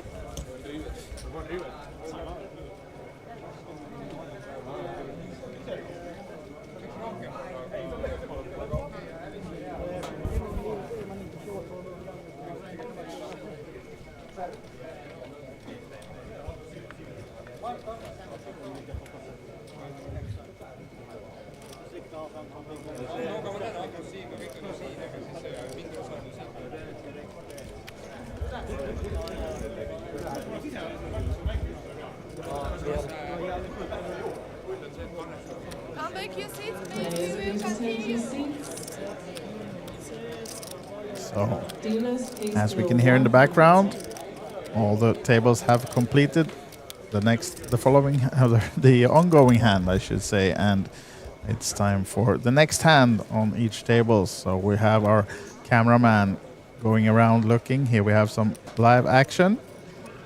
Bielski's seat number 3, raising it up 10k. Do you recognize any other of these players? Well, a few familiar faces, but I'm not exactly sure of their names. One player limping back in seat number 1, and then we're not talking about limping in the pot. Puts his crutches to the floor. And seems like seat number 4 or 5 is tanking but folding. So open raise from Bielski's.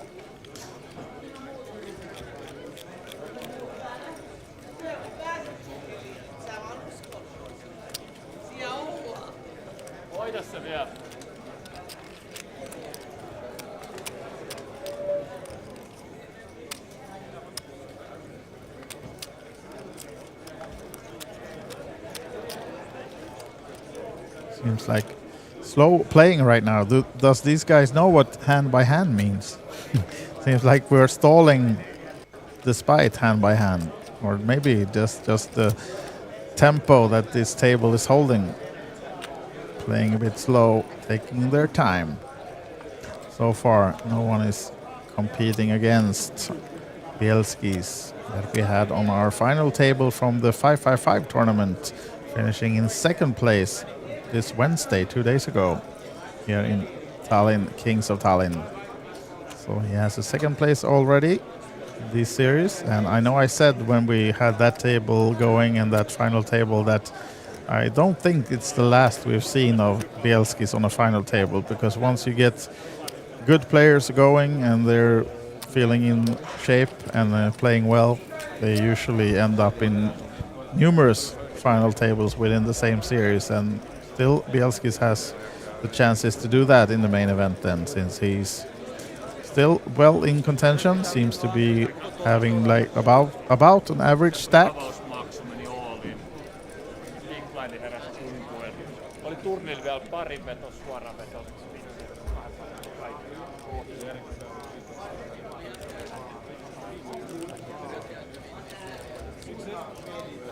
And now we are on another table. Do we have an all-in? No, just some showdown. No one risking to bubble on this table just yet. Main event dealers, next hand, please.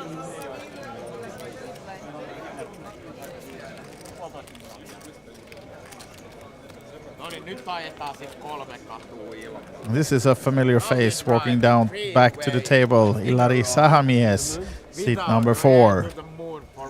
Seems to be having decent stack. Nice stack even. So that might be one of the looking in the camera, looking suspicious. Yeah, we're watching you, Ilari. Don't do anything stupid. Looked like he was away just getting some fresh apple juice or similar to hydrate himself. We have a race from seat number 9 and a call from the big blind here. So off to play a smaller pot by the looks of it. Anything can happen though.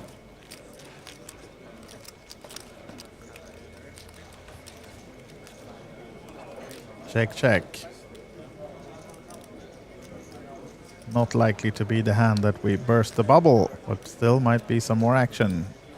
Check by seat number 2 and check back.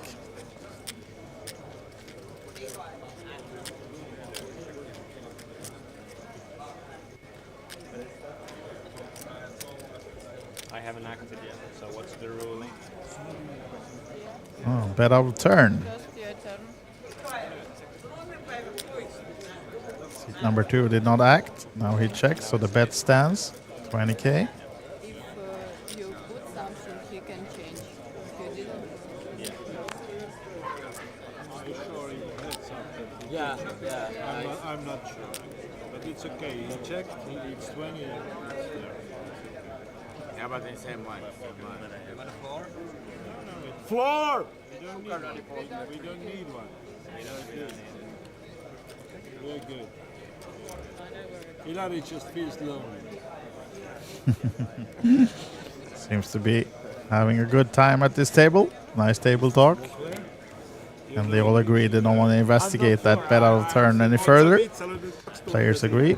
And seat number 2 has folded. So no more action. Still waiting for the money bubble. 914 entrants in this main event, Kings of Tallinn, 1100 euro buy-in. 119 gets paid, and we are on the money bubble with 120 players left. So we're looking for that one poor soul to burst the bubble and be the last player out without getting paid. So there are a few short stacks, of course, around the room. Might be forced all in within shortly. Or if we get a setup between 2 big hands, that will burst the money bubble, perhaps. We'll see.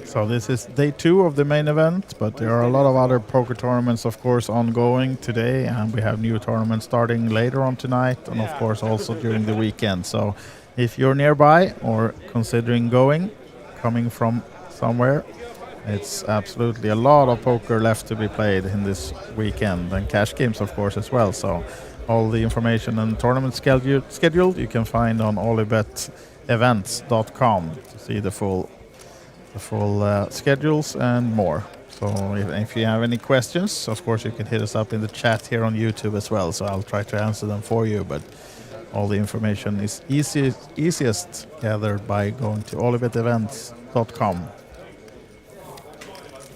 I know, for example, there is a Sweden tournament being played today that started at 7 o'clock, I think. So I think the late registration is still open for that one. And a lot of players coming in just for that event today. So we had, I think, maybe at least 15, 20 players coming in from Sweden, where Sweden is very popular. And just here to play the Sweden event. So I know they were expecting over 100 players in that one, maybe the biggest Sweden event ever, at least the biggest prize pool in a Sweden event. We'll see about that one once the late registration closes. I haven't got any more information about how many they actually are in that one, but I know the organizers were predicting over 100 entrants in that one. And we have, of course, a lot of other tournaments, both Texas Hold'em and PLO and other games going on. I think the Finnish favorite Söke also has a tournament in the weekend. So maybe if you're in the Helsinki area or somewhere in Finland and want to come and play Söke in the weekend, take the shuttle 2 hours from Helsinki to get here, for example. Here we have some action. We have one player all in. It's on the river. And it seems like he did not get called, so no bubble bursting here either.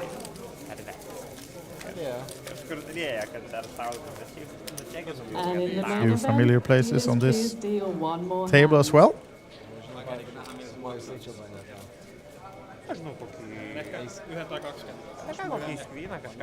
Seems like Finnish is the main language on this table. I recognize at least 3 of these guys as Finns, so maybe there are more.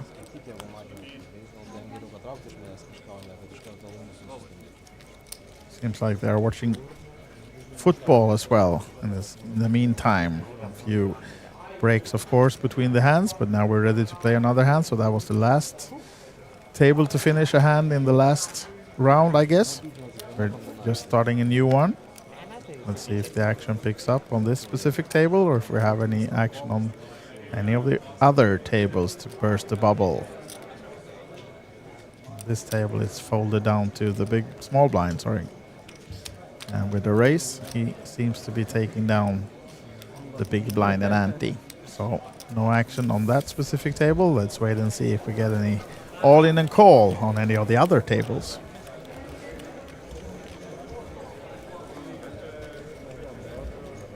So I'm just going to leave you momentarily, but I'll be back if we have any action just shortly. Otherwise, just in a minute or two, I'll be back for you. But you can watch the tournament clock here and wait for the action. Hopefully we'll get up. We'll wait and see what happens here first.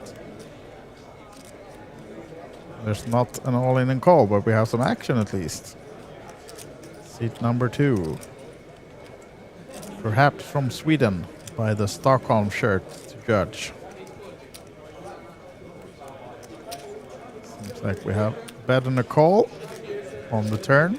So we go to a river. Both of the players, though, have a lot of chips behind, so might not be an all-in situation, but still playing a pot.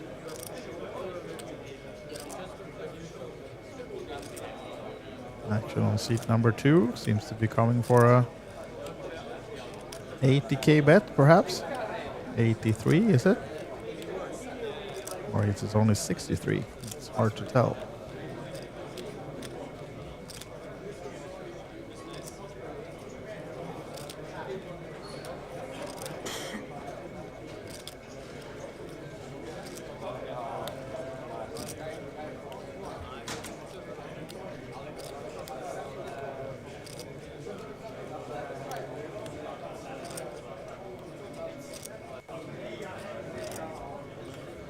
Number 9, thinking over his options. Can't quite see the exact board at this moment. decides to lay down. So for this table, seems like we have two rather short stack, but none of those just being forced all in just yet. They still had about 8-10 bigs perhaps.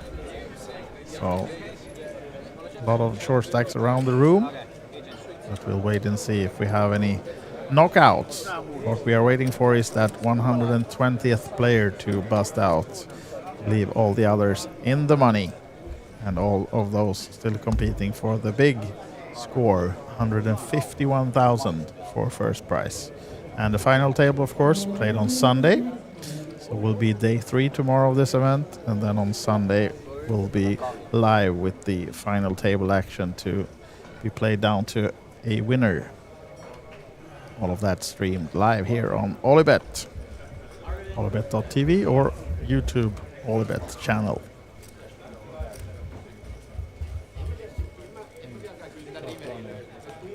You can see that we're still on the 2,000, 5,000 blinds. 20 more minutes to play from this level before the blinds are risen. And now then, do we have any action on this table?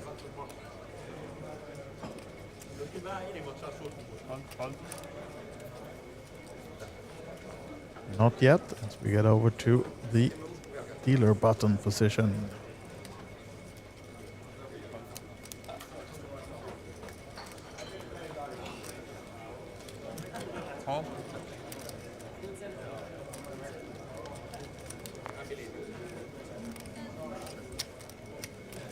So, call and check between the blinds, going to a flop.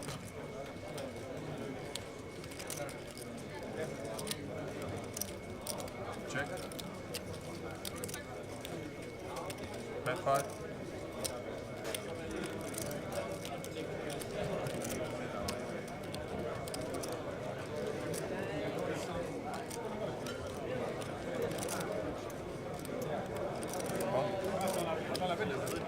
5k bet from the big blind, call from the small blind.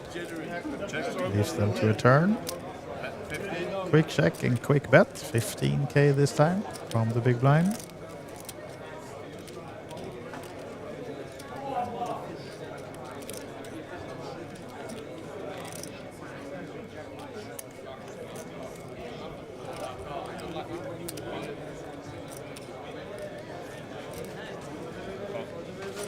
Is enough to get the small blind to fold. Small pot then for the gentleman in the big blind.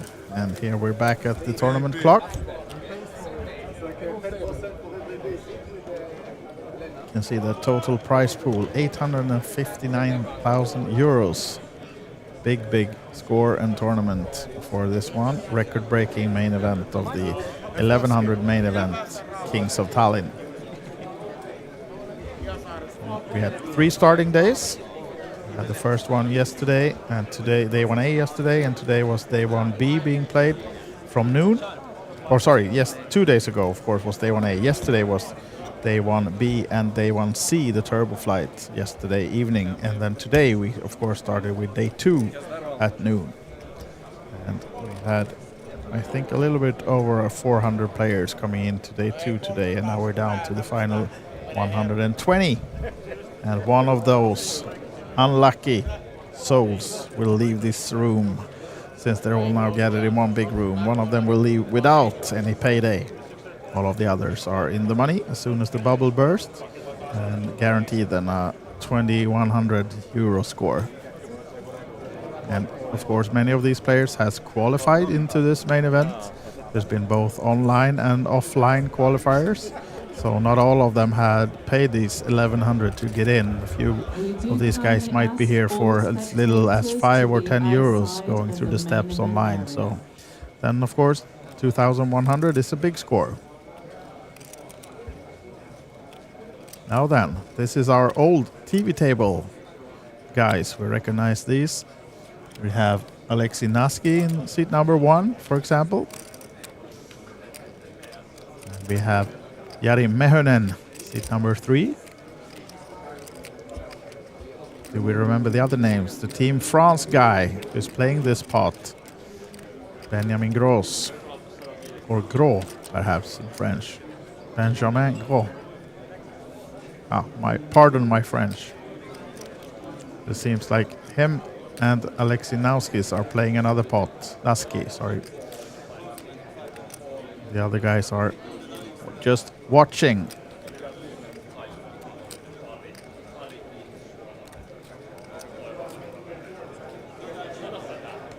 Of course, we have our Mr. 1010, seat number 4 as well.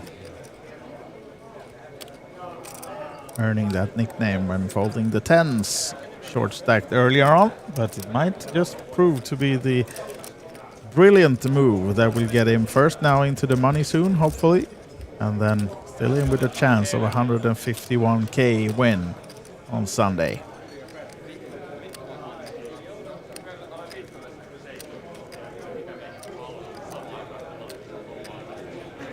So, if you just tune in to the stream and wondering where are the hold cards, where's the TV table?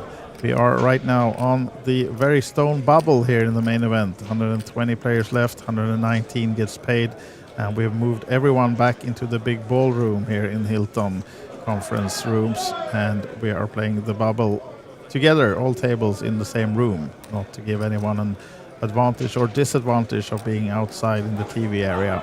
So that's why we're just showing you some pictures with this handheld camera and no hold cards at this moment. And the plan is to play the bubble in the main event and then stop the play for today. And then we're going to take a break on the stream, but we will be back with the 5K high roller that's being played in another room. We're going to move one of those tables to the TV table, and that will be live for you later on tonight. Hopefully from around 11:30 we get done with this bubble play before that time.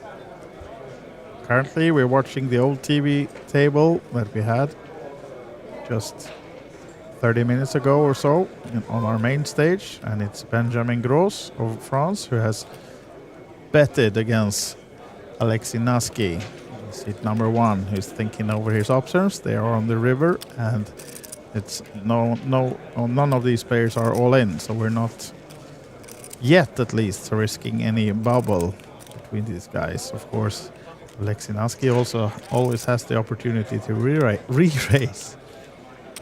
But we'll see about the action. These two guys having played all day together, it's a call. So then doesn't look too happy turning over his cards, Benjamin Gros. And it's folded, his cards, and it is Alexei Naski then who makes a good call after thinking long and hard. But rather big pot for him, as we see an overview of the TV table that is empty at the moment. But here we have the tournament clock, still 120 players in. One more to lose before we are in the money and end the day for day 2 in the main event.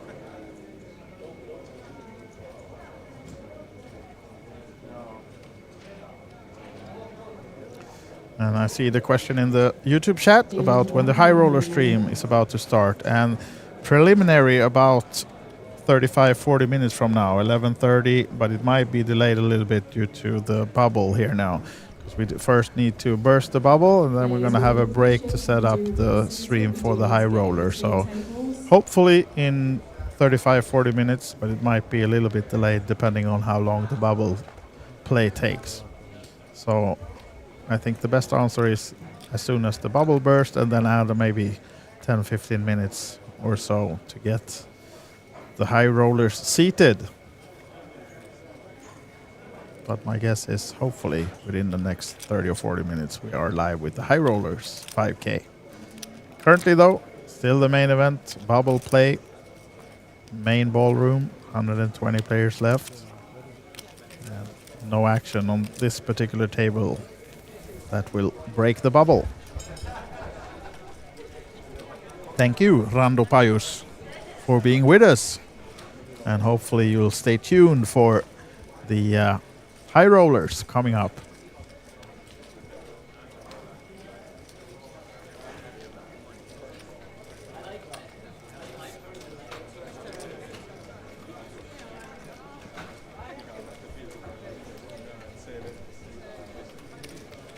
You can see the tournament clock is running, and it's just being stopped between the hands, so we don't waste too much time. But there are a few minutes counted down for each hand being played, hand by hand. So we will raise the blinds in a few hands. My guess is that they are taking off maybe 2 or 3 minutes per hand during this hand by hand play.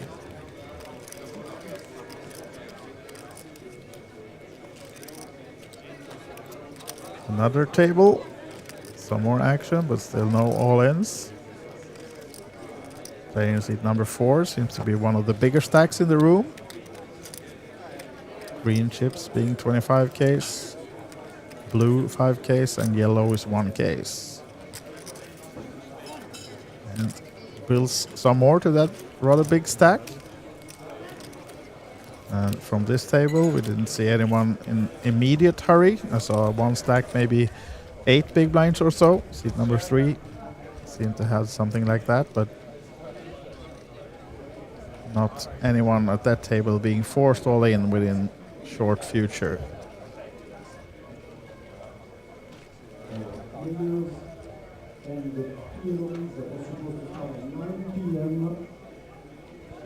We will start on 7 tables, 4 in the rules, and 3 in the gas. We have displayed a music room for you, so find the orange screen. We have the big one in the room, and big one in the gas room. Find your seat, rotate the table. We have 7 tables open. Now then, is this an all-in? Seems like we do have an all-in. Seat number 9.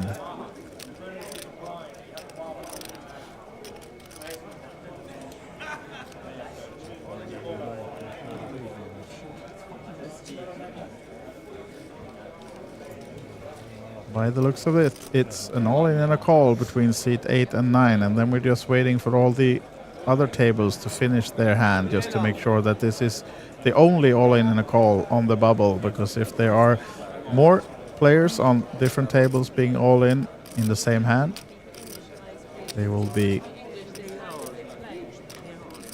terminated who is on the bubble or not, because I think if 2 players bust at the same time in this position in the same hand, they would split the last prize, giving them about the buy-in back.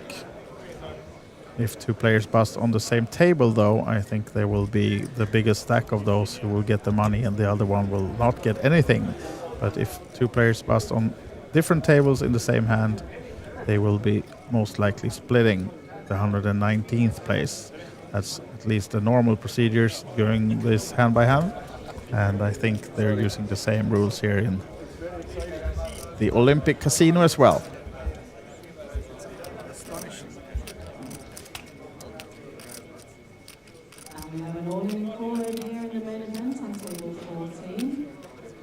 Now then, all in and call is announced, so it seems like all the other tables now finished their hands. Kings shown by seat number 8. What about the player risking his seat? Queen 10. Flush draw. So we do need the flush to hit by the looks of it to have, or is it the queen as well that gives more outs? Oh, it's a club. It is a club and a double up for the person risking to be the bubble boy. So, still no bubble burst. Double up instead for seat number 9 on this table.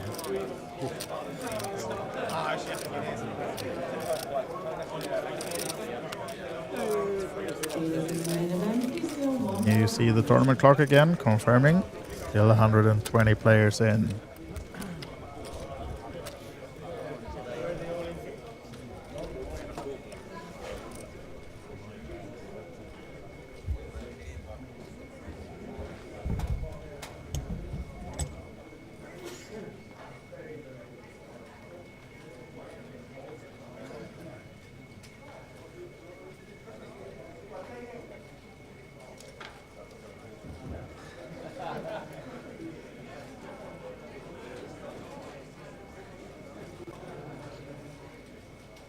So waiting for the next action hand. I'll be just with you shortly.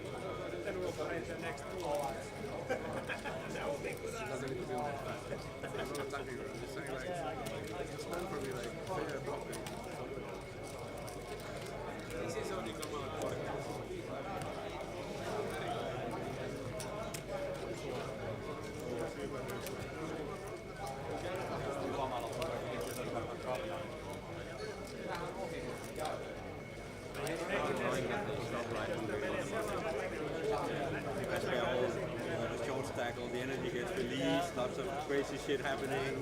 Everyone has to. I want to keep going. Yeah, of course, me too. Like, imagine if your friend that he's gonna pack up his own shit and come back tomorrow to play his 1/2 big time. You think he will randomly play half an hour? You might end up having to pack one shit. Come back tomorrow. But we cannot play more. No, they're gonna end at this level, or when the bubble bursts. 8 minutes left.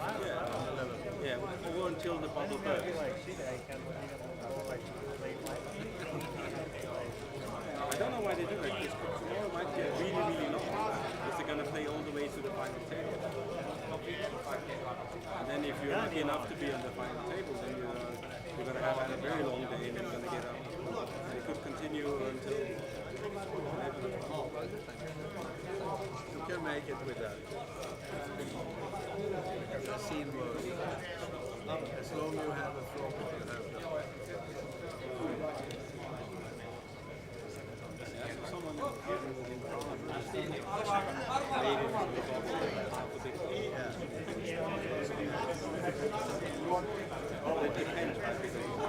I've seen people with a half a big line, or just one big line, win the tournament.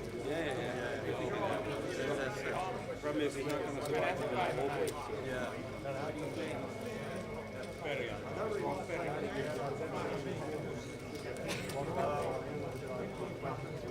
Alright, players on the No Limit PLO4 mix, take your seats. We're going to start your tournament.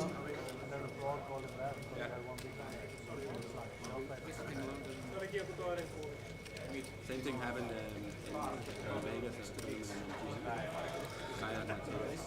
Went all in, thought he had lost everything, and he had to beat It is in the main event, one more hand, kind of wish please. that he had just gone off. Actually, it should be very good for you. It is good.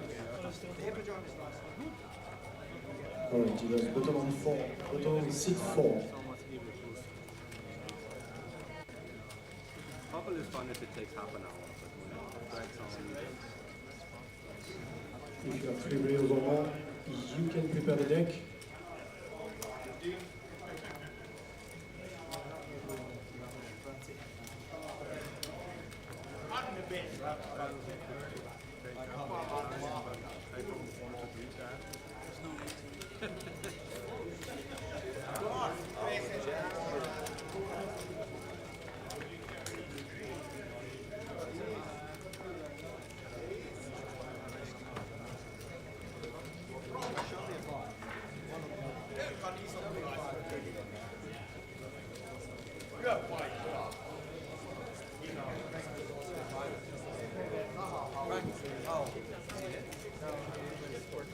Sorry, dealers, button on 1. Dealers, button on 1. It's around the fish, we start on button 1.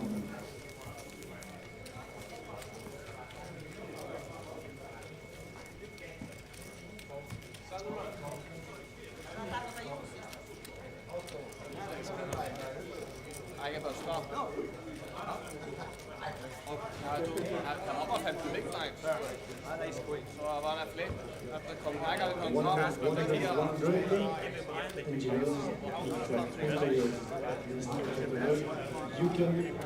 start the tournament. All right, guys, your fellow commentator is back. Just having a short break while we look at the bubble play. Still the main event, Kings of Tallinn. We are on the stone bubble. 119 getting paid, 120 players remaining. And this is the big ballroom where you see all the players remaining and some friends perhaps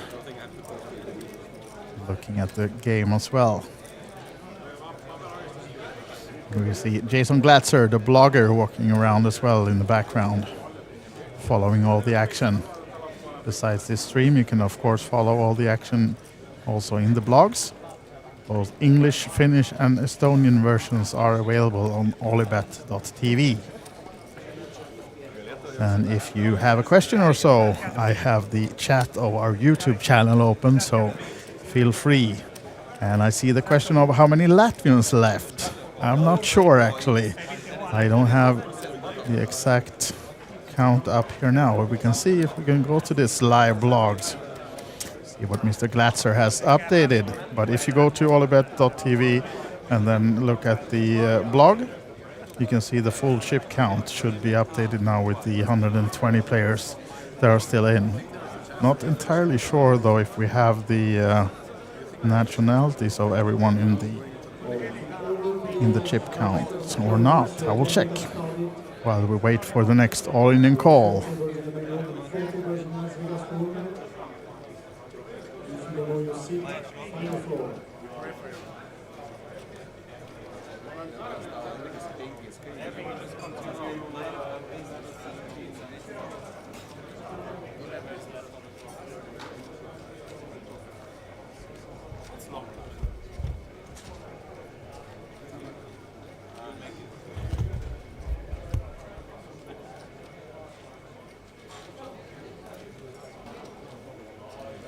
Yeah, here we have the latest version of the chip count in the blog, and we're counting the flags then. 1, 2, 3, 4, 5, 6, 7, 8, 9, 10, 11, 12, 13, 14, 15. Seems to be 17 Latvians still in with chips by the latest chip count to judge. So somewhere around that. A lot of them there. A lot of Finns, of course, a lot of Estonians. Those three countries now dominating the chip counts, but there are also a lot of Swedes, Norwegians, some Spaniards, and other nationalities, of course. A lot of Spanish players actually still in the main event. You can see some more flags. Lithuania, of course.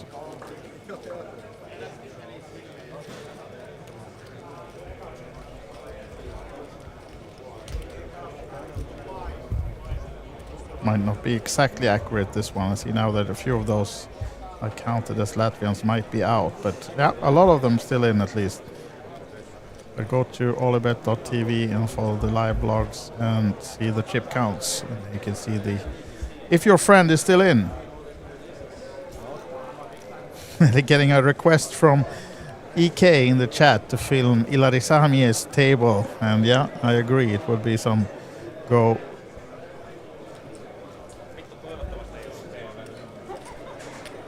It sure counts for some action if we do have. Yeah, that's what I saw, Fun Frog, that actually the one I was looking at was an old version. There was a lot of Latvians still in. So I was counting the correct flag, but I saw that there was over 200 people still in on that version that I had. So, and now since we know it's only 120 total, many of them are probably out. So I saw a new version as well, updated with 128 players or something, and a few Latvians busted from that one. So maybe 6 is the correct number then. As we do have an all-in and a call now. Aces versus Kings, and it seems like the Aces hold up for another double up for the shorter stack of the two. So no bust out, no bubble. Big double up. So hard setup with kings versus aces on the bubble. Big pot, but at least the guy with the kings are still in.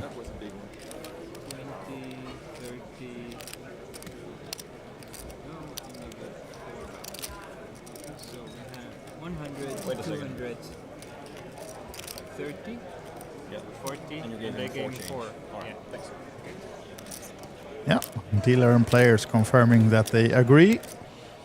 And looks like maybe 80k left for the guy with the kings that was beaten, or more than that actually. Is this 50, 100? Oh, it's well over 100k. Yeah.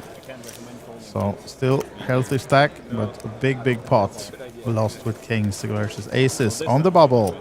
This is the information we have. 120 players left in the main event, Kings of Tallinn.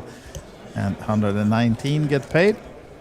And we're soon about to raise the blinds a little bit.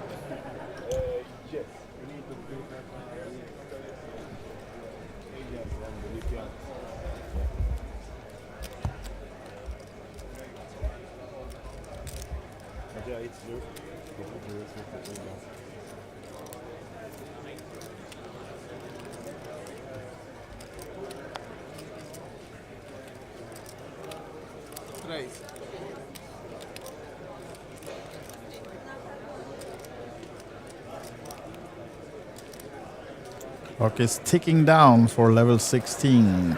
Trying to raise the blinds very soon. And if you just arrived at this stream, we are playing the bubble in the main event. And we don't have a TV table up right now, just because we gathered all the tables in the same ballroom.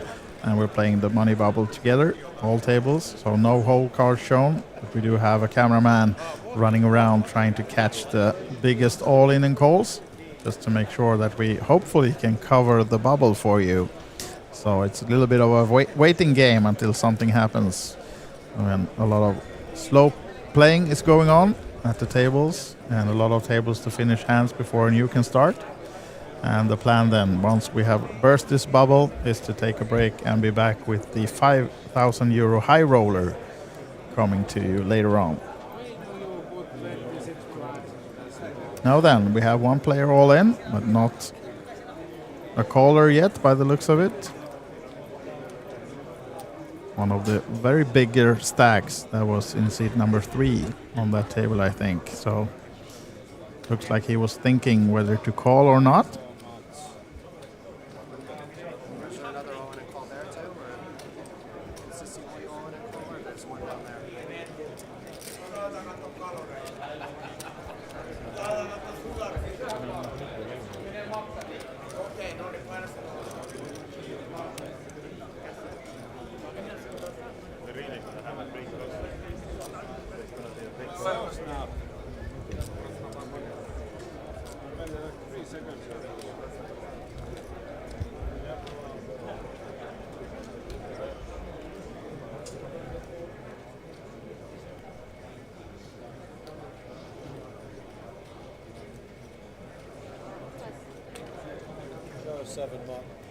Show the 7.5.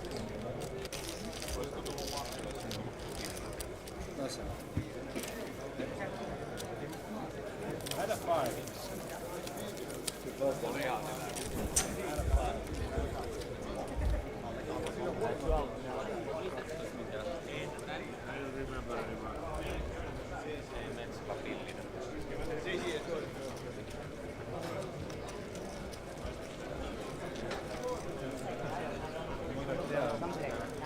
And while we wait for the next all-in and call to maybe burst the bubble, I can tell you that I took a little bit of a walk around while visiting the premises. And the Sweden tournament is about to close the late registration. The last number of entrants was 93 in that one. So they're in their own separate room, and it seems like to be having a good time. And now we're on one of the outer tables now here, playing a pot. We're by the river, but it seems like neither of the players all in, although playing quite a big pot.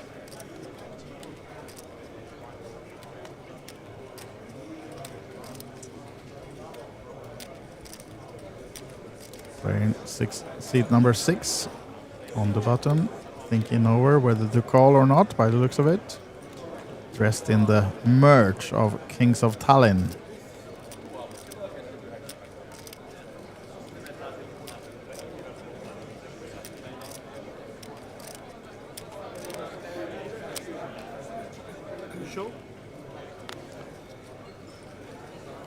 No answer on the question, will you show if I fold?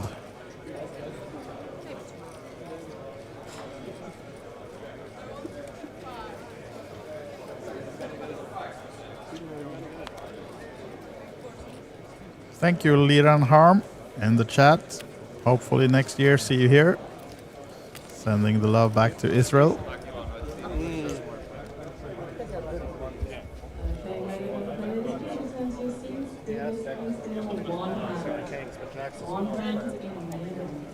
And now, seems like we have completed all hands on all tables, so it's time for a new one. New chances to find that unlucky bubble boy or girl. Needing one more player before we burst the bubble. And as said previously, if you're not aware already, the plan is to end the day 2 once we burst this main event bubble. Then we're going to have a break in the stream and we'll be back with the high roller action from the 5K high roller that is being played in one of the other rooms here in Hilton facilities. And let me just check with the system here if we have any more information about that high roller, any updates about number of players, etc. Last time we checked it was 22 entrants, 16 was still in. And now it looks like we're up to 24 buy-ins with 15 players remaining. That's the 5K high roller that we will be streaming later on. So seems like we're playing on 3 tables right now. And some notable names: Urmo Velvelt, Marko Koplima, Anatoly Filatov, Pasi Sormunen, Mattias Iljander, Mihail Nikitins. All of those at least have entered the high roller, the 5K. Not sure all of them are still in because it's not fully updated, but that's a few of the players that have at least bought in for this tournament. Let's see if we can find some full list of entrants once the late registration is over for the 5K. But waiting for that stream later on. Right now we are following a little bit of the bubble play. We don't have a TV table set up because they're playing the bubble, but we do hope to catch some more information. And of course we do want to catch the very bubble hand, hopefully.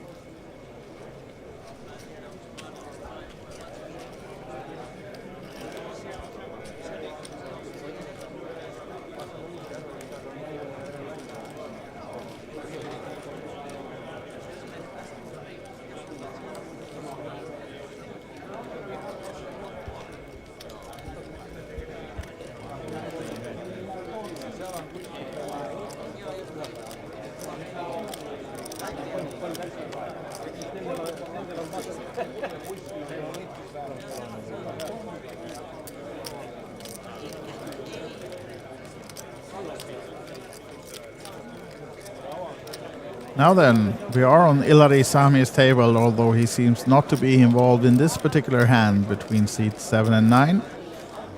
None of the players, though, is all in. Seat number 1 also has cards, so 3 ways to a flop by the looks of it.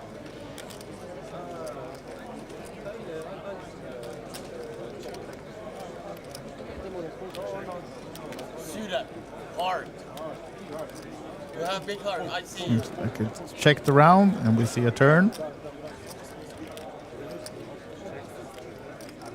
Seat 9 first to act, checked. Seat number 1. Seems to be the shortest stack of these 3 playing this hand, but he seems interested to bet this turn. Does bet 10K.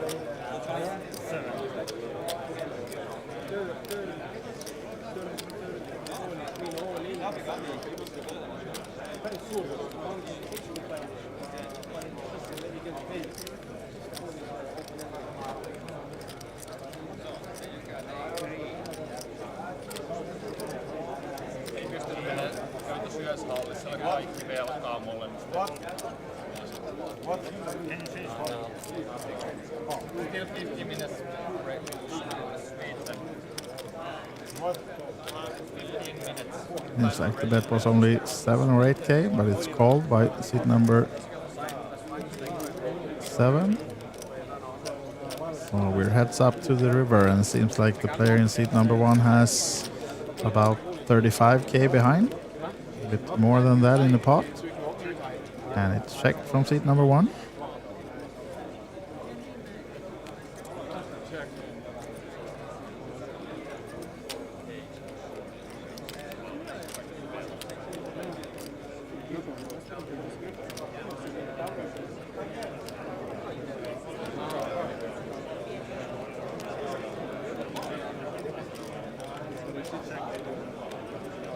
And it's checked from seat number 7 as well.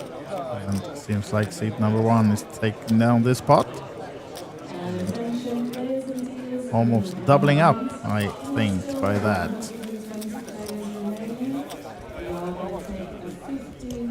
Now then, still 120 players in the main event. One more needed before we end the play of this day 2.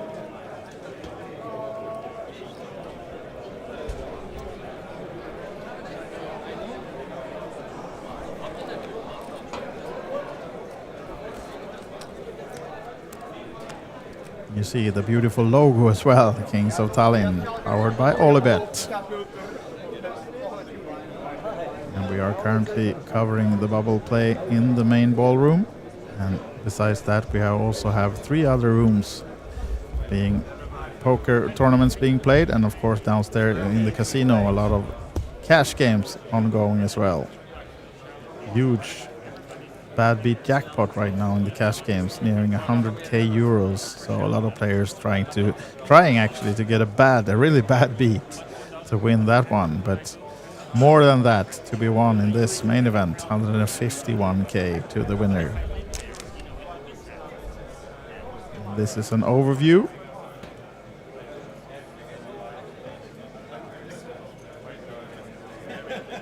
And you can see from the main screen over there to the right, there's also a 250 No Limit Hold'em Omaha being played in this same room as well. But we are concentrating on the main event, and it seems like we are going on a break right now, level break in the main event. So then we'll take a break in the coverage as well, and hopefully then we'll be back to cover the bubble shortly. But right now, break in the main event, back shortly, and later on also the high roller stream. So stay tuned, see you soon.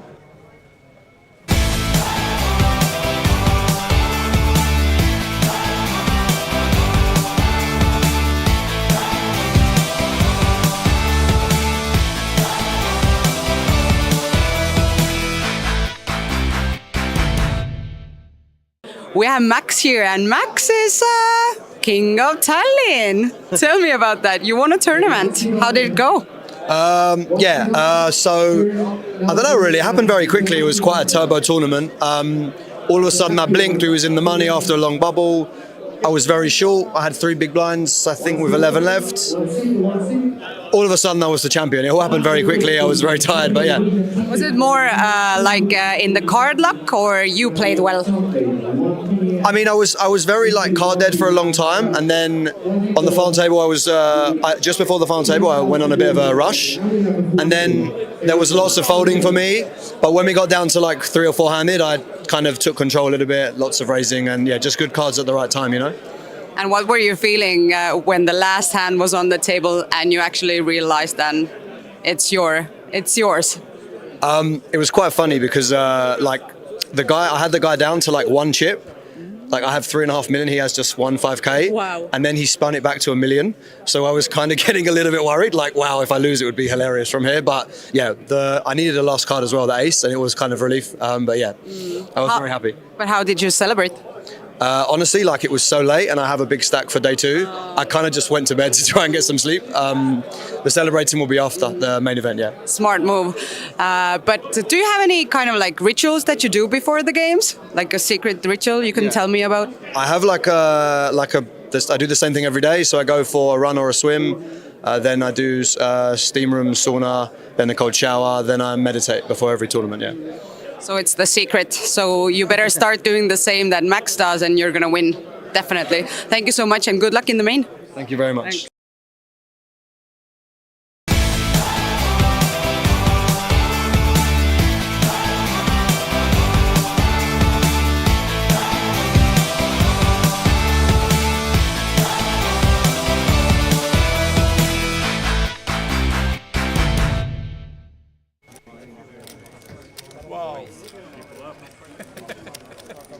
We are back in action in the main event and still playing the bubble. We have one player all in, by the looks of it, forced all in the big blind. Seat number 2 on this table. Seat number 1 is building mountains with the 1K yellow chips. But it seems like we had an open race from seat number 7 and a re-race from seat number 9 then to maybe isolate this guy who is all in seat number 2. We're waiting for the action of seat number 7. He also calls. So this might be the time then. Probably trailing right now in seat number 2 at least, but with every chance, of course, to outflop the others. And since only one of the 3 are all in, we're not seeing any cards on the table, of course. So there will be ongoing action between seat 7 and 9. Seat 7 checks. Can't exactly see the flop, but is it 9 jack 6? 5, sorry. And another jack, I think. It went check check at least between these guys. And now it's seat 7 with a small field bet, 15k. Not expecting a fold at least from seat number 9, but see if he comes with any raise. No, he does not. Adding a bit to the side pot.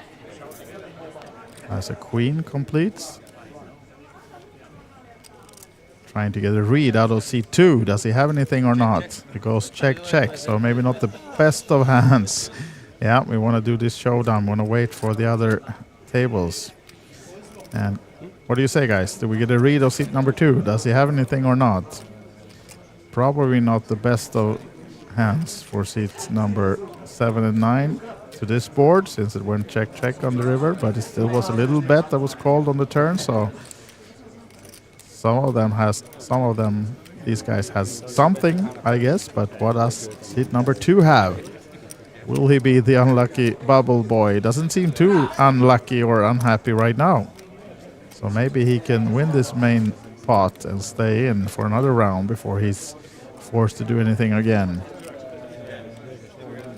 About 25k in the middle in the main pot.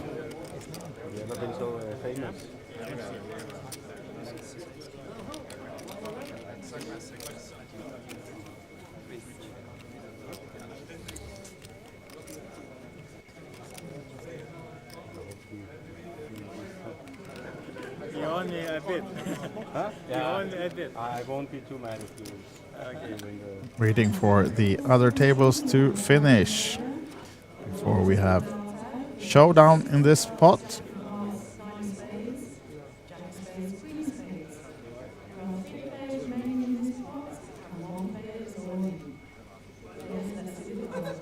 Now it's time to reveal the cards. Was it a Ace 9? The 9. Oh, split pot between these guys. So C2 is still in. Seems like they split the main pot. So he will be very short stacked, but he's now survived the big blind, so he won't be forced all in for another round. So no bubble burst yet. One more hand at least.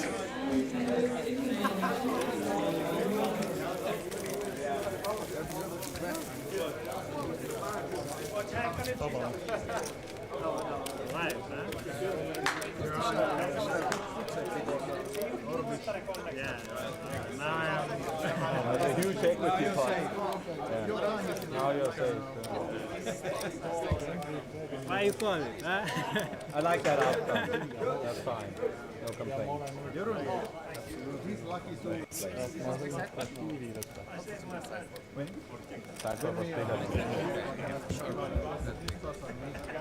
No, but he won't get had aces versus kings on his game plan. For a huge pot. Yeah, I know. I was I just arrived like upland. Yeah, so seat number 2, still 10k behind the small blind, not be playing this hand most likely unless he finds something really good. So this is one of the tables still remaining then. We have 120 players in the main event and we need one more to bust out before we burst the bubble.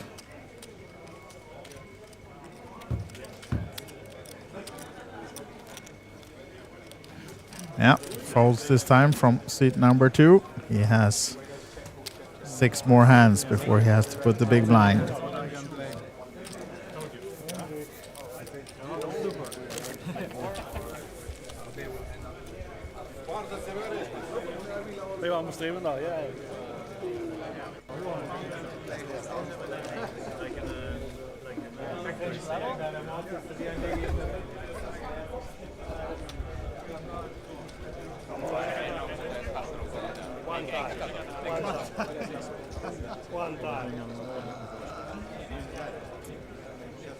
Pidas bien ahora, pidas bien, visualiza.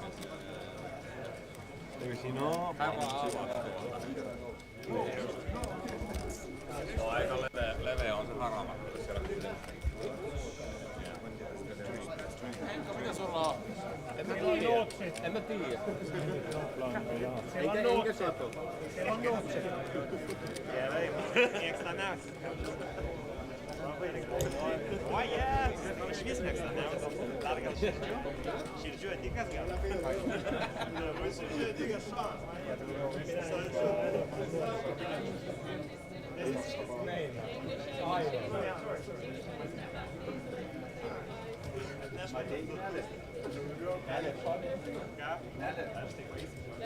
English language, please, guys. This hand is still in play.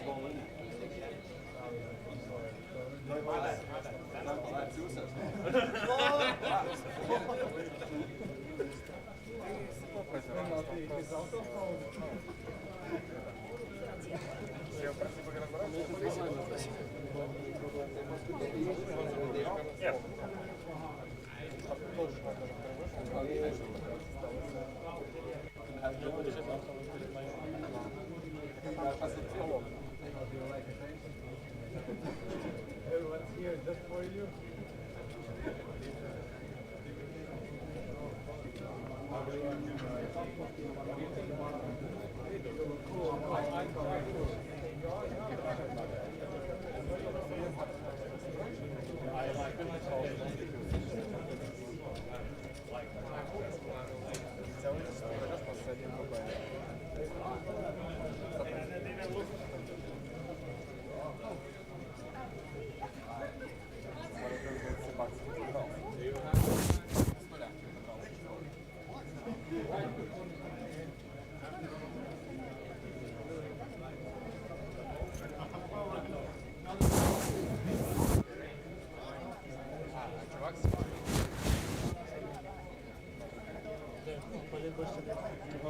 Бля, вот он-то понятно, что он точно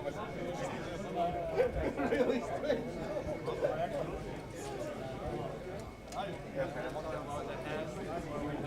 So I see we get a question from the chat if Sahamies is playing, and yes, Ilari is still in the main event. We saw him on this stream just moments ago. He's on one of the tables that had one of the all-ins, but he was not involved, so I think he's having maybe around an average stack, at least not short stack. So, but now we have an all-in and a call again for the bubble. We see seat number 8 in the orange shirt risking his seat, and the player who has raised is holding ace-jack. Ace Jack suited, and now he's looking at the cards. A deuce. Is it a 3? No. 8 deuce. Oh, one of the worst starting hands, but still, of course, live cards to survive. Seems like it's a player who's been forced all in with his last 7 or 8,000. And there's an ace on the board, needing help now. Diamonds for the sweat, says the rail. That's what we need. Oh, and it seems like it's over and done with. We do have a bubble by the looks of it. Our unlucky bubble man, seat number 8 on this table, unfortunately has to leave us. And that is our 120th place finisher then for the main event, Kings of Tallinn. We are down to the money. We are in the money. All the other 119 players has secured a payday of at least 2,100 euros. And this will conclude the day for as far as the main event goes. But we will be back with more streamed action in just about 30 minutes or so. We're now going to set up the high rollers to the TV table, and since they will be on a delay, we have to wait until we start streaming. But in about 30 minutes or a little bit more than that, we will be live with the high roller. There will be a countdown clock running, so you can see when to be back to follow all that action. And we're going to watch the 5,000 euro high roller with a lot of prominent players. So we leave these guys in the main event, congratulate them all as they bag and tag for tomorrow, day 3, and we'll be back shortly then with the stream of the 5K high roller. Stay with us. Thank you. Congratulations, everybody. You are in the running. So we are going to back the chips for today. We are going to back the chips. So we do ask that you write clearly on the bag your name, chip hand, nationality, and your media ID number. The media ID goes inside the bag, and we come back tomorrow at 12 o'clock.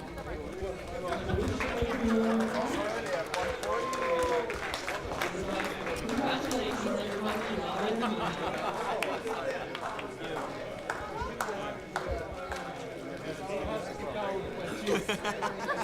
Take your time.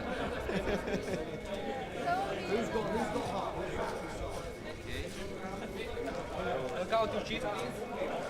Write your name. Just one hand. What's easier to come to